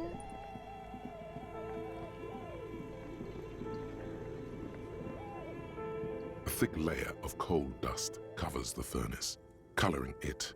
You're right. Always has to be the skeptic, this man.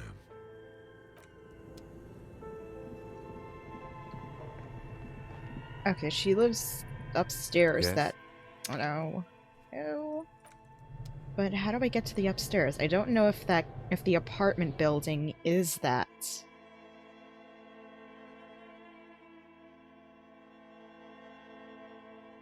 I mean, I could try, because I don't think there's anything left in this building.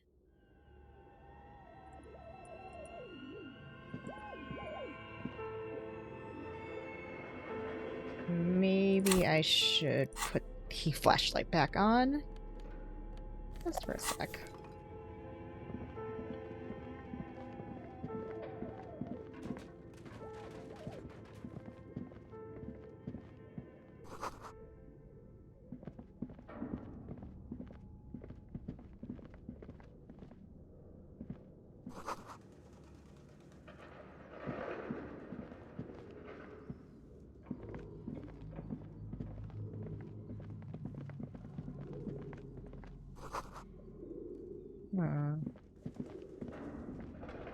Yeah, I'm gonna assume that's the apartment complex.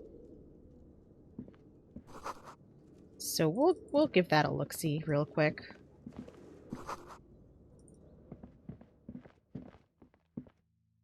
That'll probably be the last thing I do tonight for this stream. But let's check it out, because I want to see if that's the right place.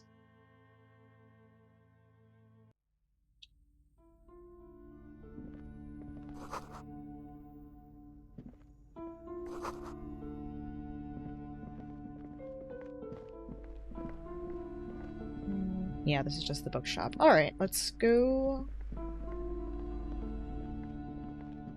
to the place.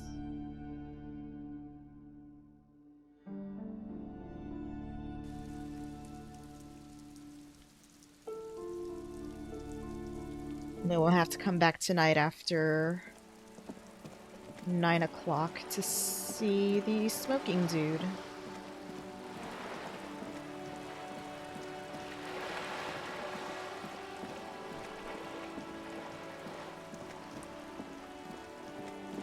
Come on. Wait.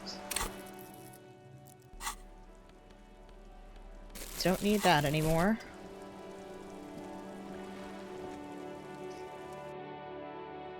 I'm just gonna forever go around with that bag. I mean, why not?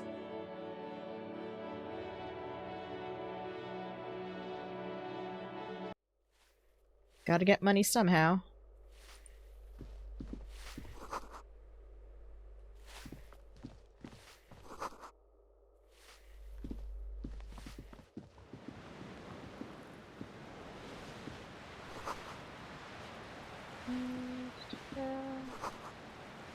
Someone's torn down the wall. I will take that, and I will take that. Thank you very much.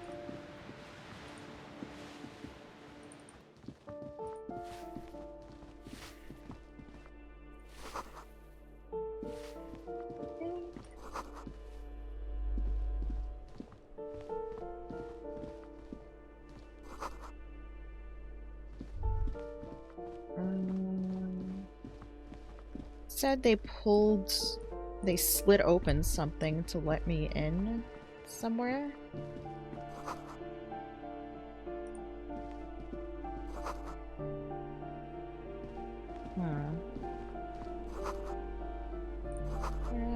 Apartment 12.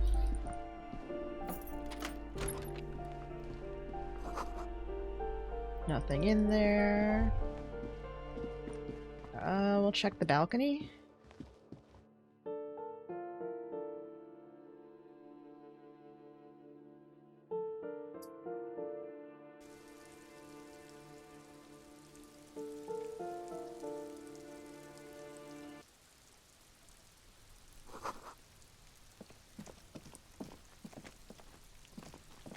Maybe? No? Okay. This might not be it, but that's the guy we're talking to later.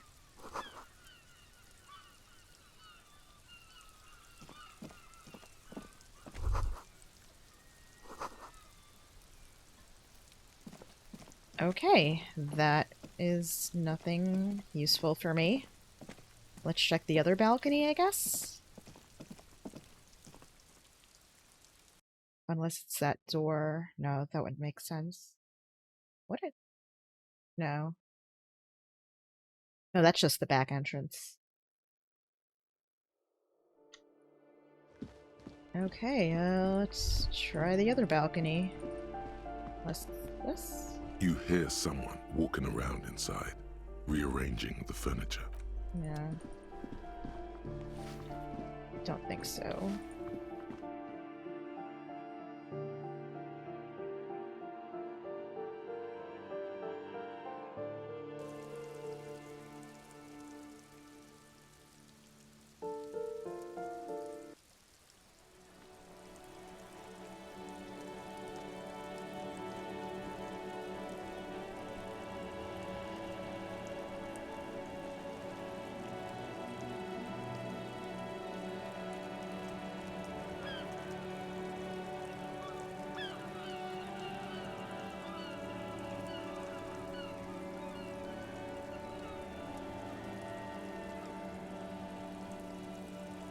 No. Okay, so it's not here.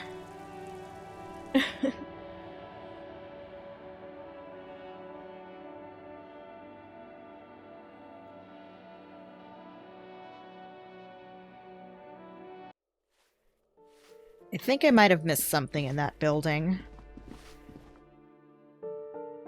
Get those two summonbrellas.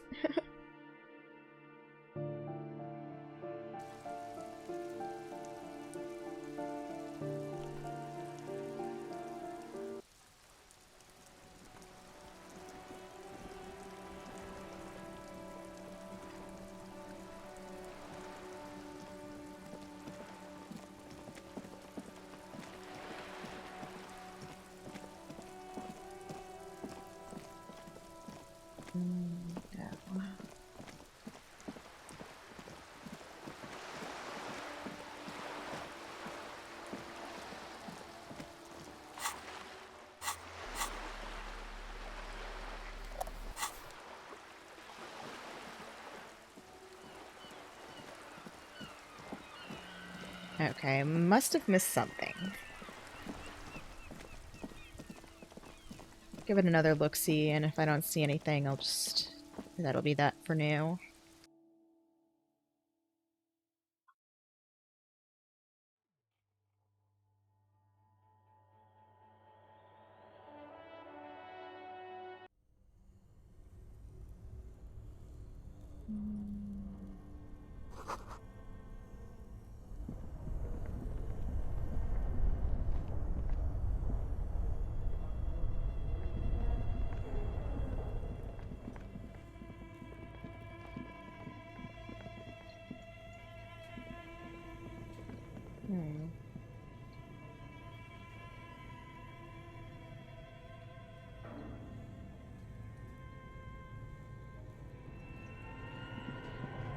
Okay, well, it's upstairs from here.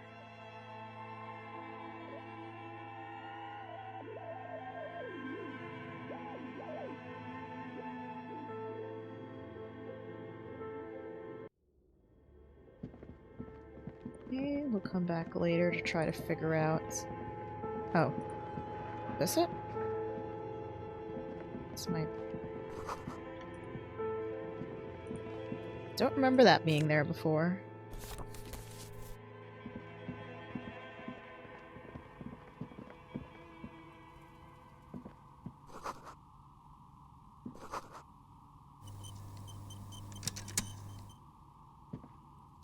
Hello, I'm Nia. A bird-like woman sits on a throne of tools with emerald light shining through her hair. Did you try knocking on my window? I must have missed you. I've been listening to my Milius. So what kind of die are you looking for? Could this be the malicious entity? Perhaps it's wise to go along with this masquerade for now. She's got a direct view to the backyard. You should interrogate her about the lynching. What do you mean by Millier? Yes, Amelia is like a call-in station. You need a two-way radio to access one. That's why I have these. Mostly, they just teach you to swear in different languages. But some of the stations can be quite interesting. I was so absorbed, I must have missed you knocking. You must have confused me with someone else. I haven't knocked on your window. Then how did you get inside? By the south entrance? You know what? It doesn't even matter. What matters is that you're finally here. Let's talk dice. Did you have something specific in mind? Why are you asking me about dice? I'm a novelty dice maker. Tell me the name of your role-playing system and I'll make the die you need. That's why you're here, yes? I love how I'm just like shining the flashlight right into her face. Completely bright. Got the sun's shining through the window, but nope. This is an interrogation, ma'am. Role-playing games? You know the one made by Fortress Accident. Does that count?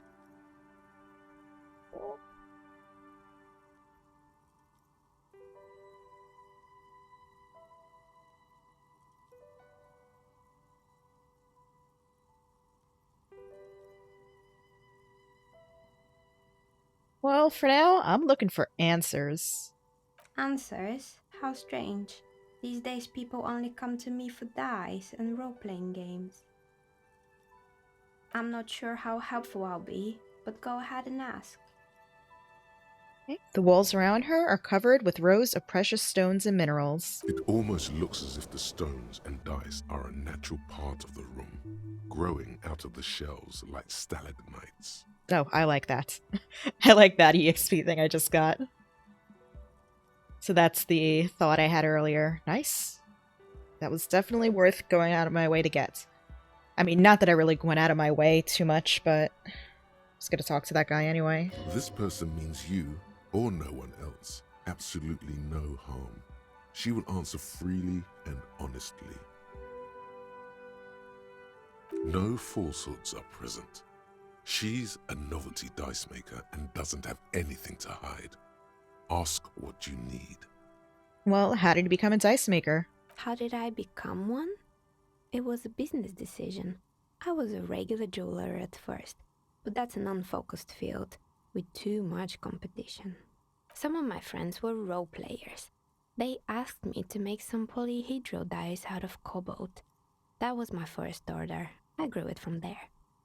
Do you like role-playing games yourself? Not especially. I like working with rare materials and a steady pay. And role players as customers? They're nice people. Some of those nice people have big bucks to spend on novelty items. She's thankful for the security they provide her. Well, what do you know about the man who was lynched behind the whirling in rags? Nothing really. I didn't know him. It is. I kind of want to hug her. I'm not going to lie. Who cares about the dead body? We might be dealing with a malignant entity here. I'ma say, Inland Empire, she does not seem like a malignant entity. The lieutenant looks at his notebook, then the woman under the large window. Your window looks directly onto the courtyard. You're saying you didn't see or hear anything unusual last Sunday evening? I'm sorry, detective, but as you know, I usually have my headphones on when I'm working. It shuts out most of the daily ruckus behind my window. What do you mean by the daily ruckus? Well, there's always something going on in the Whirling's backyard. During daytime, there are usually those kids. And lately, I've been seeing a lot of drunk workers hanging about. Must be because of the strike. She's heard of the murder, but did not see it, sire. She's not sorry to disappoint you. Informing on someone in a murder investigation would intrude upon her focused existence. Not one pair of bell bottoms or shiny mirror. You actually did miss. There was a mirror ball earlier. Two, in fact, I saw. See what happens when you come in late? But I never saw anyone during that fateful Sunday night, I'm afraid. And you never took your eyes off the work to look out the window? I might have, but in this case, all I would have seen is my own reflection staring back from the darkness. It's really hard to make anything out in the yard when it's dark outside. Besides, I rarely get up to look out the window when I'm in the zone. Do you often work Sunday nights? It's an odd profession, making dyes for people. But I like it, and I prefer doing this to sitting at home. Okay. She nods. Anything else, officer? Well, where are we anyway?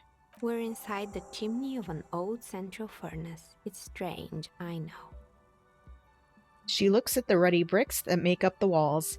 Even though they've been repainted, there are still signs of coal black soot here and there. But when I arrived here, all the other rooms were taken, so I had to build myself a makeshift home. Besides, I don't really have to pay any rent here, so that's a plus. Plaisance was right. There's an entity living in the chimney. You should ask her about the curse. Creative. Hey. Well, I've heard this place is cursed. Did you know that people call it the doomed commercial area? I've heard the stories, but I don't think those stories are true. Well, how do you explain what happened to all these companies then? It's just capitalism. We only hear about tales of success, so it's often surprising to realize how many ventures actually fail. Yeah, well, Plaisance is the one who sent me. She's convinced that the place is swarming with malicious energy. Plaisance, the bookshop lady? I've heard that her business is doing rather well. Have the energy spared her somehow? I don't know why the bookstore hasn't gone bankrupt yet. That's what I'm here to negotiate. Oh, right. And not go negotiate, But it's not investigate. just the bookstore that's still up and running. What about the whirling in rags? Some people say it's part of the building complex. Hold on. The whirling is part of the doomed commercial area? You could say so. Both houses were built at the same time and under the East of the Commerce Central project. Well, it's...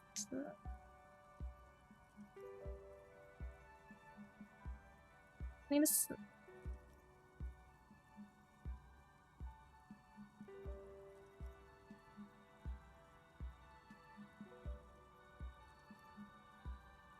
And then there is me. I've been here for 14 years, selling novelty dice to role-playing enthusiasts. Not exactly a million-real business idea, yet somehow I've survived despite the talk of malicious energies. Strange, isn't it? Maybe it's just because she's so talented that she's been able to woo the curse. Well, she thinks you're the source of it, a malignant entity. Malignant entity? What does that even mean? Some kind of sorceress? What about you, officer? Do you think I'm the malignant entity? Time has come to face the source. Fear not, for the forces of the universe are supporting you in this psychic quest. Duh.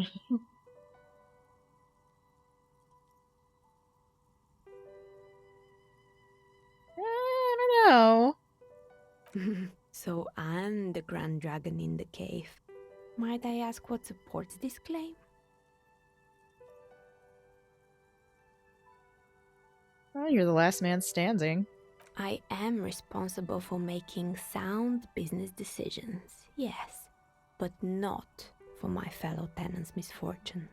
Well, if you ever find a way to explain all those inconsistencies in the curse, then let me know. That's all she has to say on the subject. She has been thorough and truthful, as far as we can see. Plaisance needs to hear about this. Perhaps if you combine your psychic energies, you will make sense of the situation. Well, that's not happening. More or less. Are you interested in anyone specific? Oh, quite a lot of them spring to mind. That's a lot of stuff. I don't know if I should use up all my time asking about that, to be honest.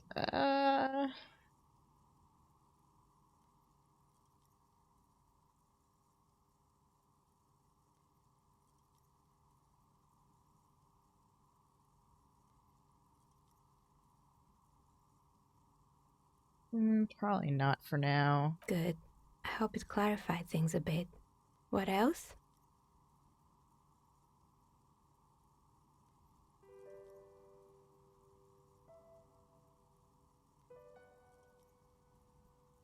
Yeah, that is not happening. Alright, well, we'll go for now.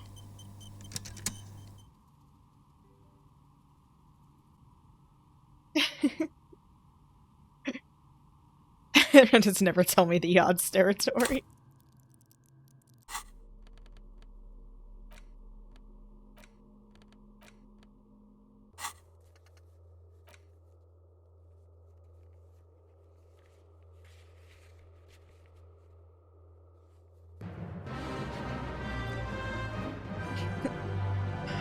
Oh shit, hey, what's up? Did Twitch just notify me that I went live? I don't know. Hello everyone. I am here playing Disco Elysium. Welcome to my channel. My name is Relica. I am a fairly new streamer here on Twitch, and checking out this game. It is a very, very good game. So I'm on the second day of it, so I guess... Actually, what day of the week is it in this game? Hey, thanks for the follow, Madisonian. 4 hours in Twitch has that habit. Yeah, it's been doing that a lot to me lately. I've been getting the notifications at very odd times. Okay. Let's... Where are we? Right. Let's put the bag back on. Okay, Dice Lady. Yeah, what day of the week is it? It just says day 2.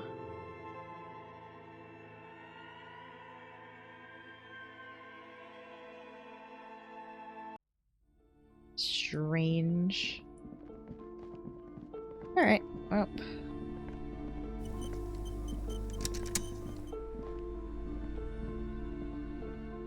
You're alive and well.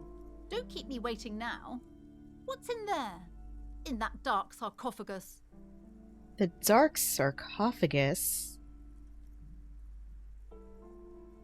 Yes, yes. How was it? Tell her how ghastly it was. You know it's what she wants to hear.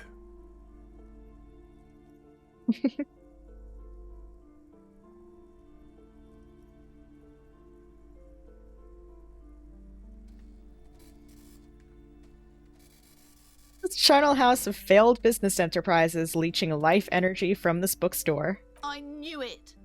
Oh, such horrors that have been thrust upon us. But what else did you find? Did anything survive? No, of course not.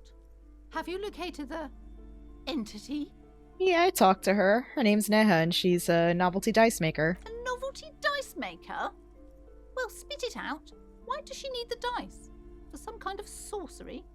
Sometimes they use the ankle bones of sheep. Nope, I felt her aura. She is not the one to blame for this course. I don't understand. If it's not her, then where is the source of the doom? How did she explain the curse? The narrative she's built herself, it does need tearing down. Just don't say you don't have any answer yet. The uncertainty is killing her. To hell with it. Perchance you ought to just lie, sire.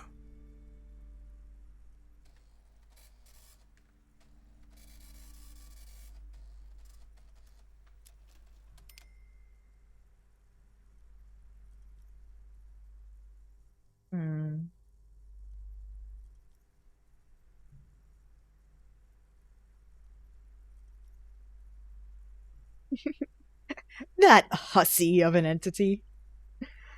Okay,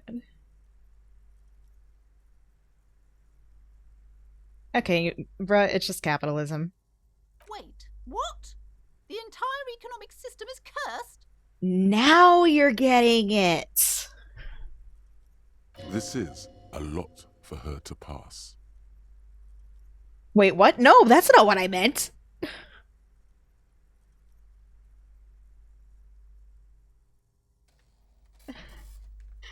Well, you need to get used to chaos.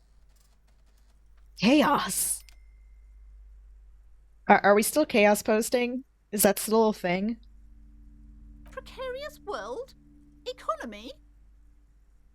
She looks down at the pendant in her trembling hands. I understand what's going on here. You went in there, rummaged around, and accomplished nothing. And now you're telling me these intellectual things to cover up for it. It's okay. You don't have to. I was wrong to trust another person.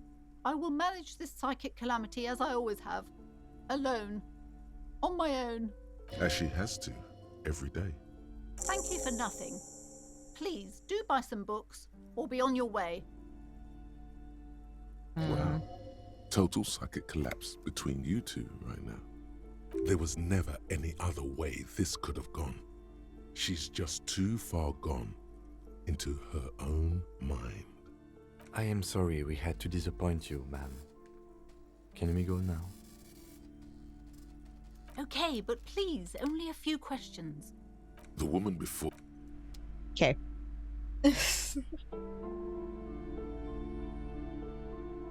Alrighty. Quick save.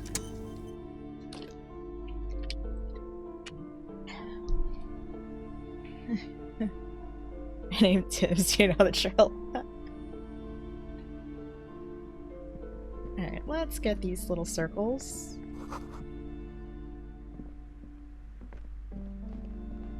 Or both.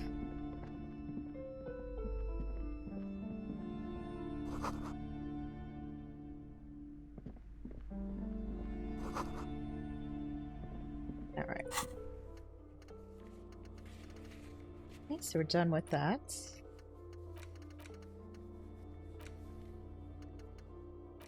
Okay, so let's see. What? Oh yeah, it's Tuesday. Okay, don't know where that is. Don't need to do that yet because I still want to pass that check. Gotta go to Manana. Gotta talk to the cook, but that's after 1 p.m. I believe. Talk to more drivers. Gotta do Joyce's stuff first though, so I gotta do that before that.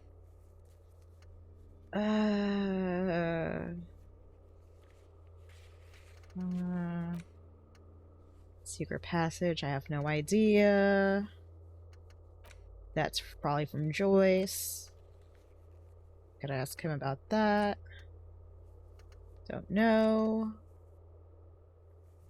Okay. Wait.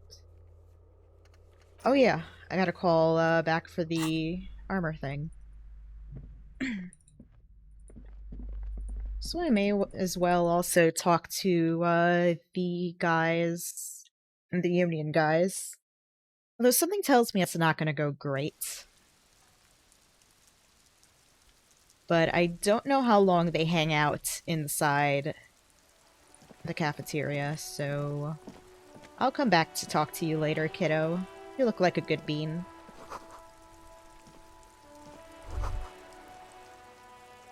Oh, I am so glad I came across the thought to give me money just by clicking this stuff.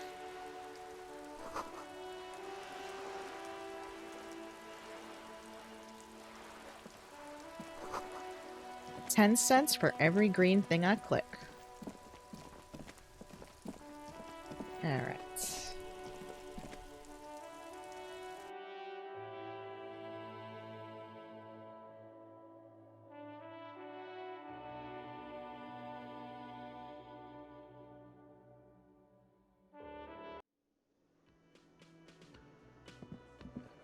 Alright, they're still here. It's a bowl.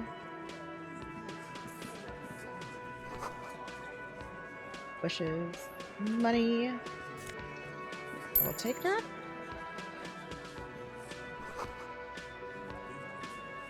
Alrighty. I'm gonna just do another manual save.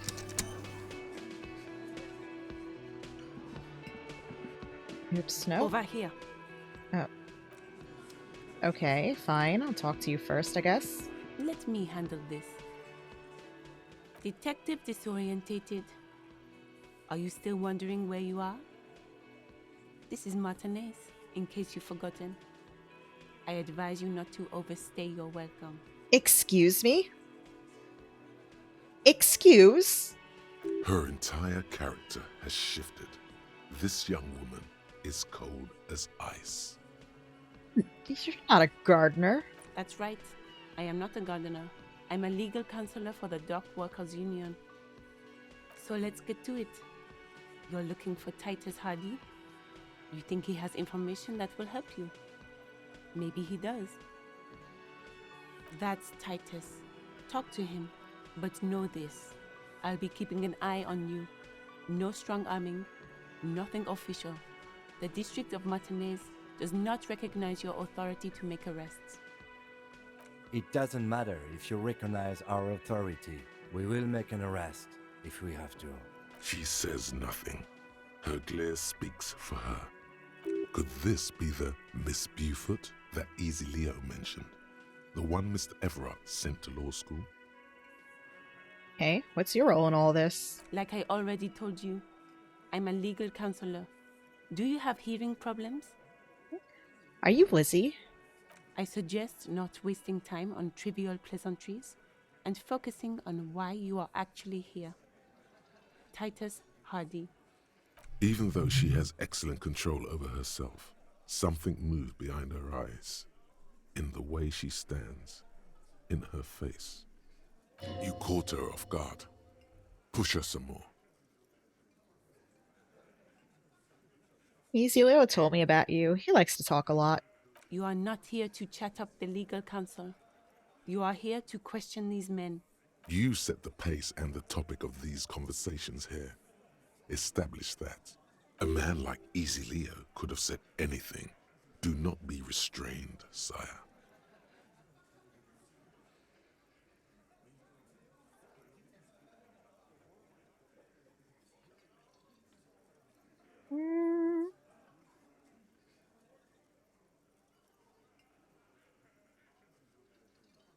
I am a legal counsel. Don't make this personal. A very minor victory. Possibly should have picked something else. Oh well. What you want is of no significance, officer. Don't test your authority. In Martinez, you are no one. I saw what you were thinking. You want to say, what are you going to do to me? Don't. Just because it's in your head doesn't mean you have to say it. You will not lose out on anything good by not saying it.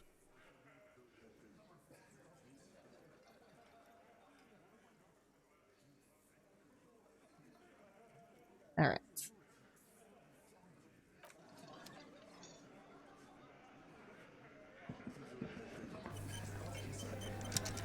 All right, let's talk to him. This is where you say your bit.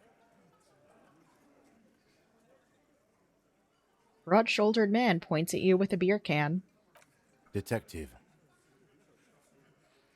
Seeing it to you. We need to talk about the man hanged out back. Oh, this is about him. A real looker, that one. You sure took your time, huh? Waited for him to get real ripe and pretty for you. Oh, he was a real pretty boy. Hanging up there, letting out that pretty boy smell. I can't for the life of me understand why you did it.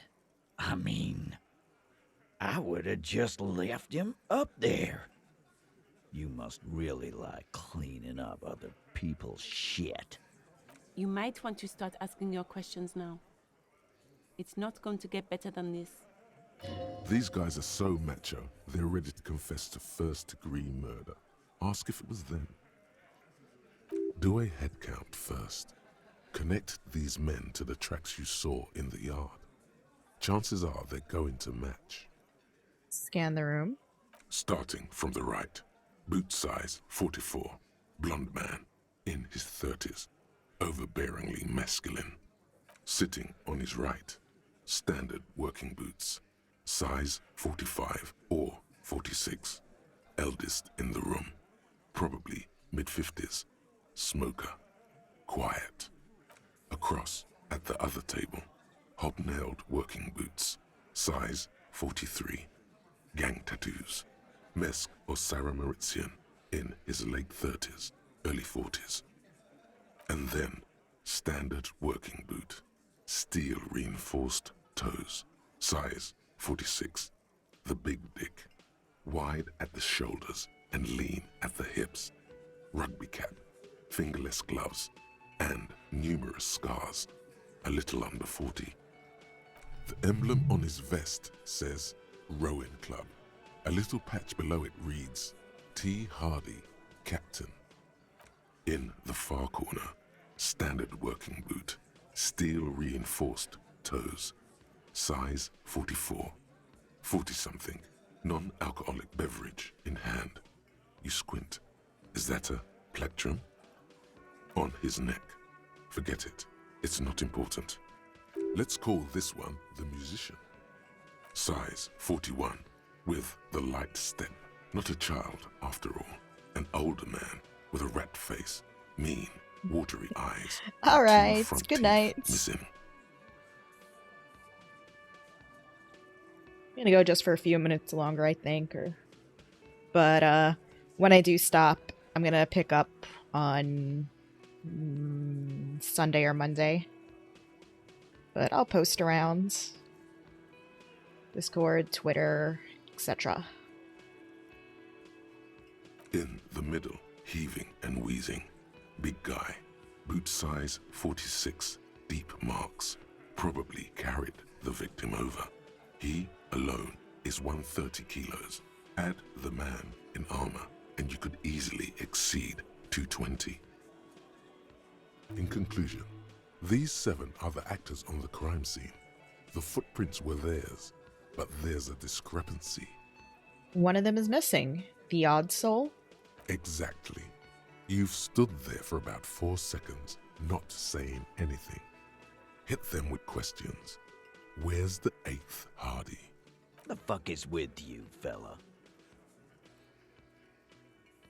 well, I found 8 sets of footprints, but there's only 7 of you. Where's the 8th? What are you talking about, madman? There's no 8th Hardy Boy. There's 7 of us and we're all here. Or what? You want to be the 8th Hardy Boy? We ain't hiring. Actually, boss, we've been talking and we think she could maybe... This person Glenn wants to hire, he really respects her.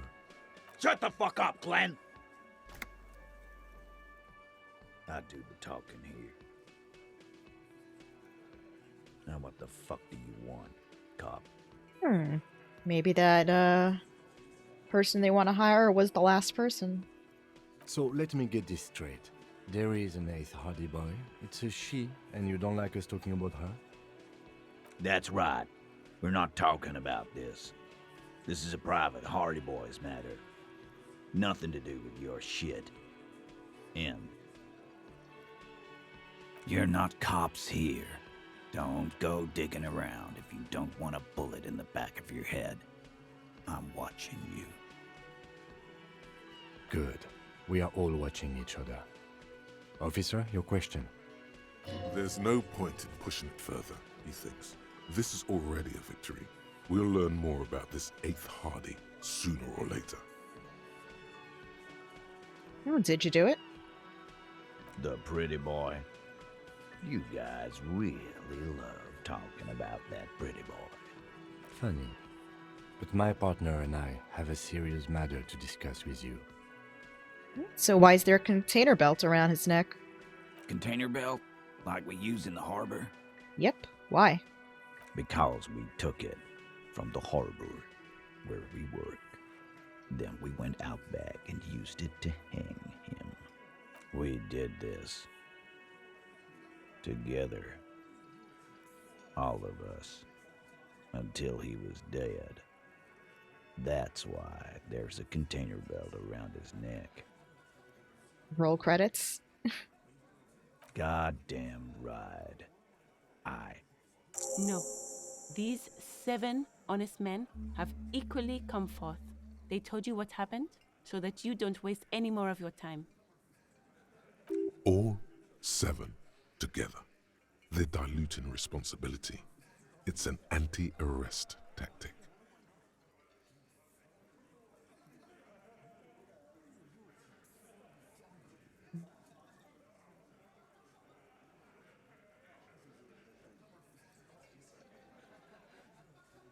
Well, who called the shots? Are you deaf? There will be no singling anyone out. You can't arrest a Hardy Boy without arresting all Hardy Boys. Do you think you could do that? Do you think you could arrest them all? A trick question. Don't let her lead the conversation. Well, I don't have to. One of them was more complicit than others. That's for the courts in Les Jardins to decide. Not for the officer making an arrest. Which we all know you won't be. What you can do right now is go back to your station and write a report. No. We'll stay here and discuss what happened that night. Right, so when did it occur? You don't have to keep answering his questions. I know, Lizzie. Relax. We killed him last Sunday night. Seemed like a good way to end the week. How long did you know him? Known him? We don't associate with scum like that, asshole. Yeah! Who do you think we are? Quiet. He came around about 3 weeks ago when that Pines cow first sailed into town. Happy? By the Pines cow, you mean Joyce Messier? The representative for White Pines? The same company you are striking against? No. I mean the Pines cow. The stupid-ass cow they sent in to fuck us over. But you know what? Why don't you ask her about the pretty boy? I'm sure she has interesting things to say when you ask her hard enough. That's enough insinuation for today, Titus. Officer, your interview is drawing to an end. Don't waste your last questions. Why did you kill him? Or how?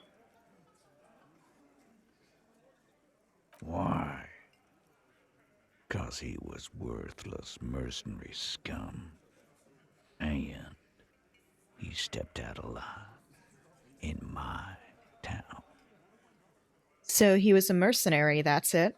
And he stepped out of line. What kind of mercenary? The kind that shows up when you start a strike. The experienced kind, too. Had Kohoy and Semenine written all over him. Ex-Oranese Special Forces. A live grenade. Right here in our bar. This one has a special gripe with him coming here. I can't prove it, but I know he was sent by the Wild Pines. They hire merc shit like that. Story of every strike from here to Samara. How did you know? Cause one night he walked straight up to the mic and said, "I'm RNA's goddamn special forces, and I'm gonna fuck you all." Really? Yeah, really. Had a gin and tonic up there, sang some RNA's paratrooper song, and said he's gonna fuck everyone. We couldn't believe it either, but he fucking did, right there. Like some kind of animal. Sire, the tale is true. This is a serious violation of the karaoke code. Okay, so besides crimes against karaoke, what did he actually do wrong? Wrong? He harassed women, raped one, harassed workers, threatened to kill some as a warning. Well, that's charming. From rape to harassment to threats of violence. Why the strange de-escalation? He regrets mentioning it. Hopes you didn't notice. To kill us all, if we don't open the gates, if we don't let the scabs in, if we don't bend over. And that was before he started coming here. I wonder. The girl who worked here and left.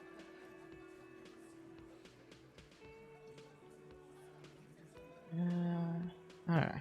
Well, Yeah, he said it was his favorite joint now. Started to come in here every night. Drinking, grabbing girls. Grabbed one of ours mid-karaoke, right there on the stage. He grabbed someone? Yeah, this girl's on the mic. A beautiful girl, young. Gets into the second verse of Lover Lake. The fucker grabs her legs, starts screaming. "Show me your cunt! Why don't you show me your cunt?" Then, he gets knocked on the head with a wine bottle. Doesn't even fall down. was this the same girl who was sexually assaulted, raped, you said? Aren't you fucking listening? My man is talking to you. He took care of it. They got the girl out before anything else could happen. Yeah, me and Eugene got her out. Aren't you fucking listening? There's something odd here. Seems like they don't want to talk about that rape Titus mentioned. Why not? This is a serious allegation. Right, Make well, them talk about it. who did he rape? No. You're not getting the name. That's a Martinez matter. And I'm not discussing it with you clowns. So how did you kill him? We hanged him up by his neck until he got real still. Wasn't that obvious, Copper? Didn't they teach you anything at the cop school, idiot? You're pretty sure you've had at least 2 years of cop school and many more of active service. The autopsy showed there were no ligature marks. His hands were not tied. Can you explain that? Look, I'm not gonna play 20 questions with you, Capo. I'll say it again. We killed him. Yeah, I knocked him out. Came up behind him and clapped him in the back of the head. He went down like a sack of sand. But he didn't have any wounds on the back of the head. That's right, lawman. And then we hanged the fuck. Make them a bit more uncomfortable first, then see if it all adds up.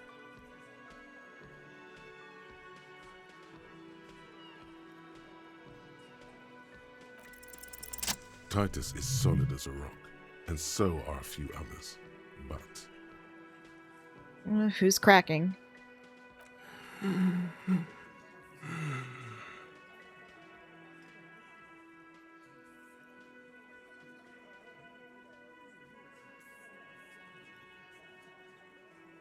Hey, you having trouble breathing over there? No. He looks up, startled, his forehead shiny from sweat. A few coiled locks are peeking out from under his warm woolen hat. Of course he's having trouble breathing. Just look at how fucking fat he is. Fuck off, Shanky. Angus is a powerful guy.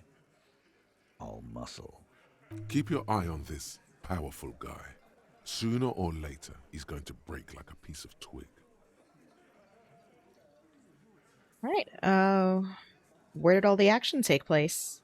Right fucking here. Eugene already told you that the fuck had started coming to our bar. Yeah, man. Weren't you listening? What did he use to knock the victim out? My fucking elbow, Copper. Samaran boxing style. Samaran boxing, or Sambo, is an eloquently violent set of one-on-one fighting moves, originating from the Samaran Isola. Sambo style implies stealth, cleverness, and cool. He may be lying, but he's good at it. No twitching, no rushing, no uncalled for details. Something you're not telling me. And fuck you too, Copper. Picking on Angus like this. We're done with this schoolyard shit. And just so you know, he doesn't have trouble breathing. His all-muscle comment wasn't sarcastic. He's genuinely trying to look out for Angus. This one is a stone wall. You won't get more out of them about the night of the murder. Like what, Copper? How many people have you sent to the Shays? Ever felt remorse for them? Chaise électrique is the method of capital punishment in Revachol under the Coalition. During the suzerain's reign, it used to be the firing squad. Or send them to Reunion to rot. For 20 years. For life. And Reunion, what's that? The River Esperance Correctional Facility, a military prison run by the Coalition, dubbed Reunion by the inmates. The origin of the name is unknown. What we do is different. We enforce the law. You just kill people like it's nothing.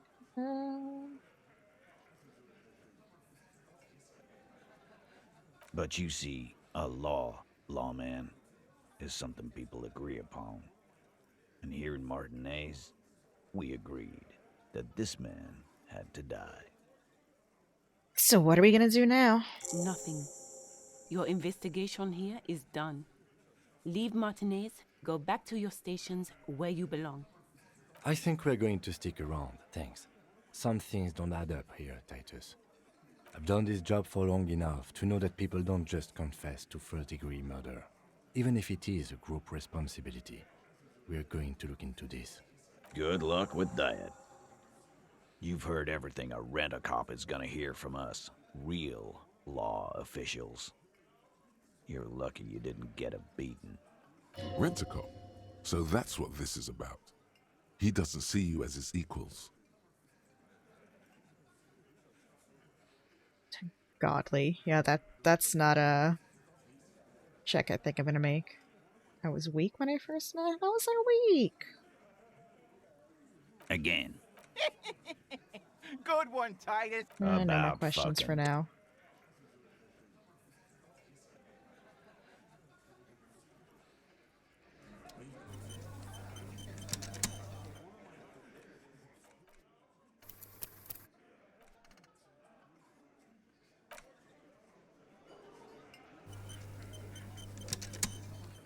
I wonder.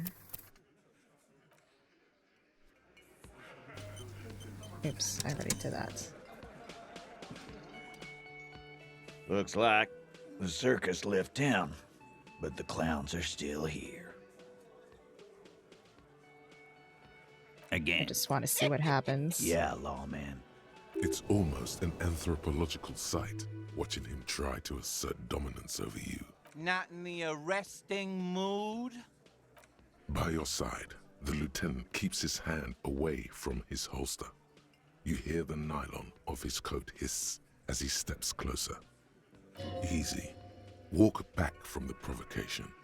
They're armed, and they outnumber us. The lieutenant tries to... Wise move. You about fucking time. Well, at least I got 10 EXP after that, out of that.